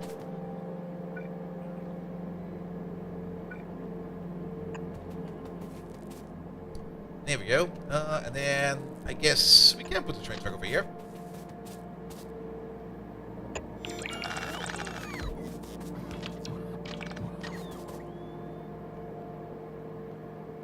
Ah, come on, I saw the connection. There we go. Alright, that could work. Then this cube connection over here, no longer required.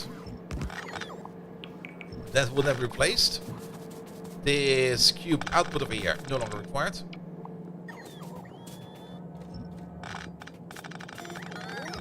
Here we go, here we go. Take it apart. This is where the cube used to go. And then we just go like this again. Signals? Soon. It's not that important yet. Because there's not even the station yet. There we go. Then, we need to get the cube in. We can use this for that. Oh yeah, look at that. Enough space. In, out. Then we can figure out where the train station will be going. I don't even have a train station in my pocket anymore. How about over here? And then how about over there? There we go. Now we can think about signals. How about over there? And how about over there? Yeah, that'll work. And then we basically need this logic over there. And that logic over there. And then you're connected to the green wire like this. There we go. What is your logic? There's no logic. What the hell? Was there really no logic over there? Nope. Okay, we need a bit of logic over here. Do we got? What do we have over here? Megatron likes trains? We already know that Megatron likes trains. Let's see. What are you even reading over here? Spectral lights. This is fine, I guess. We basically need a signal over here to when to order in the cube train. Let's maybe just let's pick some parts apart over here. I think most of these signals we can keep. This signal wire over here is calculating spectral lights, and then this signal wire group over here is calculating cubelets. Alright, and we're probably already calculating things like the hand size and stuff like that. Yes, we are. So then we can do the same thing over here. We can put it in the deciding combinator over here, and the deciding combinator over there. For this one, we're going to be calculating or eating all of your information, as well as your information, because you are set to read contents, yes. And then as soon as we start to realize that we have, where are they? Ghost cubelets over here. If this is higher than 0, we're going to set the recipe over here to recombine the cube. And then over here we need the opposite signal. And that opposite signal is going to be the moment that we realize that we can start to make materials again. Which means the moment spectral light is low, which is the information we get from over here. So the moment that spectral light over here, or the ghost stuff, or whatever it's called, ghost crystals, if this is like less than or equal to 0, that means we want to start to disassemble the cube. That's the wrong one. We need this one. Wait, is it this one? Separation. Recombination. But what kind of train does he like? Alright, that's a good question.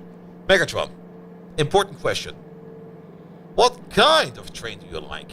Steam? Electric? Mono? Supersonic? Space? Ice? Moon?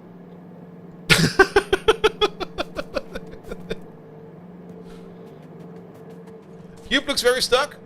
We're gonna have a look at that soon. Oh, wait a minute. That's the Schnapps machine. The Joy machine.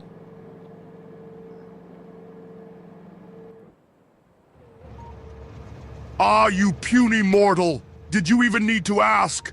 I like trains that go boom! Especially when they derail on that moron Optimus Prime's face. Heh. Ah, that brings back memories of the Battle of Kaon. Nothing compares to a good old-fashioned train wreck. Oh, how I yearn for those explosive pursuits. But be careful not to step on my train set, you clumsy oaf. Don't dare to touch my precious cubes either. Extra tip. Do you know why trains don't visit websites? Because they have bad track records. I feel so old suddenly. Decepticons forever. Oh. Wait, what? No. What?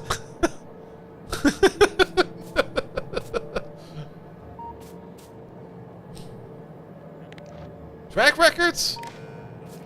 I might be confusing something over here. Let's also put you over there.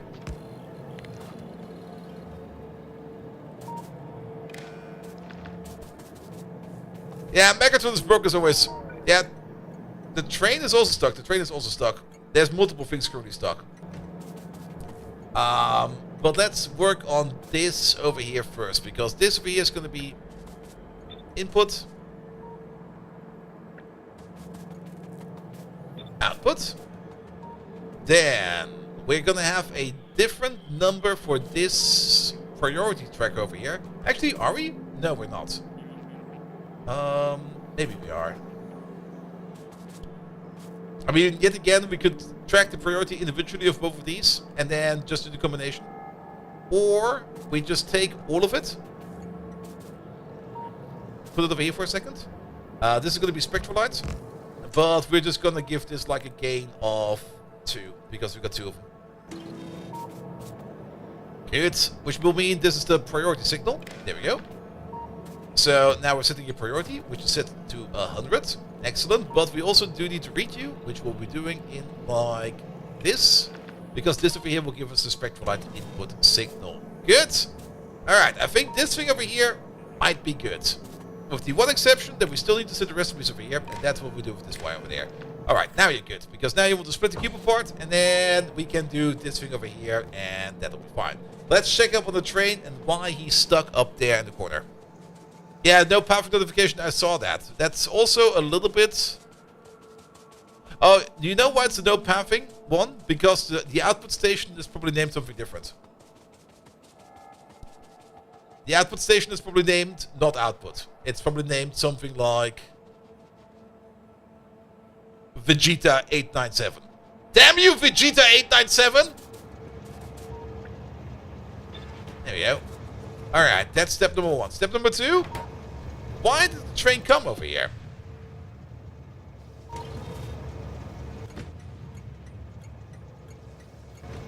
No, seriously, why the fuck did you come over here? Get the fuck out of here. There's no reason for that. Oh, did we move something over here? And maybe something got bleeped?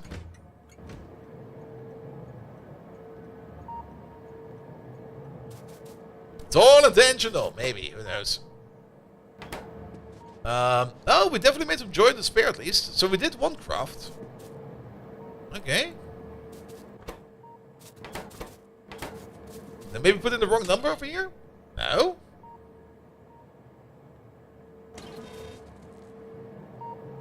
Like, you're only going to open up if the liquids are low enough, as well as to check the signal set.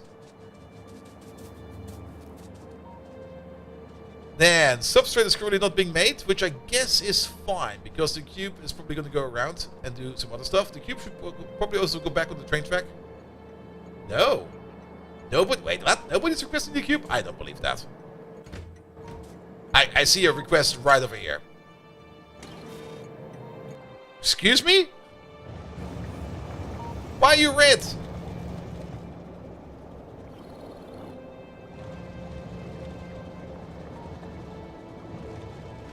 Wait a minute. Where are you getting your signal? Oh, now you're green. 7. Huh? Okay, your signal's coming from over there. Do we have some power fluctuations? No. Do we got another... Wait a minute, what? If the cube signal's high, you're on. You were off. I saw you being off. Enough seeing your favorite bike on the front page? Yeah, we got front page today. Alright, you're currently making some steam. That's fine. This will catch up soon. Maybe, I mean, we picked up some old machines over here. Maybe we broke something. Who knows? It could also be that we got some kind of signal contamination.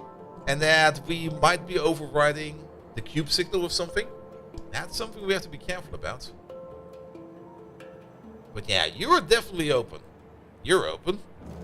You're still missing a loader. There we go. And thank you for the follow, mates. At least you're not sharing... Wait, not sharing this huge popular streamer playing Fortnite? Yeah. Like last time, right? Where everything was lagging. Alright. At least the shortcut is open, so we go this way. And the shortcut is probably open because we can make fuel. Yes.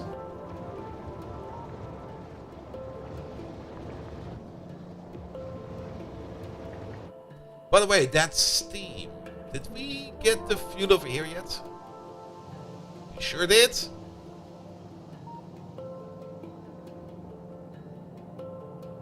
No input liquid. I think that's fine, actually. Because the steam is all in the pipes over here. Yes, it is. So this place over here should be open, but it's not. We got 2 check marks out of 4. Now, are we missing a wire? No. You're good to go? You're good to go. You're not good to go. Ah. Now you're open. Is this K2 with Ultracube? Yes, it is. Well, Ultracube always has K2 in it. It's not K2 with Ultracube, it's just Ultracube and it uses K2. Alright, where are you going next? Yeah, I'm not quite sure what went wrong over there. But maybe we will figure it out soon. Alright, you do some mores?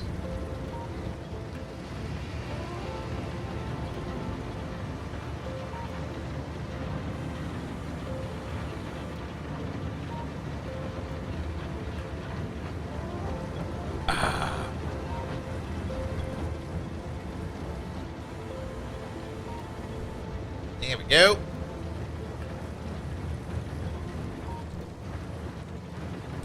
Yeah, it uses the K2 assets, but everything is not K2, pretty much.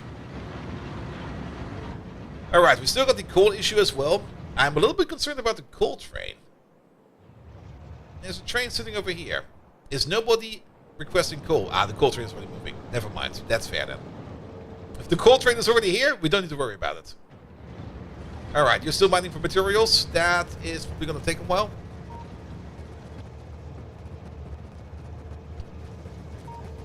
Here we go. Yeah, we're slowly running out of materials over here. It will be very annoying if we have to move this mine over. I mean, this one over here is at least 2.1 million. And then I think we got also one further out. But yeah, these spots, once they're out, we're going to have to move so far. It's going to be very annoying. At least the cube train is fast, but it's still going to be like far, far, far away.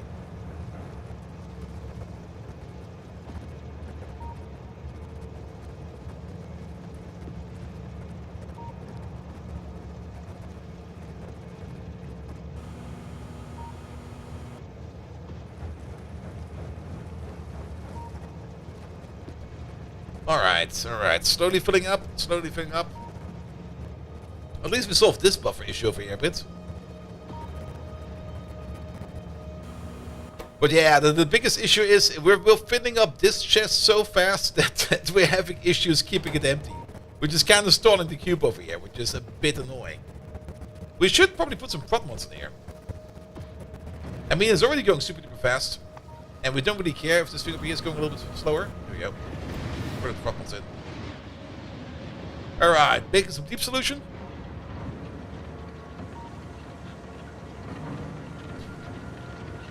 Only putting prot mods in here to make the machine go a little bit slower.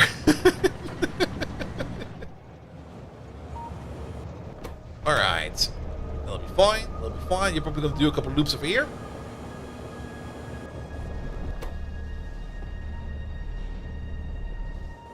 And if you kind of think about it, we already talked about it. There's no reason to not put speed pointers on these. There's absolutely no reason to not do that. We're not going to lose any kind of energy. We're not going to lose anything if we do this. Make it go faster.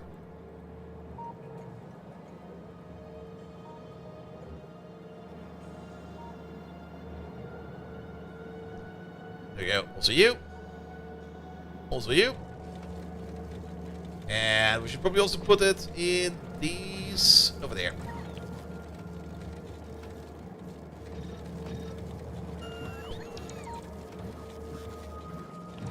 Here we go. Alright. Now you're making substrate again. Same thing for you, real quick. There we go. Go faster.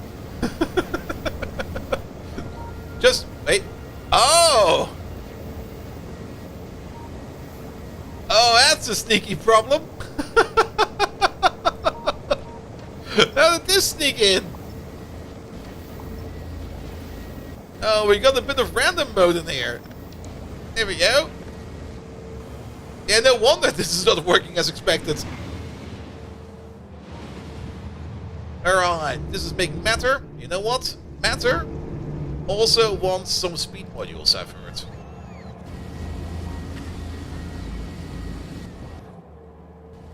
There we go.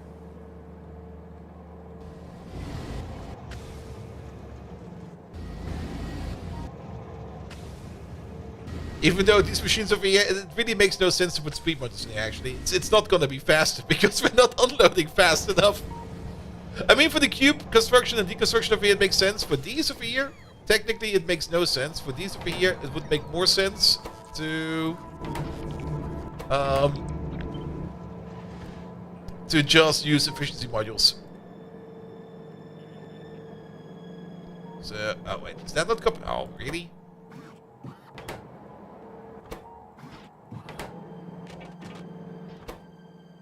Alright, you're making substrate again, it seems? Nope, there's a trailer to fuel. Where are you? Really? Oh, probably because... Nope. Nobody's blocking you. Alright, let's fix you real quick then.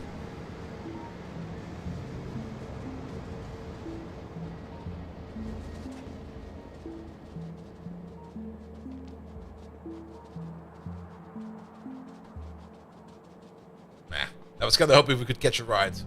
But apparently we can't. We should definitely also put some speed modules in these metal machines. Just to make them go faster. It's not like we're going to be making like more materials like that. It's more going to be that we are going to be having to have the cube spend less time in those machines. Alright. You should be going to the refuel, right? And you were just unlucky. Yes. So we're just going to have to beat you.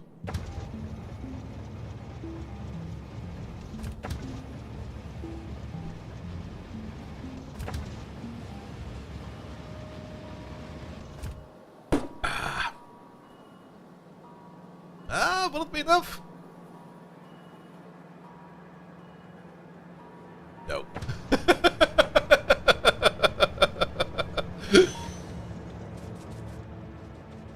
Alright. Yeah, we had a couple of trains sit around that were not... Or we had one train blocking over here. And I guess some of these trains just got low. While we're at it, are you good on this side? Also, thank you so much for follow. There's some random wood in there. Get that the fuck out of there. Who puts wood in a train? Delete the greenhouse and the rare metal. We have deleted the inserters. The greenhouses are technically still there, but I guess we got another one over here. You know what else we got over here? We got this one over there. It's not the one of the green metals, it's this guy over here that's causing issues as well. That's the other one that's causing issues. Yeah, because we got sometimes wood in the train, we sometimes have issues with fuel over here. Let's check you real quick. You good on this side? Don't run me over. You good on that side as well.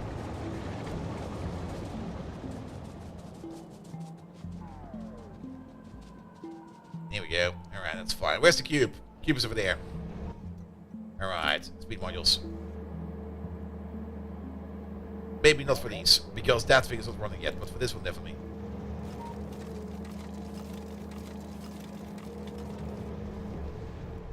There we go. Make that go faster.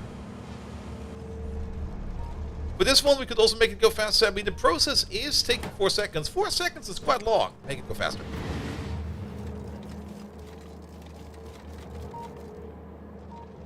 Here we go. Here we go. Alright, where's the train? Train is over here. Back to the cerebral stuff. Sadly, this process over here, we can't really make it go any faster. But at least the venting over here is going fast enough.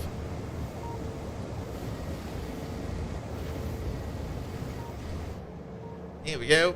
That'll be fine. We have not done this process yet, have we? No. But make it go faster. If we have a choice, make it go faster. Then, the Spectrolite station over here. I am a little bit surprised that nobody came over yet. Where's the train now? He's over here. Where are you going? I think he's going to the nuclear power plant? No, he's not.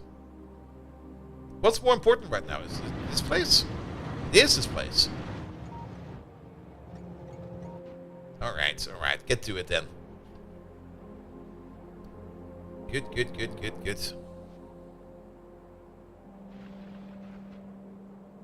I don't think we got another greenhouse here, do we? Nah, we got this one, we got that one. I mean, at least you can see the greenhouses on the map.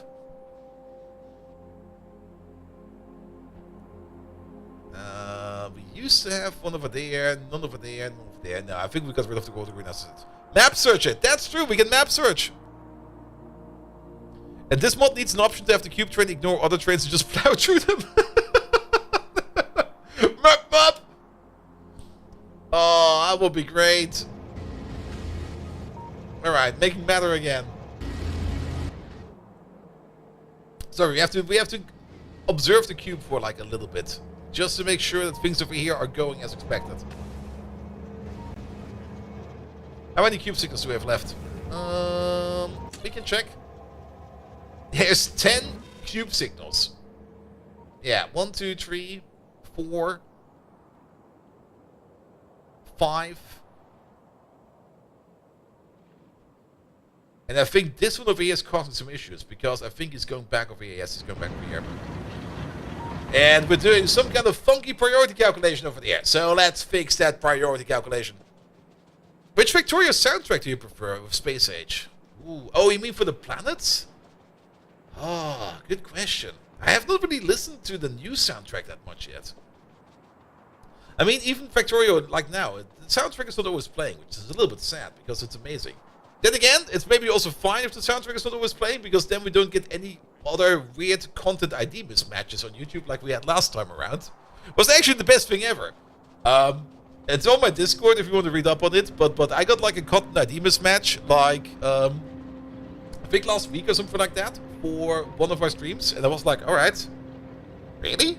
It was actually for the Monday stream where we fixed Megatron. And I listened to the track that was like matched, and I was like, wait a minute. This is the Factorio track. And then some other random music played over it. And I was like, oh, what the fuck?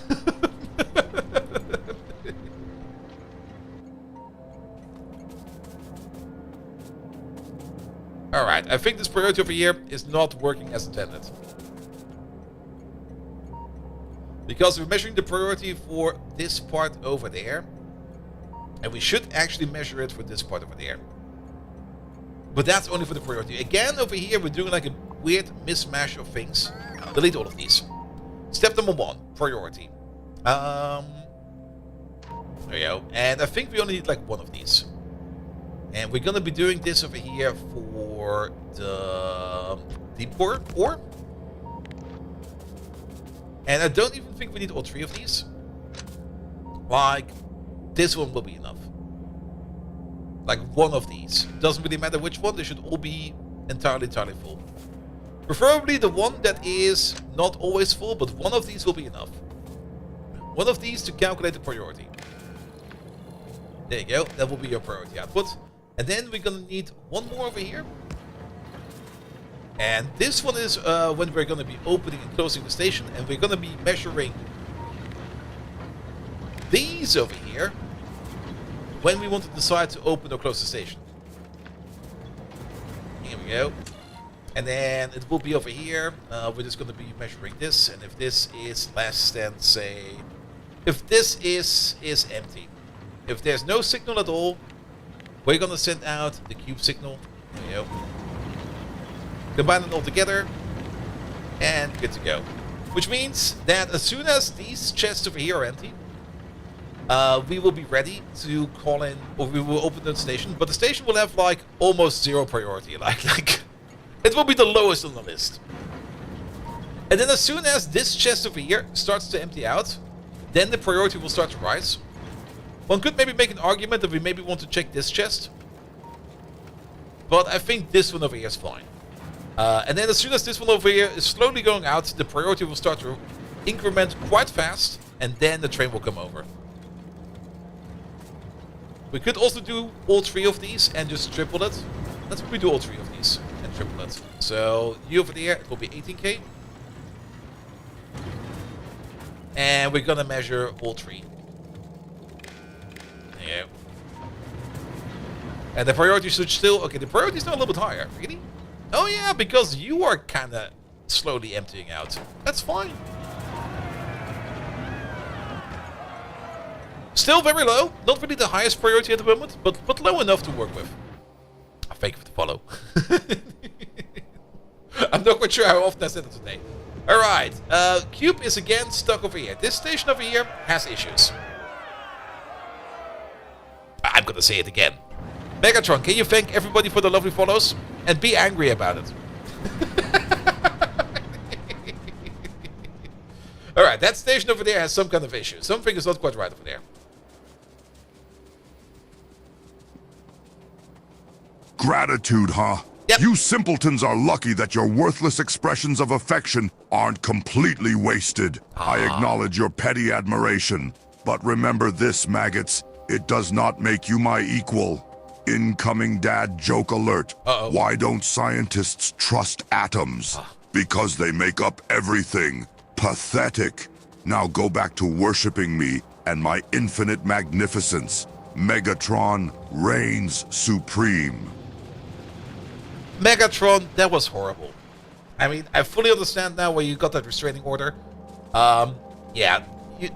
Could you maybe involve the cube more next time in your speech? Because you didn't even talk about the cube. Come on. Be nice. Alright, why is this station open? It makes no sense. Something is very wrong over here. We got the P signal over there. Oh, you dull-minded sack of bolts! You wish to hear of the cube, Okay, do you? now he's The pissed. magnificent cube, my one true love. There, satisfied? But hold on. Why did the cube stop to check its email? Because it was waiting for a square package. Is your small brain amused by that? I grow tired of your pathetic requests. Stick an exhaust pipe in it. Battle cry. Am I good enough now? He's really pissed. Why was this station open? I mean, we got... Wait a minute, we got a couple of wires going in over here. We got too many wires going in over here, in my opinion. There's one wire. Let's de-wire you a bit. Alright, we only need We only need the one. We don't need... That's not a connection. We don't need this one, I guess. There we go. That hurt your small brain? Oh, no. Megatron, you hurt Turkey Pilgrim. Go feel ashamed.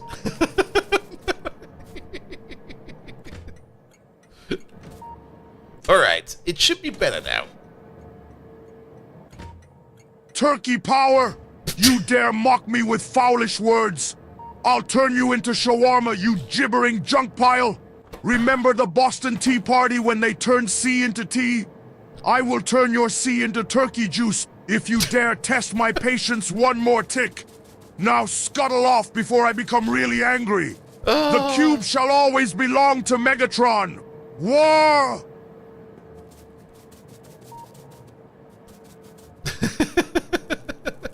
What is Megatron on about? We never really know what he's about. Megatron might be considered clinically crazy. I'm pretty sure he's clinically crazy. Alright, let's hope that the train will no longer come over here. No one really knows. It's not even the gods know. Like the gods look at them and go like, no. Like a hearing impairment, it is kind of fun. It is not really intended, but it is kind of fun. When is Megatron not angry? Megatron, you seem to have some anger issues. That's fine. People can have anger issues. But can you maybe tell us like a calming, soft story about a kitty who slew a dragon? Also, the cube's fucked.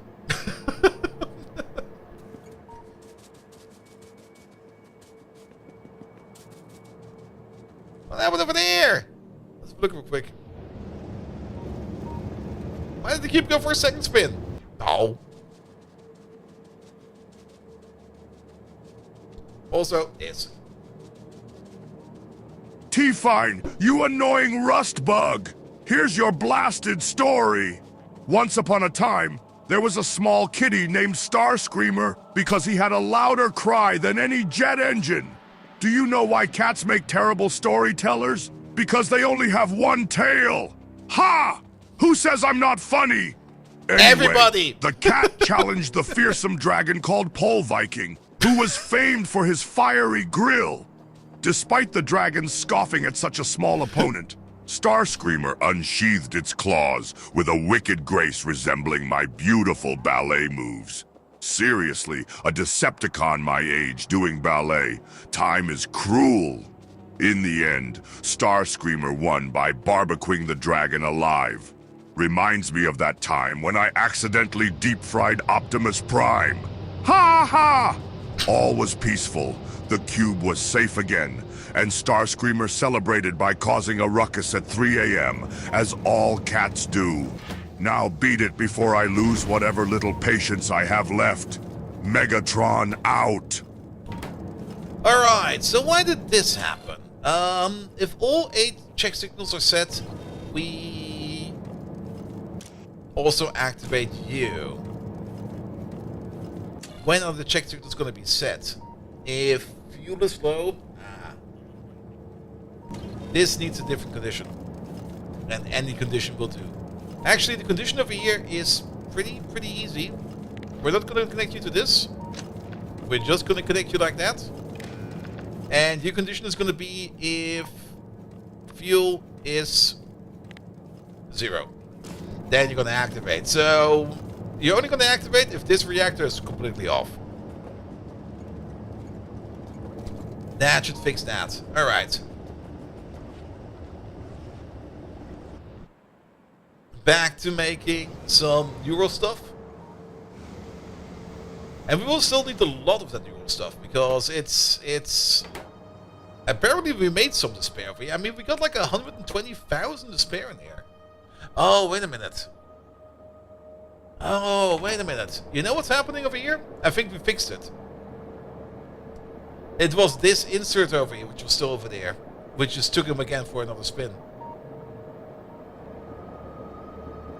So this place over here is already working like a charm. It's already making the stuff that we need. It just did an extra iteration every now and then. Alright, ghost crystals? No, you're going over there now? I do hope that the train will be coming over here soon. You can't go the other way, so let's maybe see what happens once you're done with this thing over here. While we're here. modules. Speed modules. Speed modules.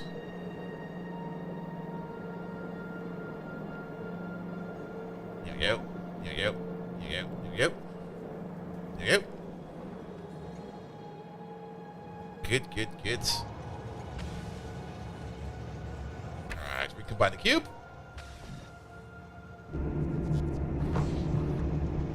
Does eat quite a bit of power. Okay, we go for another spin. Going to need another reactor soon? Nah, we're very good for power. We can make up to 1.3 gigawatts. We're very good for power. I mean, the nuclear reactor over here is doing a good amount of work. And we can extend it all the way down there. So if we do have a reactor that goes all the way down there, then we will probably also have a very impressive cube factory, to be perfectly honest. Alright, how about this place over here? Yeah, your priority is now slowly going up. I like that. This is way better logic.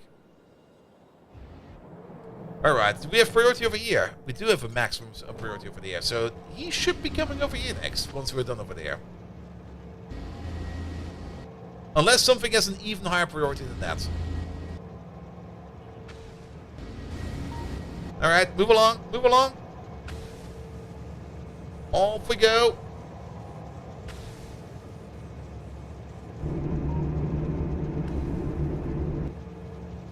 Ah, another tour? Okay, another tour. Alright, then again, he will most likely go... Actually, this is further away. This is shorter by, so he should be going here next, once he's done over there. This station is now open because everybody does have 25,000 cerebral substrate in them. Or at least. So, this place is ready to go. Alright, cool.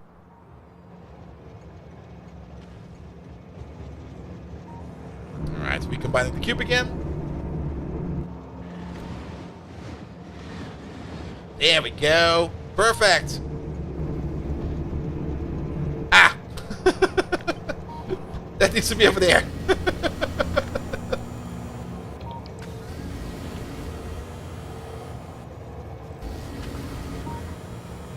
Recombining the cube.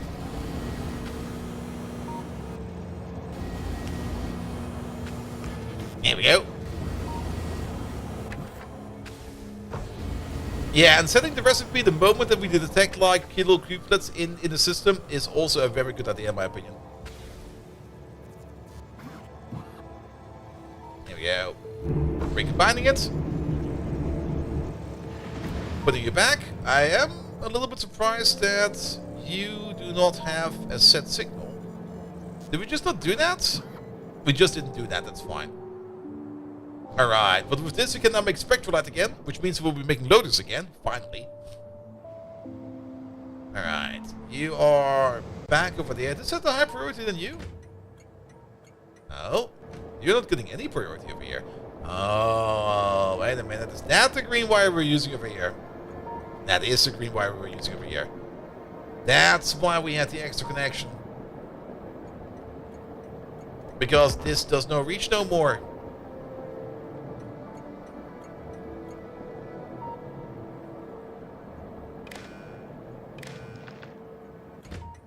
And now you got yourself a priority signal, because the priority over here is definitely low, because there's not a lot of stuff in there. Alright, alright, alright. And yeah. Wait, where's the cube? He's over there. Yeah, since the energy requirement and the speed up gain, or the energy usage gain and the speed up gain is identical, the recipe over here still uses one cube, even though it uses now more power, it actually goes faster through it. So it actually makes a lot of sense with speed pointers in these things. Which is very good, in my opinion. There we go, because then we can blitz through this real quick, and then we go somewhere else. To the next machine that makes more metals. There we go. Blitz through this real quick. Lovely.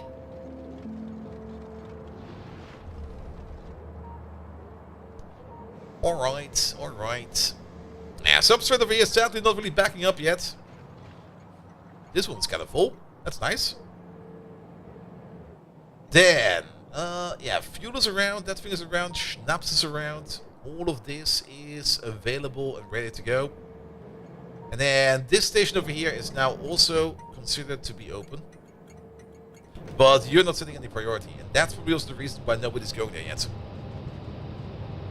So let's give it some priority.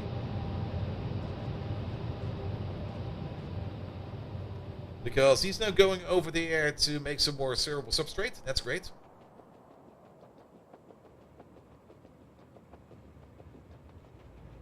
Ah, move these stubby little legs, my little man. I do hope that we can see science go again over here soon. The one thing we're mostly missing for that is the metals, though. Actually, no, it's not the metals, it's the tech cards.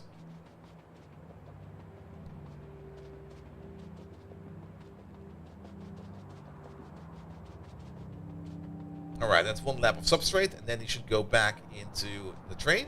There we go. He might go for another lap, but he doesn't. And then that's the joy machine. Perfect. So, where is that thing? Over there. Did we already prep for that? Not really. We got the same thing over here for the priority. So, but this one is a smaller chest. So, this one over there, we should make a copy out of this. Place it over there. This one over there will be the 80 stack priority. As this thing over here will not be times 120, but times 80. Because these over here only hold 60 and not 80. What the hell? God damn it. I thought for sure they hold 80. There you go. And multiply this by 60 and not by 80. Alright, and then we're gonna have two of these as well, like one over there. One of these will then be for the tech cards, whereas the other one over there will be for the n-dimensional widgets. Make a couple more of these in your pocket, and then we're gonna have the same. Oh wait a minute, this is the wrong kind of combinator. We need these over here. Here, stop this. Can't wait until we finally got the logistic bot system set up, because it's getting kind of annoying pocket crafting every now and then. Alright, and then we just need to make sure what goes into what. These widgets are in... That's this one, that's that one, that's this one, that's this chest. This is the chest of the widgets. So, you go into there, and you go into there. Then we can calculate over here the priority for each of these. We can probably even combine these signals, because... Yeah, we can combine these signals. These are isolated enough. There we go. Good. And then we get... Oh, they got different stack sizes? They do have different stack sizes. Okay. Good. And then we get a couple of priority signals out. Green, green. Red, red. And if you kind of think about it, we can just copy-paste exactly these two over. There we go. Out comes a single priority signal, which is a very high signal. And then we're just going to move you along here. Along there. That's the checkmark signal. We can combine that. There we go. And then we also can go straight to there. Good. And now you got the priority signal for there as well. Done. Which means, where's the cube? The cube is currently stuck again. Where the fuck is the cube? I can hear it. It's next to me. How did you get stuck? Oh, wait a minute. Do we not have... No, we do. Ah. No, wait. Oh, this is very horrible. What happened over here? You're correct, you're correct.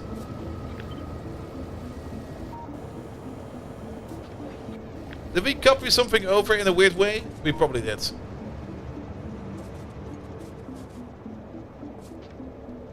There we go.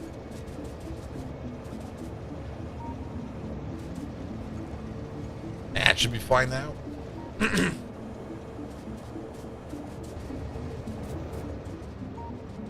Alright, but yeah, we're getting joy and despair together. That'll be fine. That'll be fine.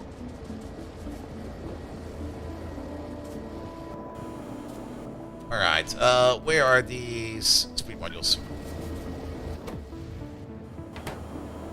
Two, please. Speed this process up. I mean, it technically doesn't really matter if we... Yeah, we can just put 4 in there. I was kind of thinking it might make sense to keep these equal, but actually, it really doesn't matter. Just fill them up. Just fill them up. Alright, we've arrived on the next site. And of course, things are stuck again. So, what's going on over here? You're setting the wrong recipe. And I think I just flipped these recipes around the entirely different way because we're currently setting the Phantom Reconstitution Cube recipe in there. No, we need to do the split recipe over there. And you over there, you need to do the Constitution recipe over there. But we're still setting that. Why? Because none of these are set. None of these are set. That makes not a lot of sense, does it? You got an input. You don't even have an input. Ah, that makes a lot of sense. You're looking for the cube signal. That's coming from over there. So how about we combine you with the cube signal? And then this is the... No, we do need this. There we go. And it was the correct way around. Oi! No! No! Stop that! No! Cube only, please.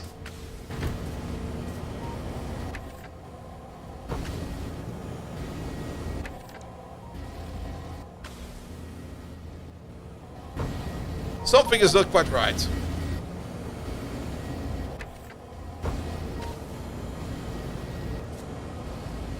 Okay, at least we're not losing cubes, but something is not quite right. Read.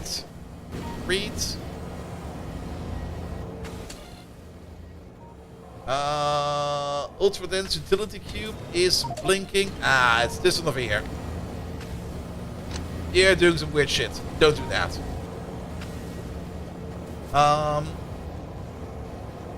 No, we cannot put you into there. What we need to do over there is probably combine you up with... Oh, this one is doing some weird shit as well.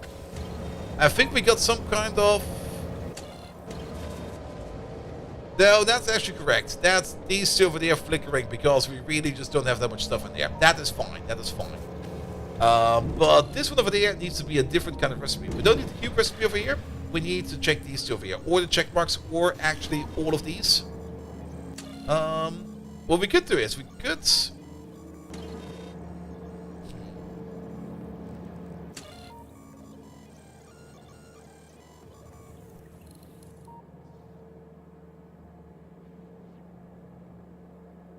We should probably set the limit over here. If these are, say, less than, say, 20. That will stop the flickering. Just have a bit of a buffer over there. And then, pom. We can use the same input, which is the red wire over there, for you. But then again, we're going to be using the same signal over here either way. So, we can put you back in there. But then you will not shut off. How do we do it with the other ones? How are we struggling with this one now? It's all of a sudden. Like, if we don't have any ghost crystals, you gotta set the recipe. How did you not flicker?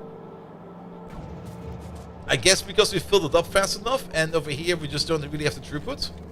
Yeah, that might be it.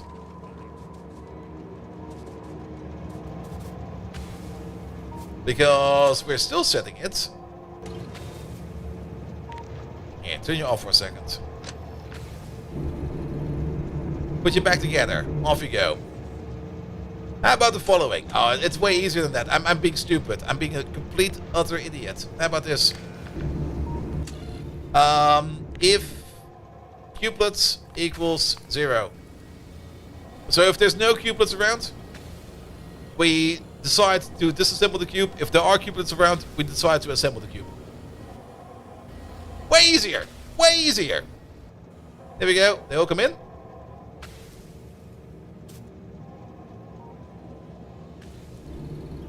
Reassemble the cube.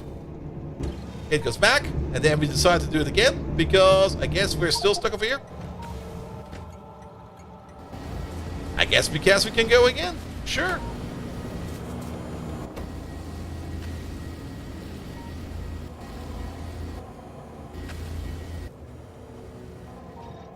There we go. And then everything over here reloads. We do the swap again. Back you go, and here we go again.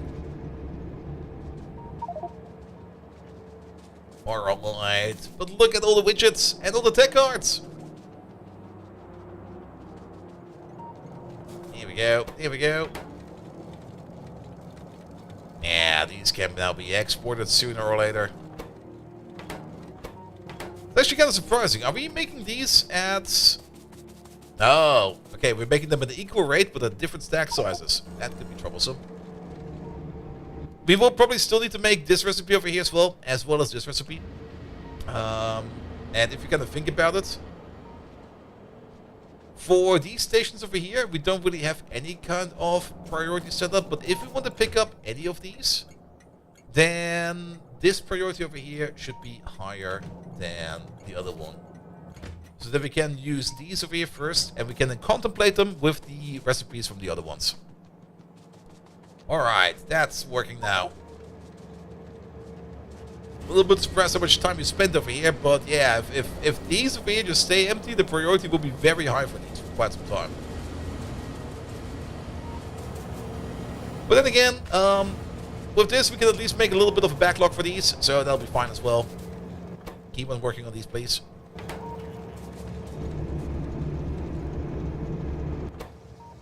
Also, we are consuming quite a bit of metals over here. The amount of metals we actually get into here is kind of surprising. But then again, that's what you get for using a big buffer.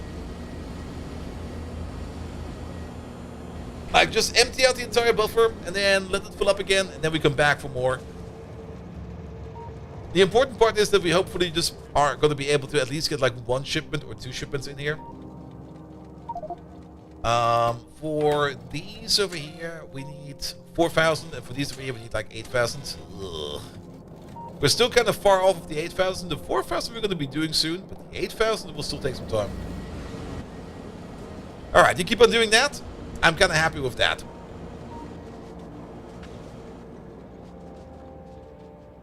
Alright, what does nuclear power say? Nuclear power over here is still good. Perfect. Why is the smoke black? Isn't it supposed to be grey? Well, so be it. Alright, alright, alright. Which means we can now focus again on a couple more modernizations. We are out of speed modules. Let's have a look at those real quick. We are trying to make them, so it's not like we're not making them. We are trying to make them, but it's also not easy to make speed modules. You only got like a 25% chance to make a speed module. So I guess that's fair. So let's give the speed modules a bit of a rest and just hope that these machines over here start doing their work a bit more. Good. So, now that we got the bottled joy, or not, we don't have the bottled stuff. Speaking of bottles, I don't think we're making bottles yet en masse. We do need to make bottles en masse. And that's just made out of glass. Now, we got a glass making machine sitting right over there. So I guess we're going to be making the bottles right next to it. And then whenever we need bottles, we just order in like a train of bottles. And that's just being done in a random assembly machine. So let's get over there and build ourselves a glass bottle making machine.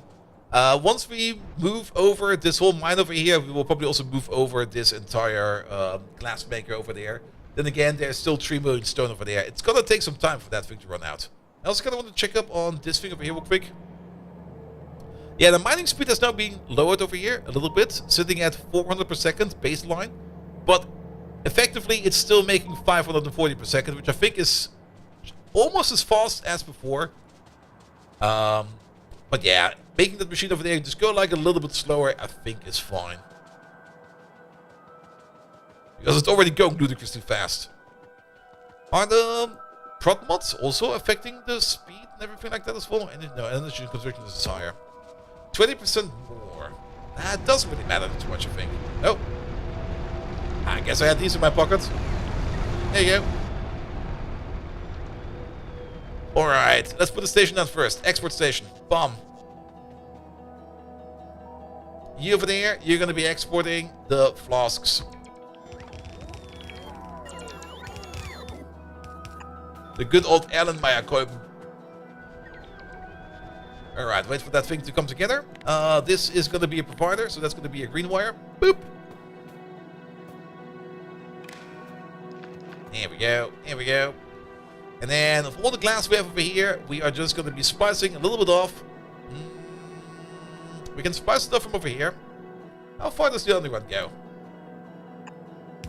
Nah, not far enough.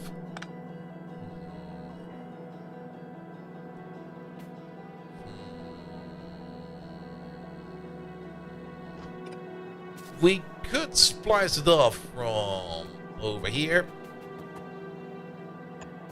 And from over there.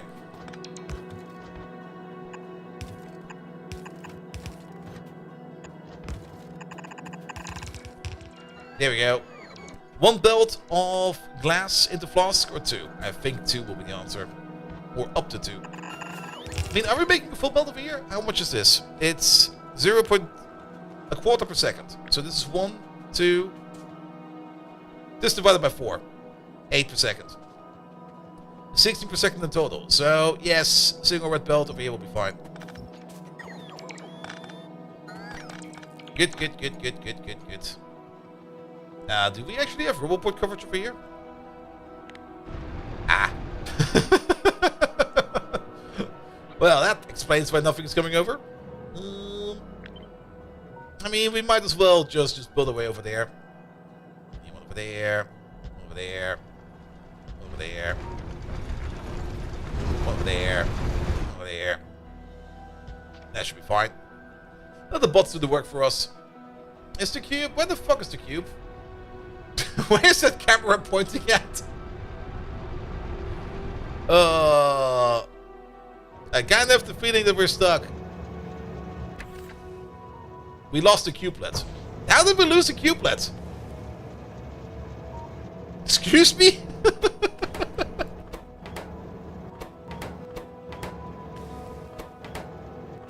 There's one over here. Because you're out of metals.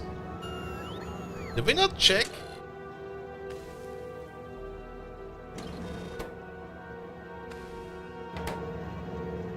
That's kind of surprising.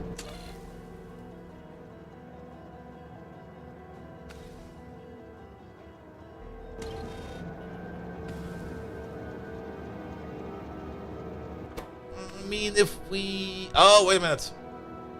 Oh, yeah, this calculation is slightly off. This needs to be multiplied by at least 8. Because we can do up to 8 crafts in here. And if you only check for 1 craft, then there might be the possibility that we don't have enough to go around. And we're not going to get any new metals, because for new metals we need the cube again. Oh. And we're all the way up. Actually, not too far away. Off we go again, I guess. There we go. We'll go over there real quick. I mean, we could probably save it by just moving some metals around real quick. Instead of picking up the cube. I'll think I'll just do that real quick. Alright, alright, alright. Where are we? Where's the little cubelet?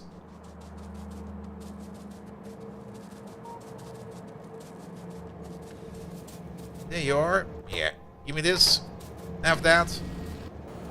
Put that back. Put that back. There we go. Keep it coming in. Reassemble. Off we go. Just around the corner.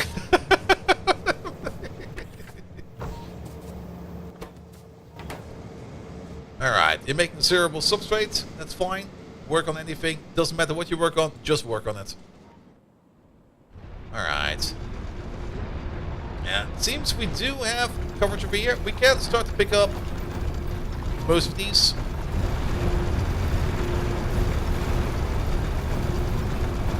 Might as well do some quick cleanups. There we go. Alright, alright, alright. Looking forward to it. How much should we make for these over here? 4,500, so technically a train could pick these up. I'm a little bit surprised that nobody is picking these up. Because they should be available. Unless we forgot to hook these guys up to requesters. Yeah, we forgot to hook them up to requesters. So put you over there. Red wire, bish, wash. Will be done soon.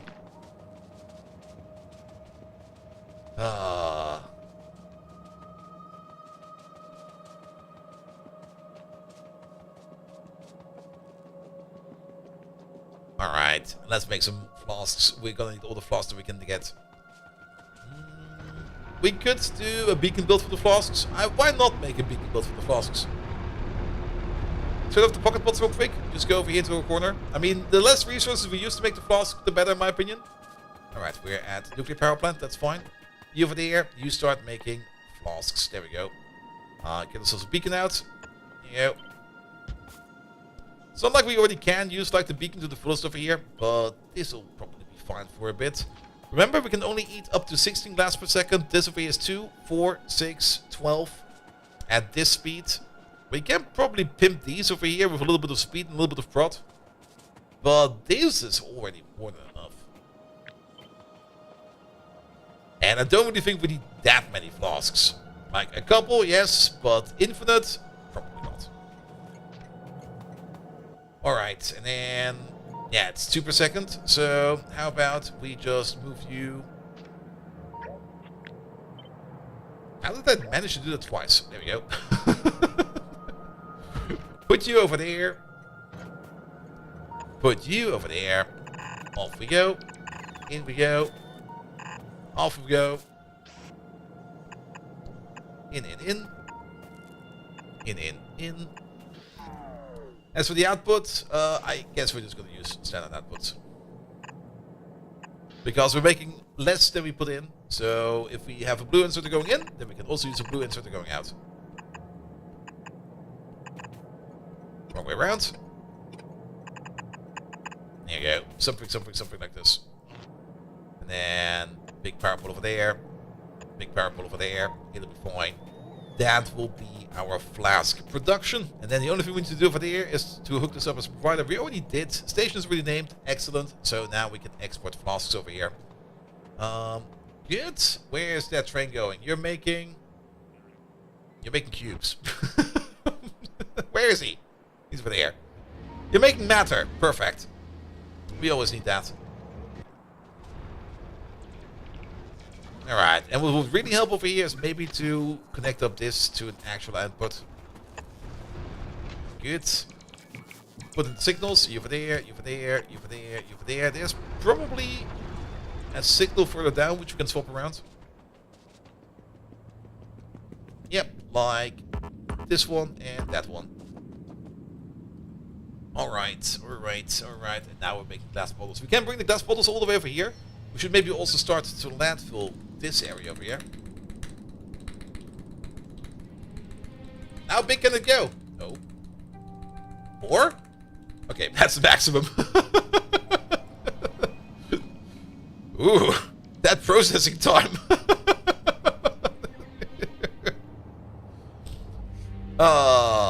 Yeah, bring in the bottles and export bottles of the other two kinds. So what do we need over here? We're gonna need ourselves a import station.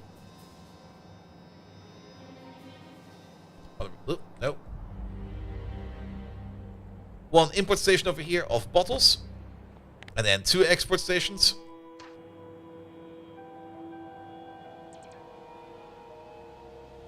Nope, that's off. One of bottled euphoria. And then 1 as bottled anguish. To bottle these things. What do we need to bottle these things?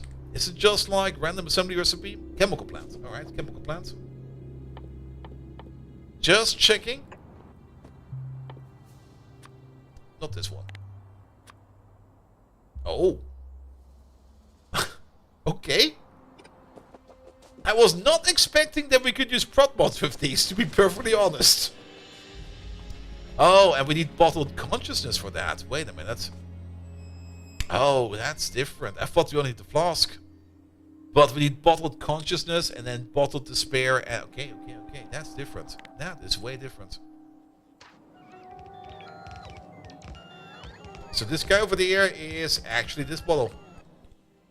Which means we do need to make some kind of automation for you. Which means we need to make some intelligent calcium going around.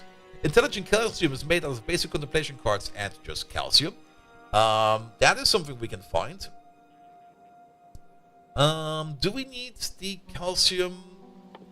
There was something else, wasn't there?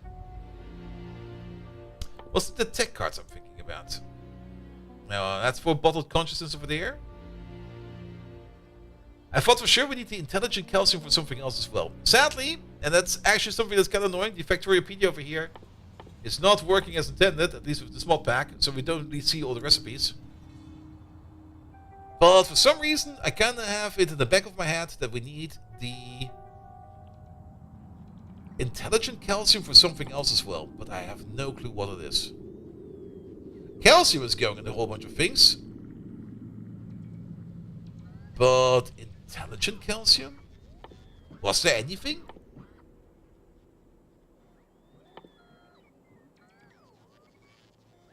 No, not robot parts. Maybe bots. Was it the bots? No, bots was just green and red circuits, right? A bit of green and red. It's actually kind of different. Was it maybe ectoplasm or something like that? Beacon juice, not Beetlejuice. None of this. Ectoplasm over here requires other stuff. Other stuff. I must be misremembering. But I do know who remembers it exactly from the top of his brain. Oh, Chiniwa! What do we need intelligent calcium for, except for bottled consciousness? Do you know? Megatron, can you give Ochiniwa a proper shout out? And make it funny. That never worked. Uh-oh. I think I've cursed you. I'm so sorry, man. I mean, we've only been streaming for 6.5 hours on the front page, and my brain is slowly going away. But yes. How are we doing? We're doing great. We got our front page slot today. That's also the reason why we got so many people in here. Heh. Your command, you festering pile of scrapped parts. Let's give a loud, crushing applause for Ojiwa, the only individual who has almost, but never quite reached the unremarkable level of a pitiful Autobot. Sharing a joke, are you? Yes, please. How about this one? Why did Ojiwa bring a ladder to the stream? Because they heard the jokes were going over their head. Even Starscream couldn't have cackled better. Yes, revel in my sadistic comedy, you wretched creatures. I'm shouting. Is that loud enough for your fragile audio receptors? Megatron rules! At least it wasn't a stepladder. Oh, Chiniwa, thank you so much for the lovely raid. We're doing some Ultracube over here, and if you don't know what Ultracube is, it's fucking amazing. I'm having so much fun with it. It's all about the cube and babysitting the cube and using the cube to make all kinds of fun processes. And currently we're using the cube over here to make smaller cubes, to make matter out of them, to be turning the smaller cubes back into bigger cubes, and then we will put it somewhere else. A stepladder, someone was stuck down there. Oh. And the stepladders for the YouTube raids? Most likely. Most likely. Alright.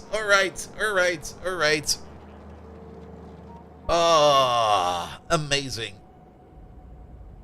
But yeah, the cube, if you never played Ultracube, go for it. And did I complete Pi Islands? No. We got pretty far in Pi, and then 2.0 came out. And then I was at the point where I was like, I'm no longer touching 1.1, because it's filthy.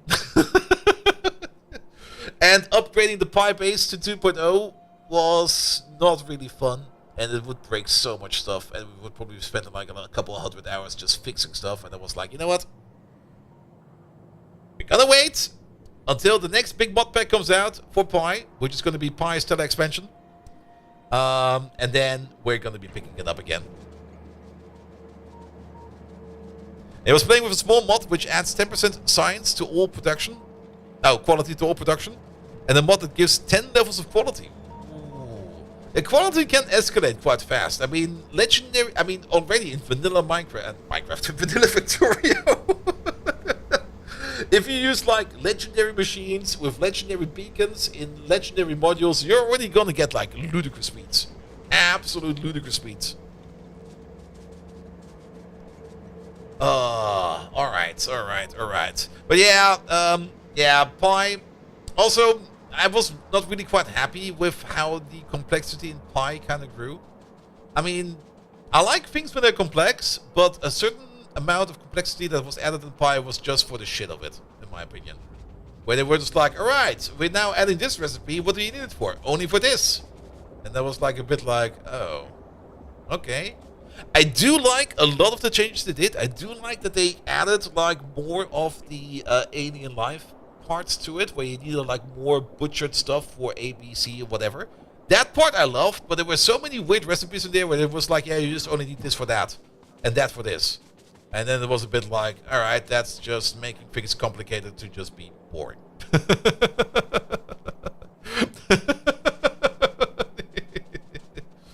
I would rather have more fun complexity than just added stupid recipes.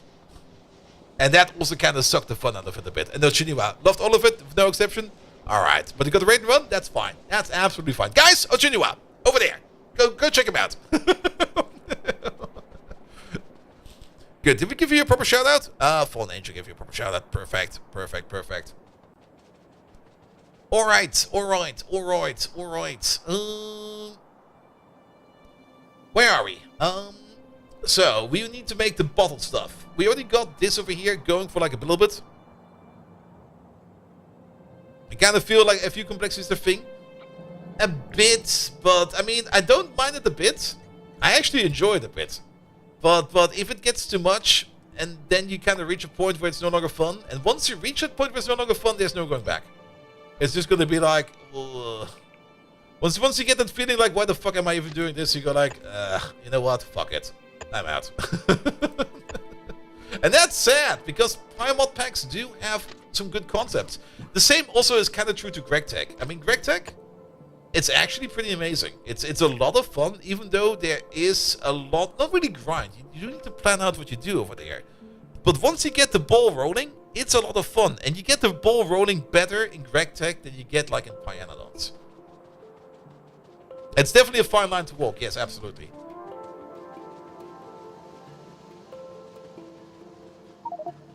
And doing the job as all the mods are sleeping, I guess. Yeah, but then again, the mods never really have to do anything, so... I mean, it's actually kind of amazing. I mean, I hear horror stories usually at TwitchCon from other channels where they go like, I'm getting harassed every day. I got like 10 stalkers. There's always like this asshole in my stream and that asshole in that stream and blah, blah, blah. And I just look at my chat and go like, hey, these people are all amazing. You might still be assholes, but you're good assholes. The right kind of asshole.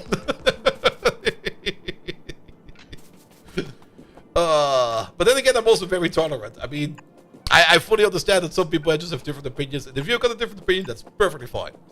And if it's a weird opinion, then well, just say it's a weird opinion, and that's also fine. You're still there, see? That's one of the good guys. Wait a minute.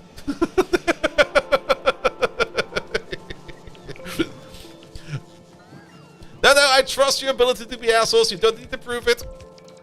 Megatron, can you prove to chat that you are an asshole?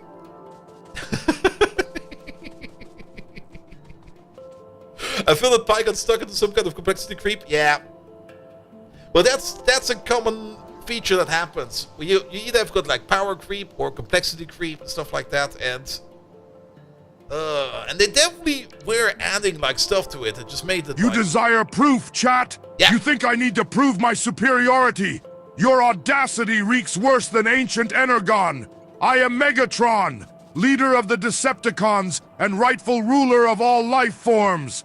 I am a force of unyielding power, unequaled intellect, and unparalleled charm. I'll grind you into dust under my foot just for fun. Ah, and why don't chat members need to play hide and seek? Because nobody ever looks for them. Ha! You are all lowlier than Optimus Prime on one of his good days. Go back to your pitiful lives and wallow in your insignificance. That's proof enough for you. Megatron out! Yeah, the good old movie quote. I'm surrounded by assholes from Spaceballs. Sir, he's an asshole, sir. What? What about that guy? Sir, he's also an asshole. I'm surrounded by assholes. Or something like that.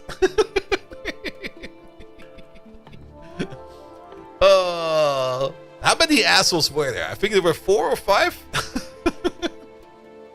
Megatron, can you do the sketch from Spaceballs where the main evil guy is surrounded by assholes? Let's see if Megatron gets it doing. There we go. Here we go. All right. We need some of these then. Let's go over here for a second. Ah! Spaceballs! See, that's a real display of artistic genius. Of course I can replicate that scene in all its ignorant glory. Now listen up, you defective data discs. I am surrounded by assholes. Like that clanking Starscream who couldn't shoot straight even if his life depended on it. The whole Decepticon army is full of incompetence. Hence, the old dad joke. What's an Autobot's favorite type of music? Heavy metal. Now run along, my little assholes. Go blunder through some more of your pathetic attempts to undermine me. Megatron reigns supreme. Always. I'm pretty sure that there's a filter where he usually does not say asshole, but today he did. Today he did.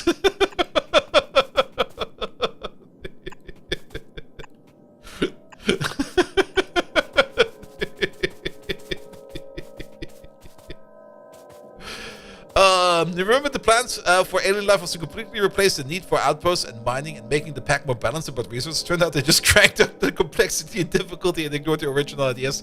Yeah, I also kind of remember that, where they were like, hey, just farm your resources and work with those. And I kind of thought like, hey, that sounds like a fun idea. But then it turned out so differently. There we go. Alright, one of these. One of those.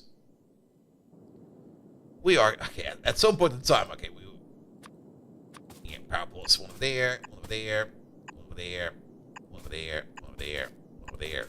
This is going to be making like a couple of bottles of each. I mean, it's going to be making like 1 bottle per second. We got like 8 machines. 8 machines.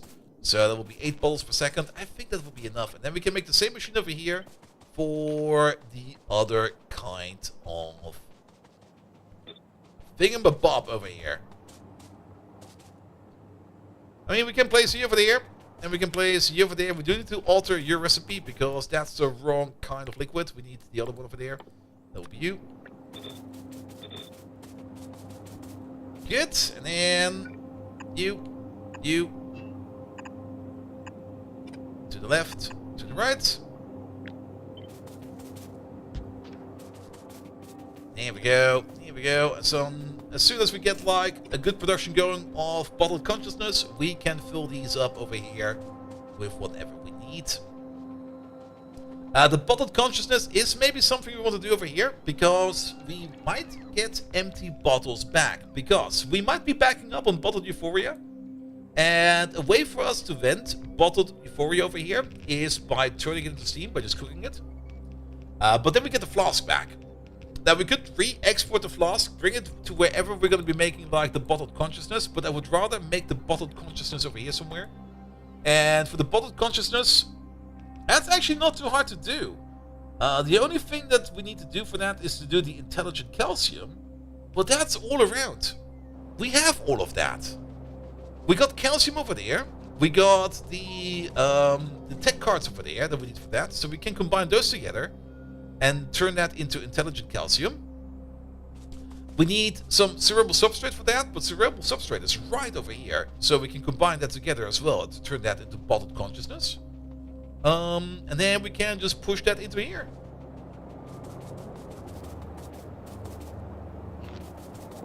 Yeah, and I'll put you, say, over there.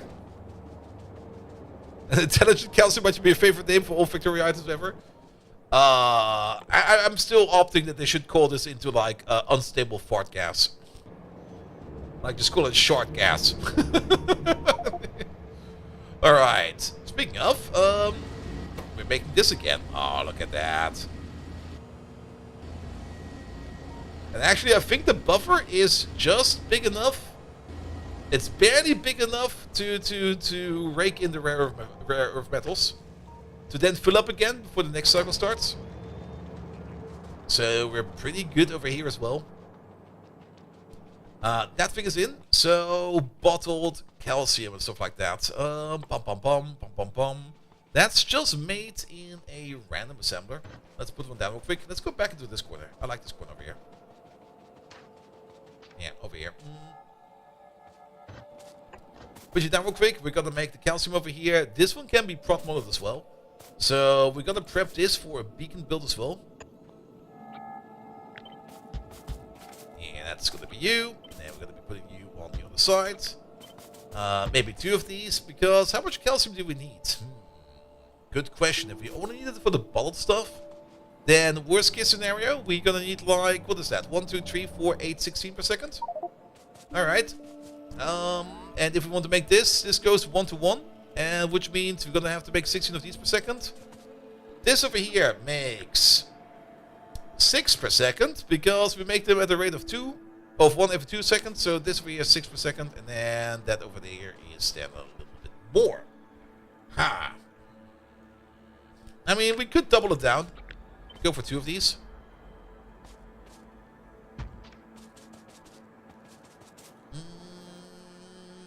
Then we're definitely going to be making more than enough of this. And then for the input belt over here, we can definitely just use a half and half belt. I think a half and half belt will be fine. So that we have something like, well, we do need twice the inserters for a half and half belt. Because 1 inserter will not be fast enough. We do need 2, but then we can have something like this. With you. Output-wise, we can do with a single inserter. Then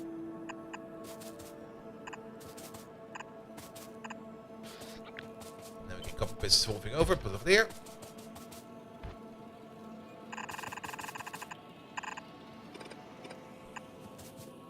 Or a bulk inserter? Maybe. A bulk inserter might work. Keep in mind that if you use a half and half belt, you will then be alternating the input between one item and the other. And if you're not fast enough about that, that might cause some issues. A bulk inserter might even be able to do it, but the bulk inserter is also not that fast. I mean, it can grab a whole bunch of items from a belt, but it sometimes lingers a while on the belt while it tries to like follow an item or two. So I would rather have like 2 inserters over here and just be done with it. And then we don't need to worry about it. Alright, and then we're gonna turn this into like a half and half belt. Like, how about we do this? That will be that. Don't place it, please. Ghost it. Take the entire thing, flip it around. Don't place it over there, place it over there. We can do this. Well, we could do this. Put one of the inputs over there, and then one of the inputs over there. Pum, pum, pum, pum, pum, pum. And then we got one input over there, and one input over there. And if we're already going for this, we can then put down another splitter over here, going like this and going like that, with the other splitter sitting over there. Going like that. Don't place it. And going like this. And then it's going to be input. Wait. I think my shift button is giving up on me. Something is not right shifting over here. And actually it's left shifting. There we go. And then how about you over there? You over there. Let's move these in by 1.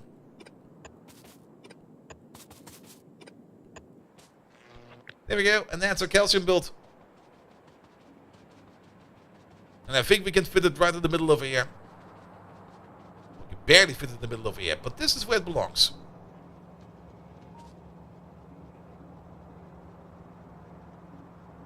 We do need to move that substrate around, but that'll be fine. We're just gonna scoot it to the left.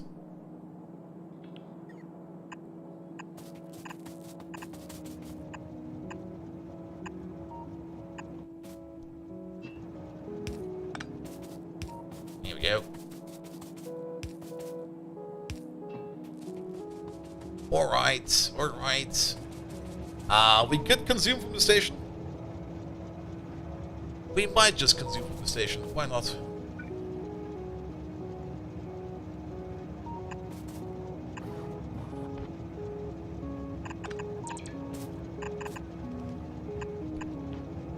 There we go. Give me an underground, please. There's an underground right over there.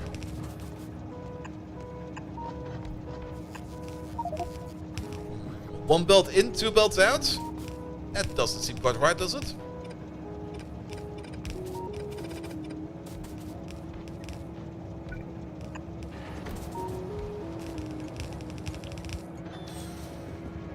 Alright, how about we do this then? We can still do this. We can still do that. This. That. Put you over there. Put you over there. Put you over there. Only one of these, please. That is going to cause some power issues over here, but I think you should be able to reach all of them. And then we just go like this.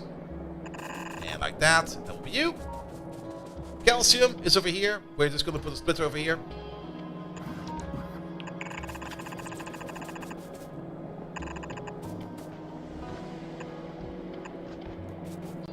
There we go. And that'll be you.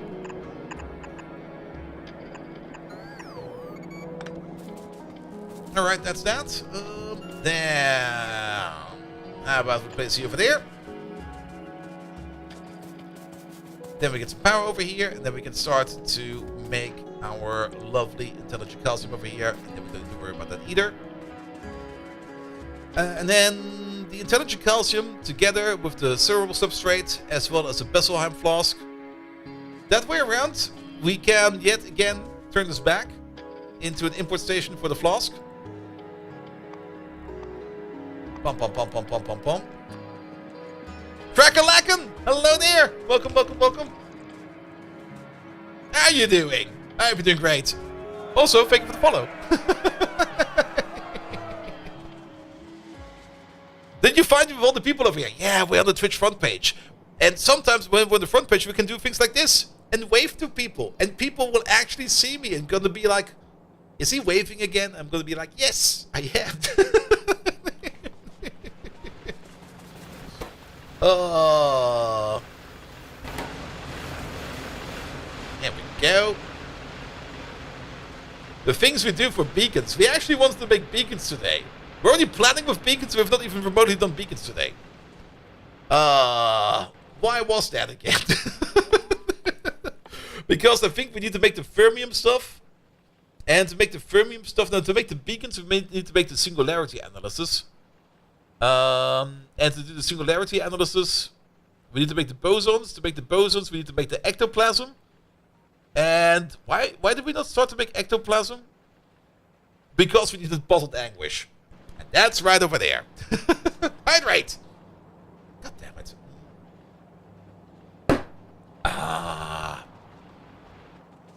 Soon.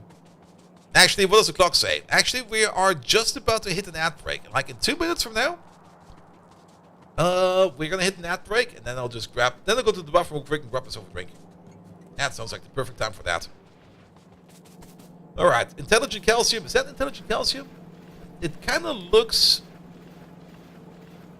Why are some of these a little bit higher than the others? It looks a bit odd on the belt.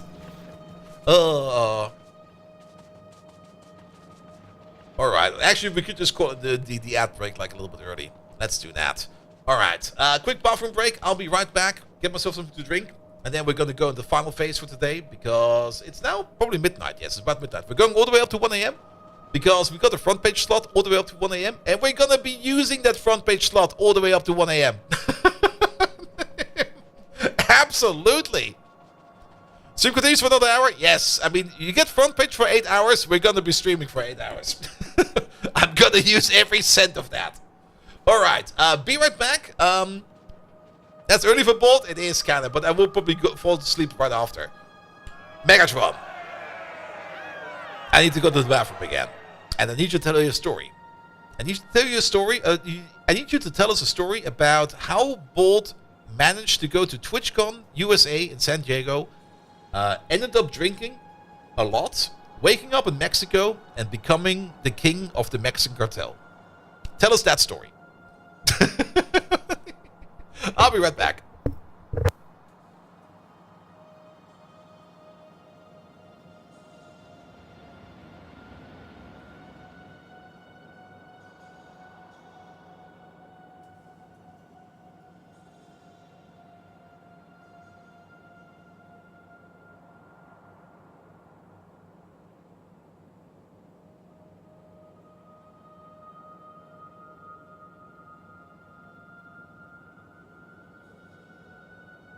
Ah, Bort! The clumsier version of Bold Viking if there were one. Gather around, you insignificant sods, for a tale as explosive as my greatest weapon. It was a day like any other when Bort ended up in TwitchCon USA. Meanwhile, I was optimizing my weapons for maximum blast radius. But I digress. This half-wit Bort managed to guzzle down more fuel than an Autobot at a recharge station. Oh, how that reminds me of that one time when Optimus Prime forgot to take out his Energon cube and short-circuited. Ha ha ha! Enough of that, back to Bort! The moron woke up in Mexico with no recollection of the previous cycle. A saying is befitting here. Even monkeys fall from trees. I miss my tree climbing days. Older than all the stars and planets. Now, listen. Bort was handed the reins of the Mexican cartel, probably out of sheer pity. And there he found his destiny, from TwitchCon pathetic to cartel king. Quite hilarious, really. Now go empty your tanks, you nagging nanobots. I feel a battle cry coming on. Megatron leads. Megatron is victorious.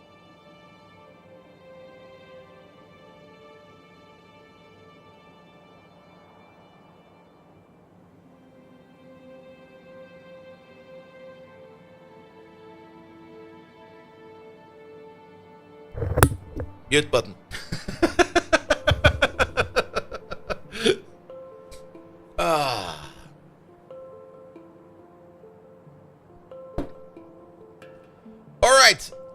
All right.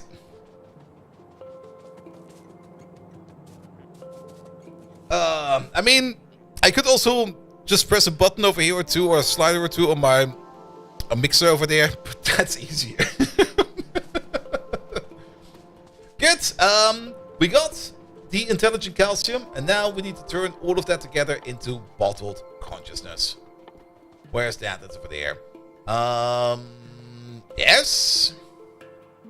Chemical plants. Let's see how big it will be. We can probably just take this over here for a bit and use this as a template, because the recipe is fairly similar. There we go. The only difference over here is that we need... What is that? Is that 2 different ingredients per second? It's 1 per second for each. So we could use a blue inserter for that, or a bulk inserter. They should be fast enough for that. But once we speed it up a bit, they might not be fast enough. But then again, we don't really have that much space over here. Chimerian Hydra! Hello there! How are you doing? Hope you're well today? Yes, let me do something really, really scary real quick. Where are you? There we go. Have this. Go check that guy out!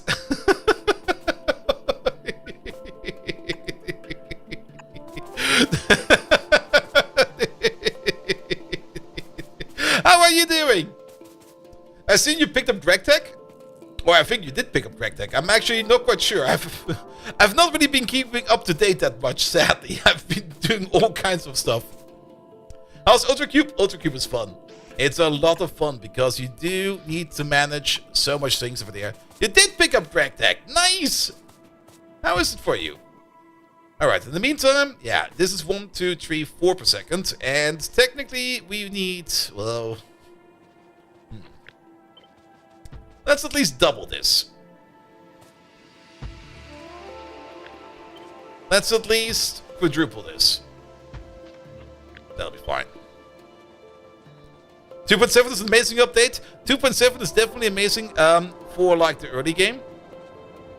Because there's a whole bunch of fun stuff in the early game that, especially the Steam Age, which you can now build, which don't really cost a lot of resources, and it gets you like into the mood to make multi-blocks a little bit sooner.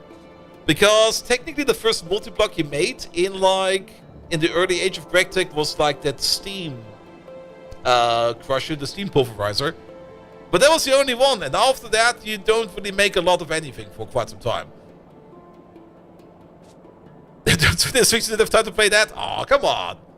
Just a little bit less sleep, you know? It's like a little bit. It will only maybe affect your lifespan by 5 years. I still need to check out the raw ores. Our base has such a big stockpile of stuff that I have not been outposting or mining for quite some time. Oh, I guess it's gonna be here then. I clicked by accident. There you go. Yeah, I guess we will be fine.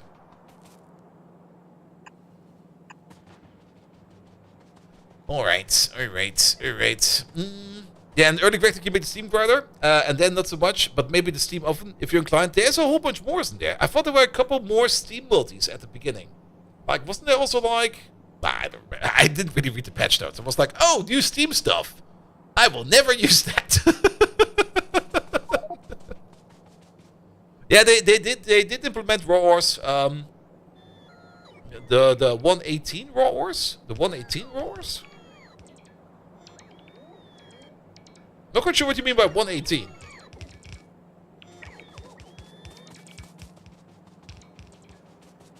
But you now get raw ores from like mining, so it's all kind of unified now, which wasn't really much of an issue in my opinion.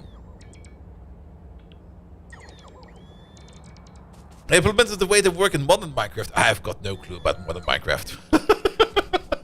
What do you mean, modern Minecraft? Isn't everything still on? What version are we playing?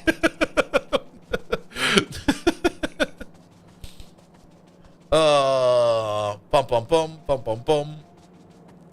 Alright. So that's the consciousness. We need to make some we need to make some of these. Actually, I'm just gonna get myself this header over there.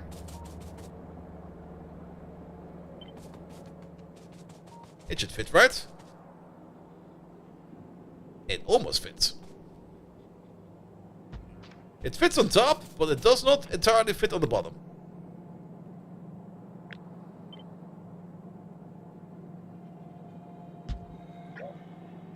Keep that mouse steady. Too much caffeine. Bold, wake up! Minecraft's latest version is 121. It's 2025. It is? Vanilla Minecraft. I know a bit about it. I know that they have the Deep Dark in there now, but that's probably already been around for quite some time. I've not really got a lot of clue of Vanilla Minecraft, to be perfectly honest. I know there's things. There's traders, there's specters, but it's been quite some time since I played like a somewhat up-to-date version of Minecraft.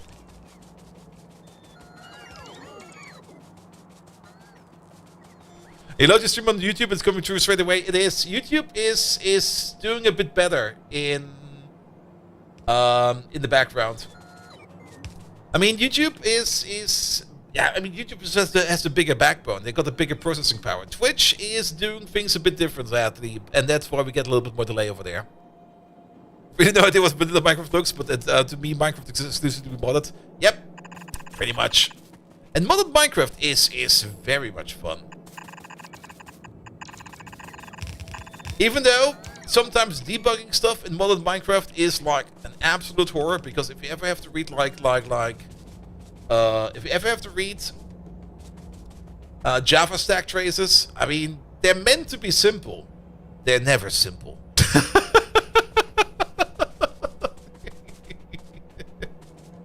Actually, being on the front page could maybe also add delay to it, because they do need to process my stream for more people. Here we go, here we go. Alright, that goes into there, that goes into there. Out comes the bottles, and then in go the bottles.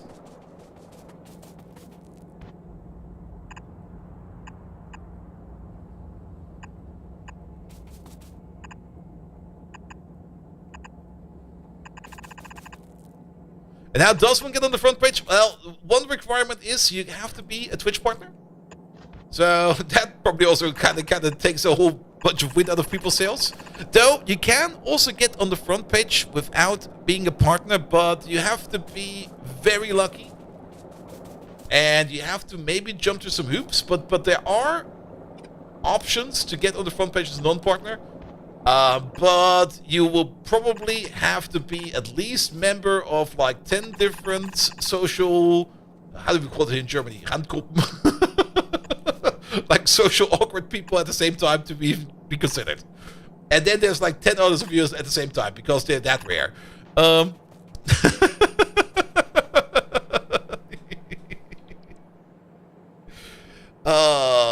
No, but for every Twitch partner, you can just apply for front page via the Twitch partner Discord. There's also, I think, a web form you can fill out. But I usually go via the Twitch partner Discord because there's just a form in there. And then you just go like, hey, I want to be hosted on the front page. Here are my details, blah, blah, blah, blah, blah, blah. And then you will either be chosen for the front page or not. And the exact criteria, how they do it, is not quite clear, but it's more clear than it used to be. Because in the past, the entire process for being on the front page was not even remotely transparent. It's still not transparent, but it feels a lot fairer than it used to be. Because in the past, it used to be, if you're on the front page, you're going to stay on the front page until you give up your slot. And guess what? People never gave up their slots. People were like, oh, got the front page slot. Nice. What do you mean released for others, to be fair? No. Fuck that. And to be perfectly honest, I kind of understand that. But they kind of completely redid that system. So now you just apply for front page, and then they do some kind of internal audit to see who will be coming on the front page. And I can guess a couple criteria.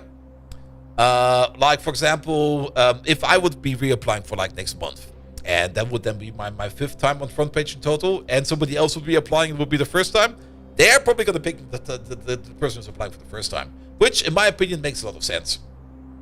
But just applying for it, I do it basically every month, but I get it like once every 3 or something like that, which is fair. And it's a nice boost to have, because it's a really great tool to show other people what other streams are out there. Because if you always see the same people on the front page, it's gonna be boring. I mean, you can see any other boring streamer on Twitch, or you can see this magnificent fucker. Hello!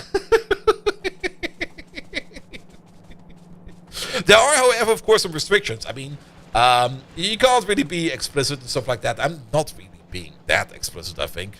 At least not more than other people. Every time I think like I might be a bit of a potty mouth, I tune into Sparkle and Pop, and I go like, yeah, I'm pretty harmless.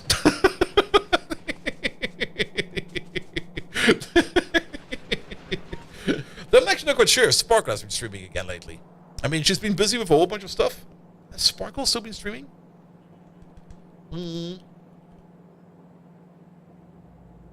She was doing great. But then again, she also kind of had some other things to do. Oh, wait, what?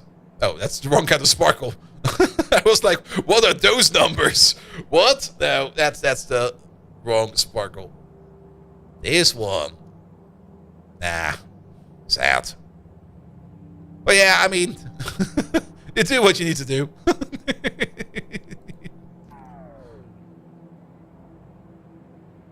Yeah, last year in July. No. Checking Captain Sparkles? No. What's the cube cam for? Well, the cube cam is for the most important resource in the entire mod pack, which is the cube. You get one cube. It's the Ultracube. The Ultracube is infinite energy and infinite matter. You can turn the Ultracube into... Wait a minute, is this correct? No, something is very wrong over here. Ah. Wait a minute. Bolt is sleeping, is doing weird things. Yep. I think I identified that over here as well.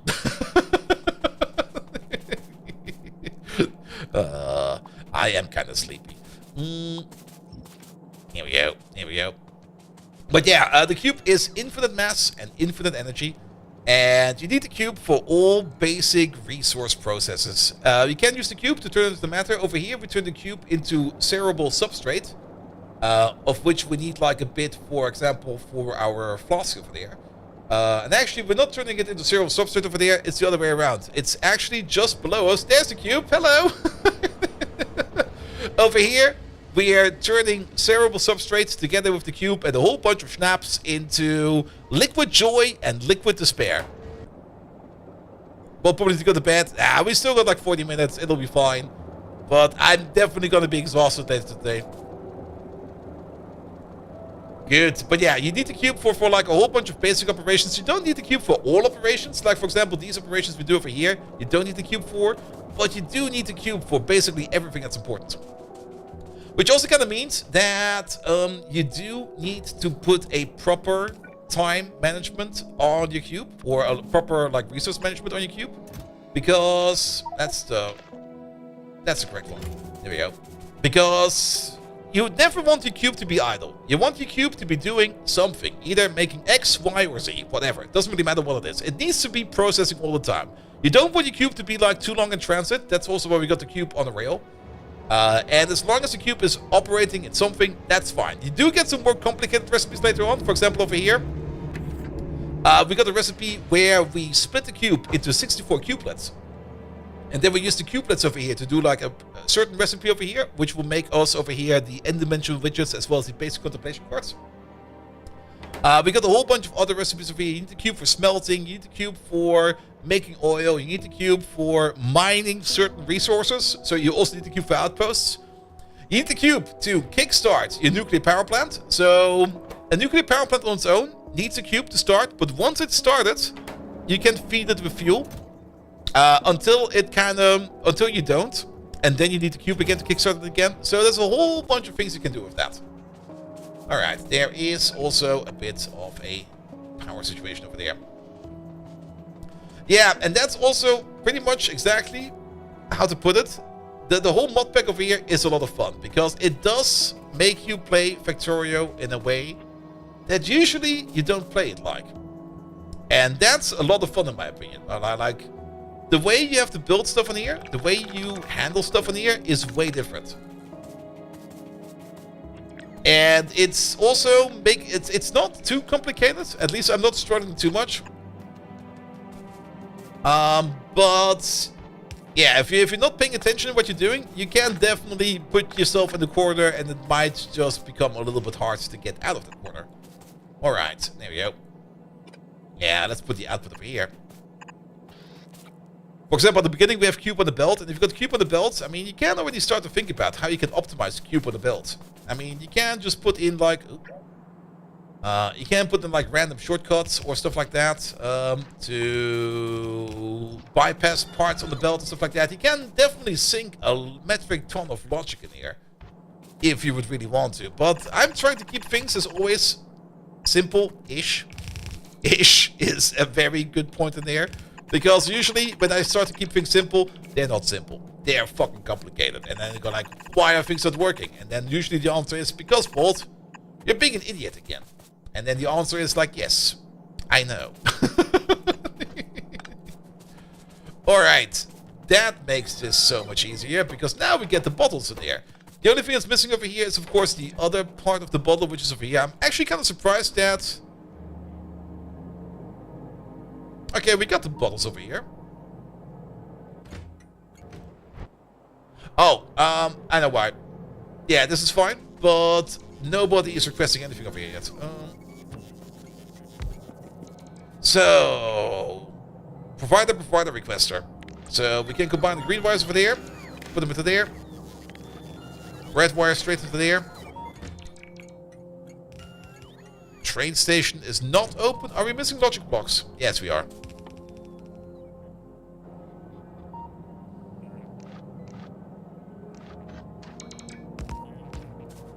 Here we go. Still no train? Are we missing logic over there? No. That's in there. But it might just be that all our trains are busy. Yeah, all trains are busy. That's fair enough as well. Alright. Oh, look at all this liquid despair. We got 1.2 million liquid despair and 1.2 million liquid joy. Nice. The things we do for beacons. The other thing that we're missing over here is the stuff from over here. You just go max distance.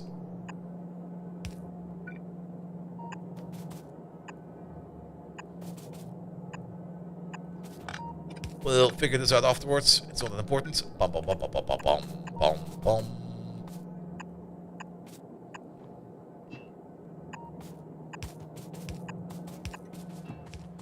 Good. And then where's the liquid we're looking for? It's over there.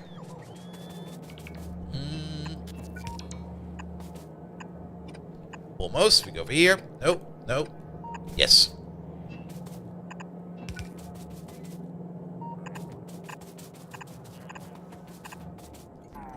And then how about we go over there, and we go over there, and there we go. Then you are good to go. You get your cerebral substrate over there. Then we make the bottles of consciousness over there. And then we can make liquid joy and liquid despair over there, which we also still need to export, I just noticed. You over there, you over there, you over there, and you over there. It's actually getting complicated in the end, and I'm in the process to get the last science and about to design an algorithm for the randomized part. I really want to do this part over there. Where is that? We've seen it already, but sadly it took us a bit longer. This part, the qubits. The qubits look so much fun. I want to do the qubits. I already got a good idea for that, but we're just not there yet.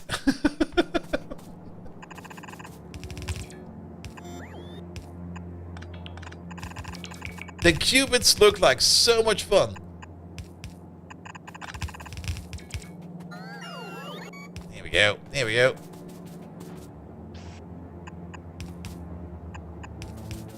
And for the cubics, there is also a very fun trap you can walk into, but I don't want to talk too much about it. I want to do it on stream. And there's probably still some other parts later on that we don't know about, and I'm already looking forward to them.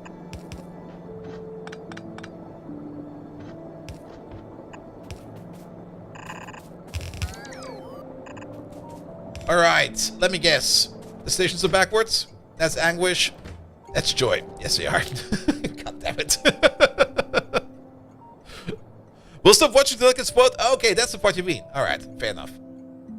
But yeah, it will still take some time because, as always, things kind of take longer than expected.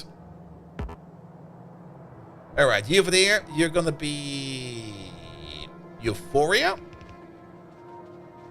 Yep, and you over there, you're gonna be Despair.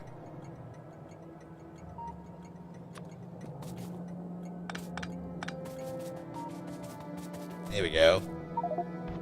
But yeah, I mean the idea I have, I'm not gonna explain it, but it's just a classic numbers game. It's one of those classic math problems you get in school.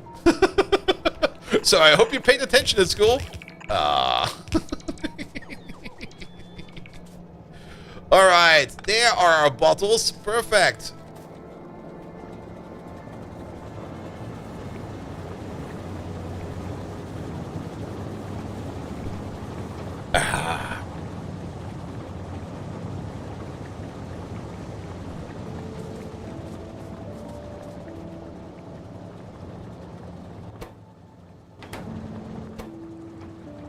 It's kind of surprising you can pot both steps. Wait, does that mean at some point in time that we get bottles out of this? Wait a minute. Can this be bottle positive?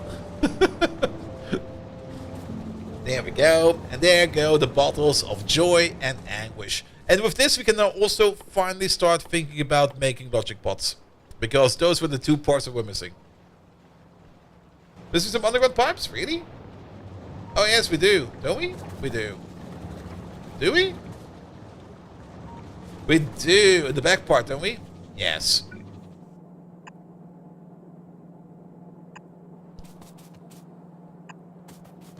Yeah, that's definitely bold brain getting tired. And oof. I'm starting to struggle, man. Alright, let's get some easy targets done then. That's all fine over there. That's all fine over there. We can just start filling this up over here with the bottles. Just start working on that. Could we maybe just bootstrap ourselves some ectoplasm? Bottled anguish. That is not too hard to do, but for that we do need to make ourselves a ghost crystal build.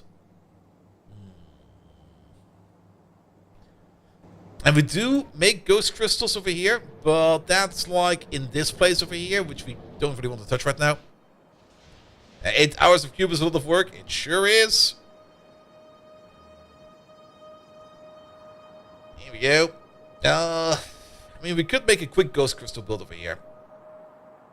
So I was kind of hoping that maybe we can see signs move again soon-ish. Did we ever bring some over here? We brought some of the end dimensional widgets over here. So we can check up on those real quick. And they should be going, wait a minute, this way. Ah! Aha! Of course there's an issue. Yeah, they should be going this way, that way, this way, that way, and then we can start to use those again. But what we need mostly is... In other words, Qubit's algorithm is simple, but the program that uses circuits is not.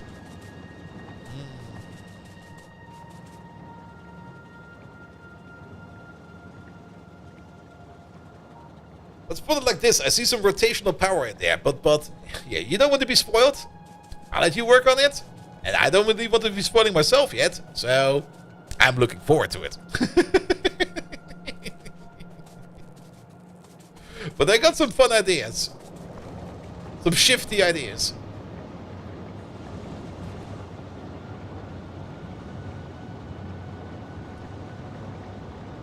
Here we go. Here we go.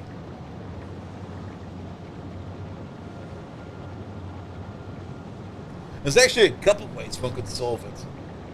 I mean, you could also just... I mean, brute forcing is the one thing that is probably by far the most fun to do, but probably not the most reliable.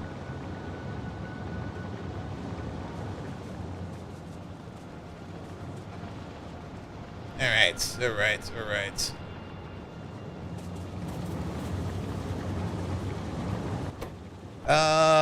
Okay, the cerebral stuff over here. It's kind of surprising how little cerebral substrate we have. That's this stuff over here. And how easy it should be able to be made over here.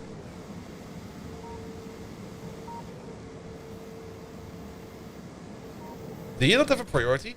You do have a priority. Alright, Cube Train is going for the nuclear power plant. That's fine. How much nuclear fuel have you consumed? Not that much. There's not that much in there yet.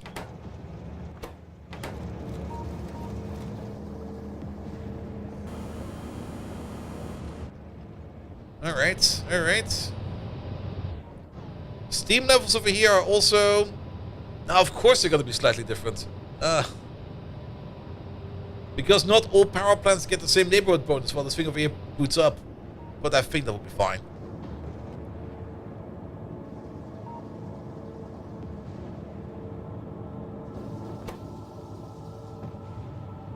I'm actually surprised how much temperature you still have. Ooh. Wow, that swap. I guess that happens because there's no heat connection yet, and then we get the heat connection and... Where is it? Pop! And I guess you just immediately sync up your heat around you.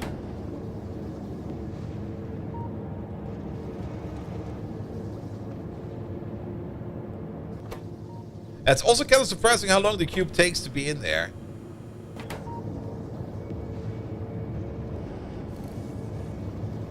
Just to kickstart the reactor. We might be doing good with some additional buffers over here. Can we actually... Ooh. I mean, if we want to sync them up, we can do this. Actually, no, we can't do this.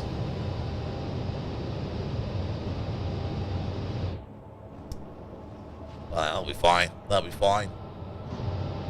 But yeah, we could definitely put some more buffer space around here, or up there, or maybe even in between. But I think a 2x8 or 2x4 nuclear reactor over here should probably be fine for a while. I mean, power-wise, we're doing pretty excellent now.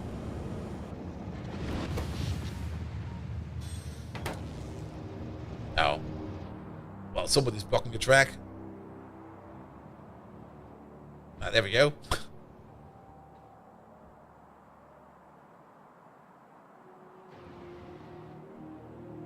Where are you going? You are going... There we go.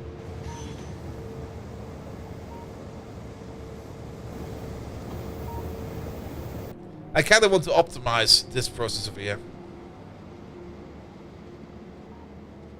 There he is. I kind of dislike how we recharge the cube just to immediately decharge it again. And this process over here is actually not taking that long. And we can do a couple of cycles over here. Because I'm pretty sure that the moment the cube is coming back over here, well, for one, we recharge it, and then it goes somewhere else, which is fair.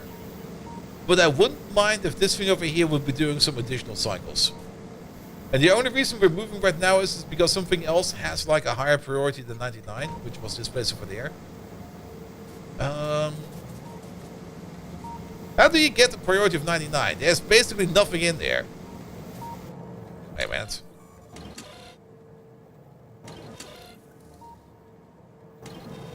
How do you get a priority of 99? That's actually kind of surprising.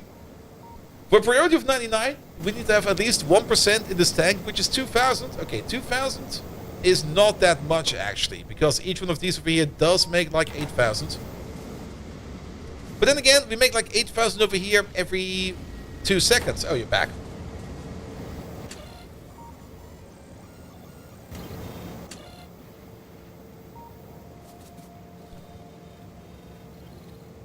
Yeah, you do get up to 2,000 quite fast. Okay. Can we offset that? Because going down to 99 means that the moment you're done, you go somewhere else. That's so cool. That's so cool. But if we want to spin this over here,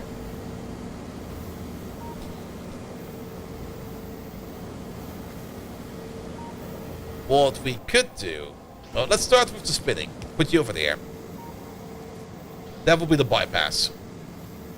And then we have to put in something over here that makes a choice to either activate this inserter or that inserter. And I think that is going to be a fairly easy choice. We're just going to put like one of these over here. Is this one reading the tank contents? It is. Perfect. There we go. So if we're kind of really low of this stuff... Thank you. Come again.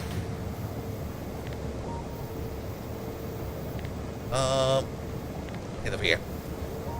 Yeah, I'm definitely getting tired. So, if the cerebral substrate over here is like less than, say, 25,000, then we're going to emit the tick mark. You're going to be enabled if the tick mark is 0. And you're going to be enabled if the tick mark is larger than 0. So then we spin it for a couple while. So our process will at least make about 10% of what we can store over here. And since this process is not too slow, it's actually kind of fast. Especially if the speed modules in there. We can let it spin like this for a bit. And then the amount of steam, well, we don't really make steam by this process. The only time we make steam over here is when we decharge the cube. So you're now slowly filling up with at least a bit of material. And once we're over like the 10% mark, we can start like putting the cube back into the recharger and do the recharge loop. Even though that might take some more time.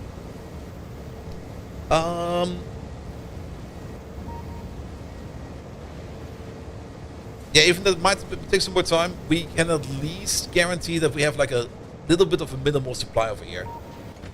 Because a lot of things are always empty, and because of that, the priority over here is always kind of high. Alternatively, we could offset the priority.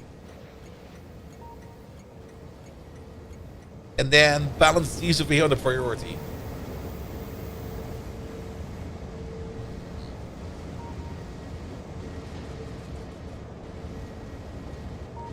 What do we say, 10k? 25k. I mean, we're getting there. And, I mean, that's 25k in that tank. The total number will then be multiplied by 15. So that's probably going to be something like 400k in total that we make over here. And 400k in total over here, that is going to be about 100 seconds. That is quite a bit of time over here. But I think that should be fine.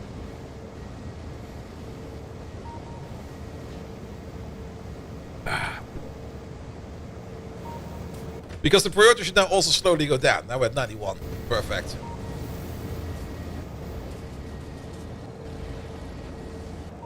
Yeah, 20k. 21. 22. Come on, you can do it. Now we can see the number over here. 23. 24. Ah, just missed the exit loop. We go for another loop. And then 25 is about, yeah, just under 400,000. And at least this way around, we can keep like this process over here going a little bit longer, this process over here going a little bit longer. This process over here will then also be ready for more action and can maybe also do a double loop over here. There we go. That's fine. That's fine. Alright, alright, alright, alright, alright.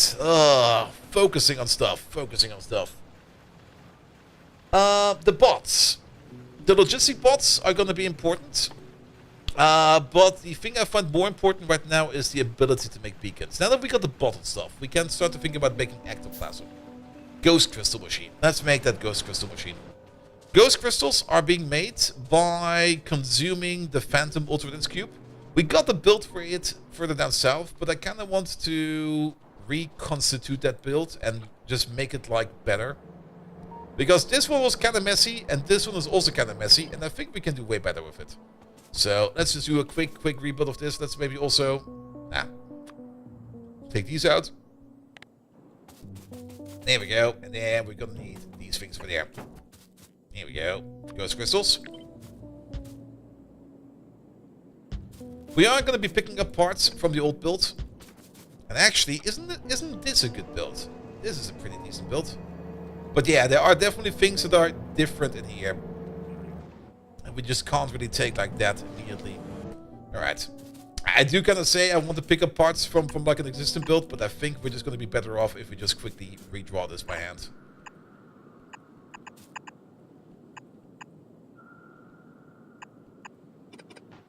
Here we go. Tight loop. Here over there. Upper priority at the top, input priority at the bottom.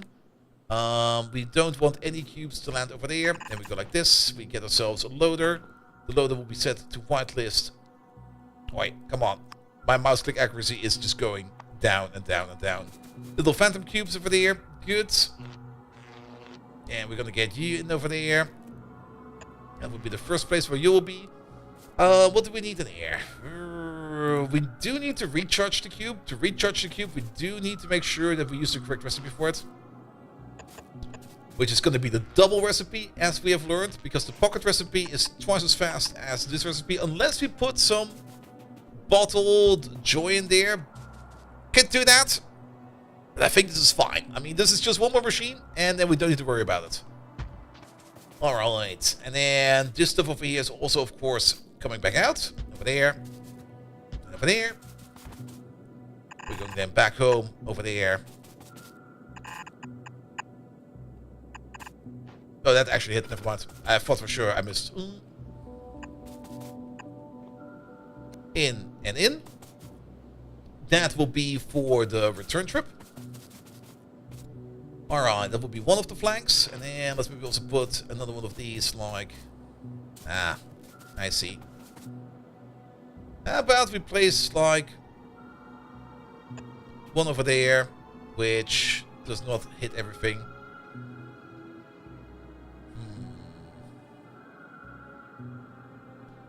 Power is already weird. We can squish this. If we squish it, we can get the 2 substations. But squishing it would mean something like 2 over there, 2 over there. Actually, wait. No, it will be 2 over there. 2 at the beginning. 2 afterwards. Let's do the squish.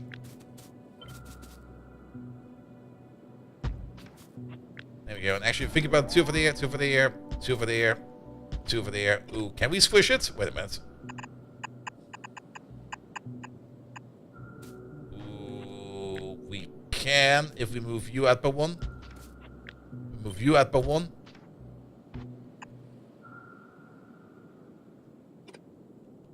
Oh, this is gonna be weird.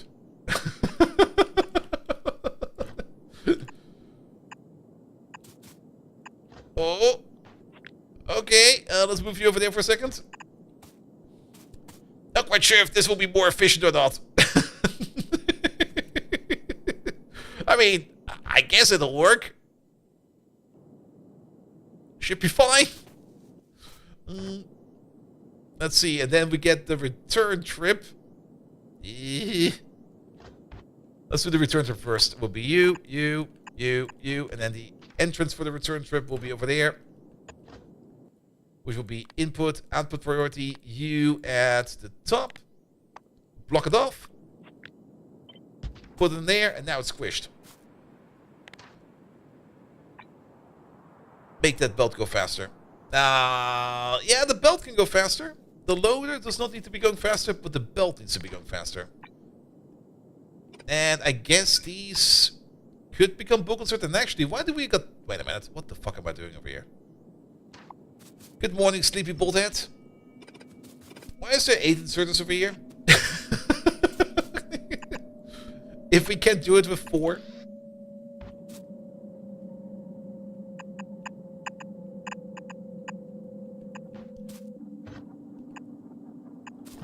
Yeah, that's not too bad. That's actually pretty awesome. Though we are still going to have... Oh, that's actually a bit weird. Unless... Wait a minute. Oh. I mean, that would be the way back.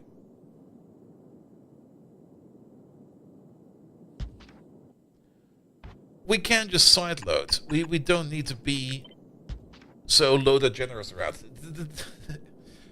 The cubes don't really care if they're on the left or on the right.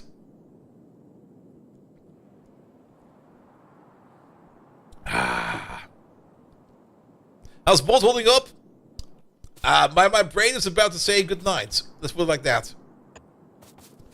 But I'm telling my brain no, and my brain is going like, oh, come on. And it'll be fine.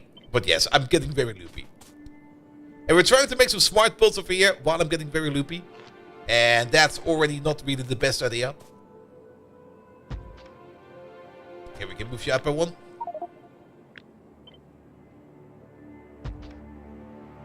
Perfect distance.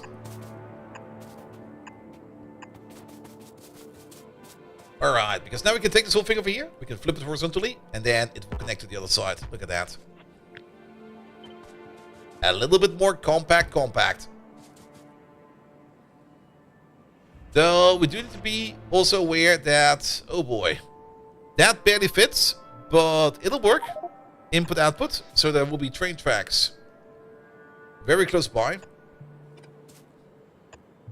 Just gonna put some dummy train tracks over here, so we can take the entire thing over here. There we go. With error message, yeah, that comes every time we deconstruct the cube, and I'm not quite sure why we get it like every time. The mod pack should know that that's not an issue. But I guess it's fine. Alright, and then the only thing we're missing over here is the output.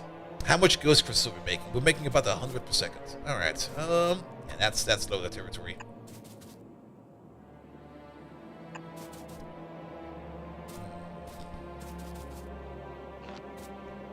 We're still gonna need these over here, sadly. But I think that's fine.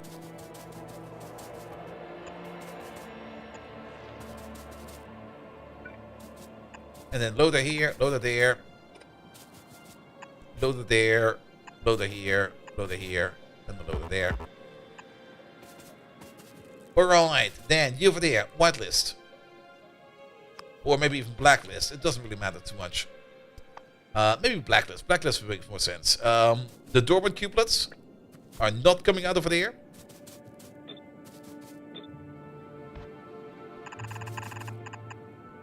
We do this.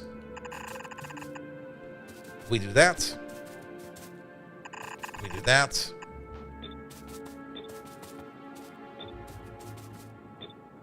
We do this. There we go. Output will be going either direction. I guess it will be going this way. Then again, the output should go either to the left or to the right. This is not how we want it. Because there will be another station over there. Even though this feels like the natural way to do it, by looking at it in this perspective, but no, it should be... You go like this, and then you go across like that. Can we do both of these under? Yes, we can. And then we can do... Actually, we're gonna need a whole bunch more over here. Oh boy.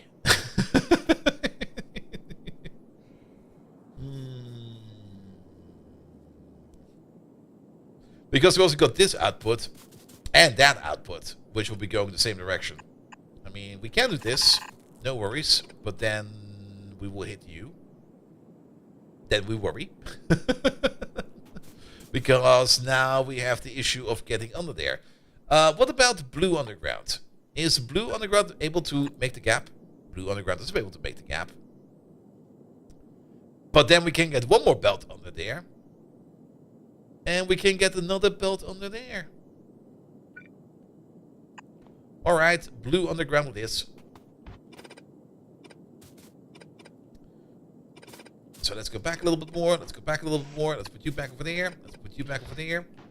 Let's get another blue underground from over there. You go this way.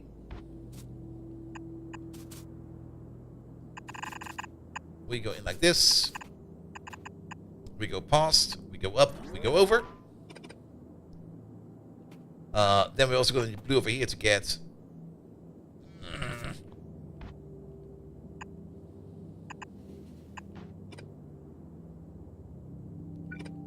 to get all the way over there. Time to belt weave? I don't really want the belt weave. Because then you can't upgrade your shit no more. There we go. That'll work.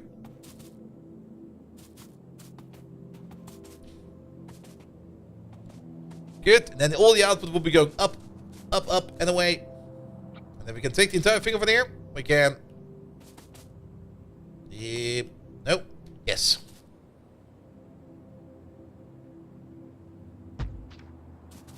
But we don't need these two. These two can go. And then we can make this a little bit more beautiful by doing this. We can also make this a little bit more beautiful by just doing this. There we go. That saves us a whole bunch of trouble.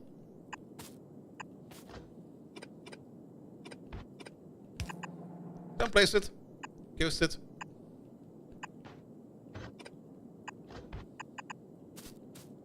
There we go. Then we also don't have that weird curve in there. We can also make this into blue belt. And then these over here are a little bit more aligned. And then all of this over here can go out as well. This can be red belt, right? It can. And then we can do the same thing over here. Delete all of this. It's kind of funky. You over there. You over there. Then we turn you into blue one. Pick up these two.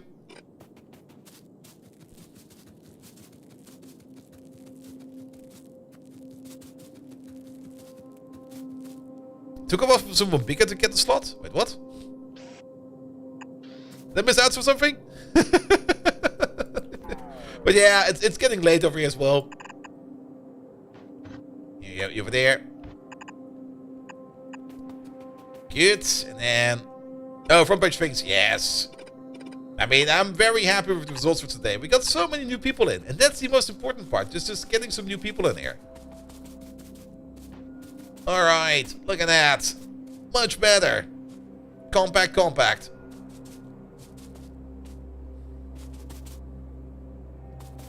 And then we get like 8 belts out of this thing over here. And then we can move that to wherever we see fit. Alright, let's just put this thing in. But I think I'm also good after that. Alright, this thing over here will be living over here somewhere. At least we can still horizontal flip it. That's fine. We can build this really tight over here. I like this. This is great.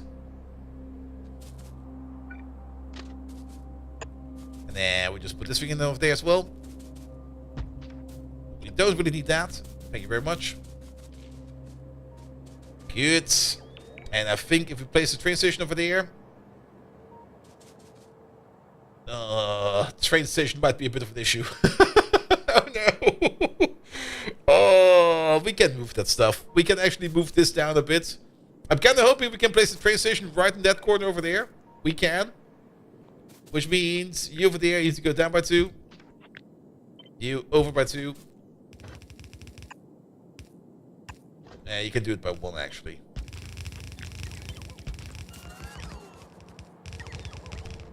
There we go. And then over here we can start to do the spectralite stuff. Did we actually get the better recipe for that? Or was I imagining that? We get the better one for cerebral substrate. But I guess we get also a better recipe for the other stuff at some point in time. Alright, let's just wait for the train track to come in. I want to see where we can put the train tracks or the train stops in here. I hope we didn't build it too low. It might be... Nah, it should be fine. It should be... I mean, this over here... Yeah, it should be fine. It should be fine. But the train station needs to be... Oh, boy. And that... No. Oh, wait. No, it fits. 1, 2, 3. It fits. These need to be a bit lower. But it fits. And then you over there. Alright. Alright. Alright. Alright. Oh. But you know what? I think I'm good. I'm super duper tired. That was a good 8-hour stream. I enjoyed that a lot. And I think CD is live. So we're gonna throw everybody at her. Oh yes, she is live. There we go.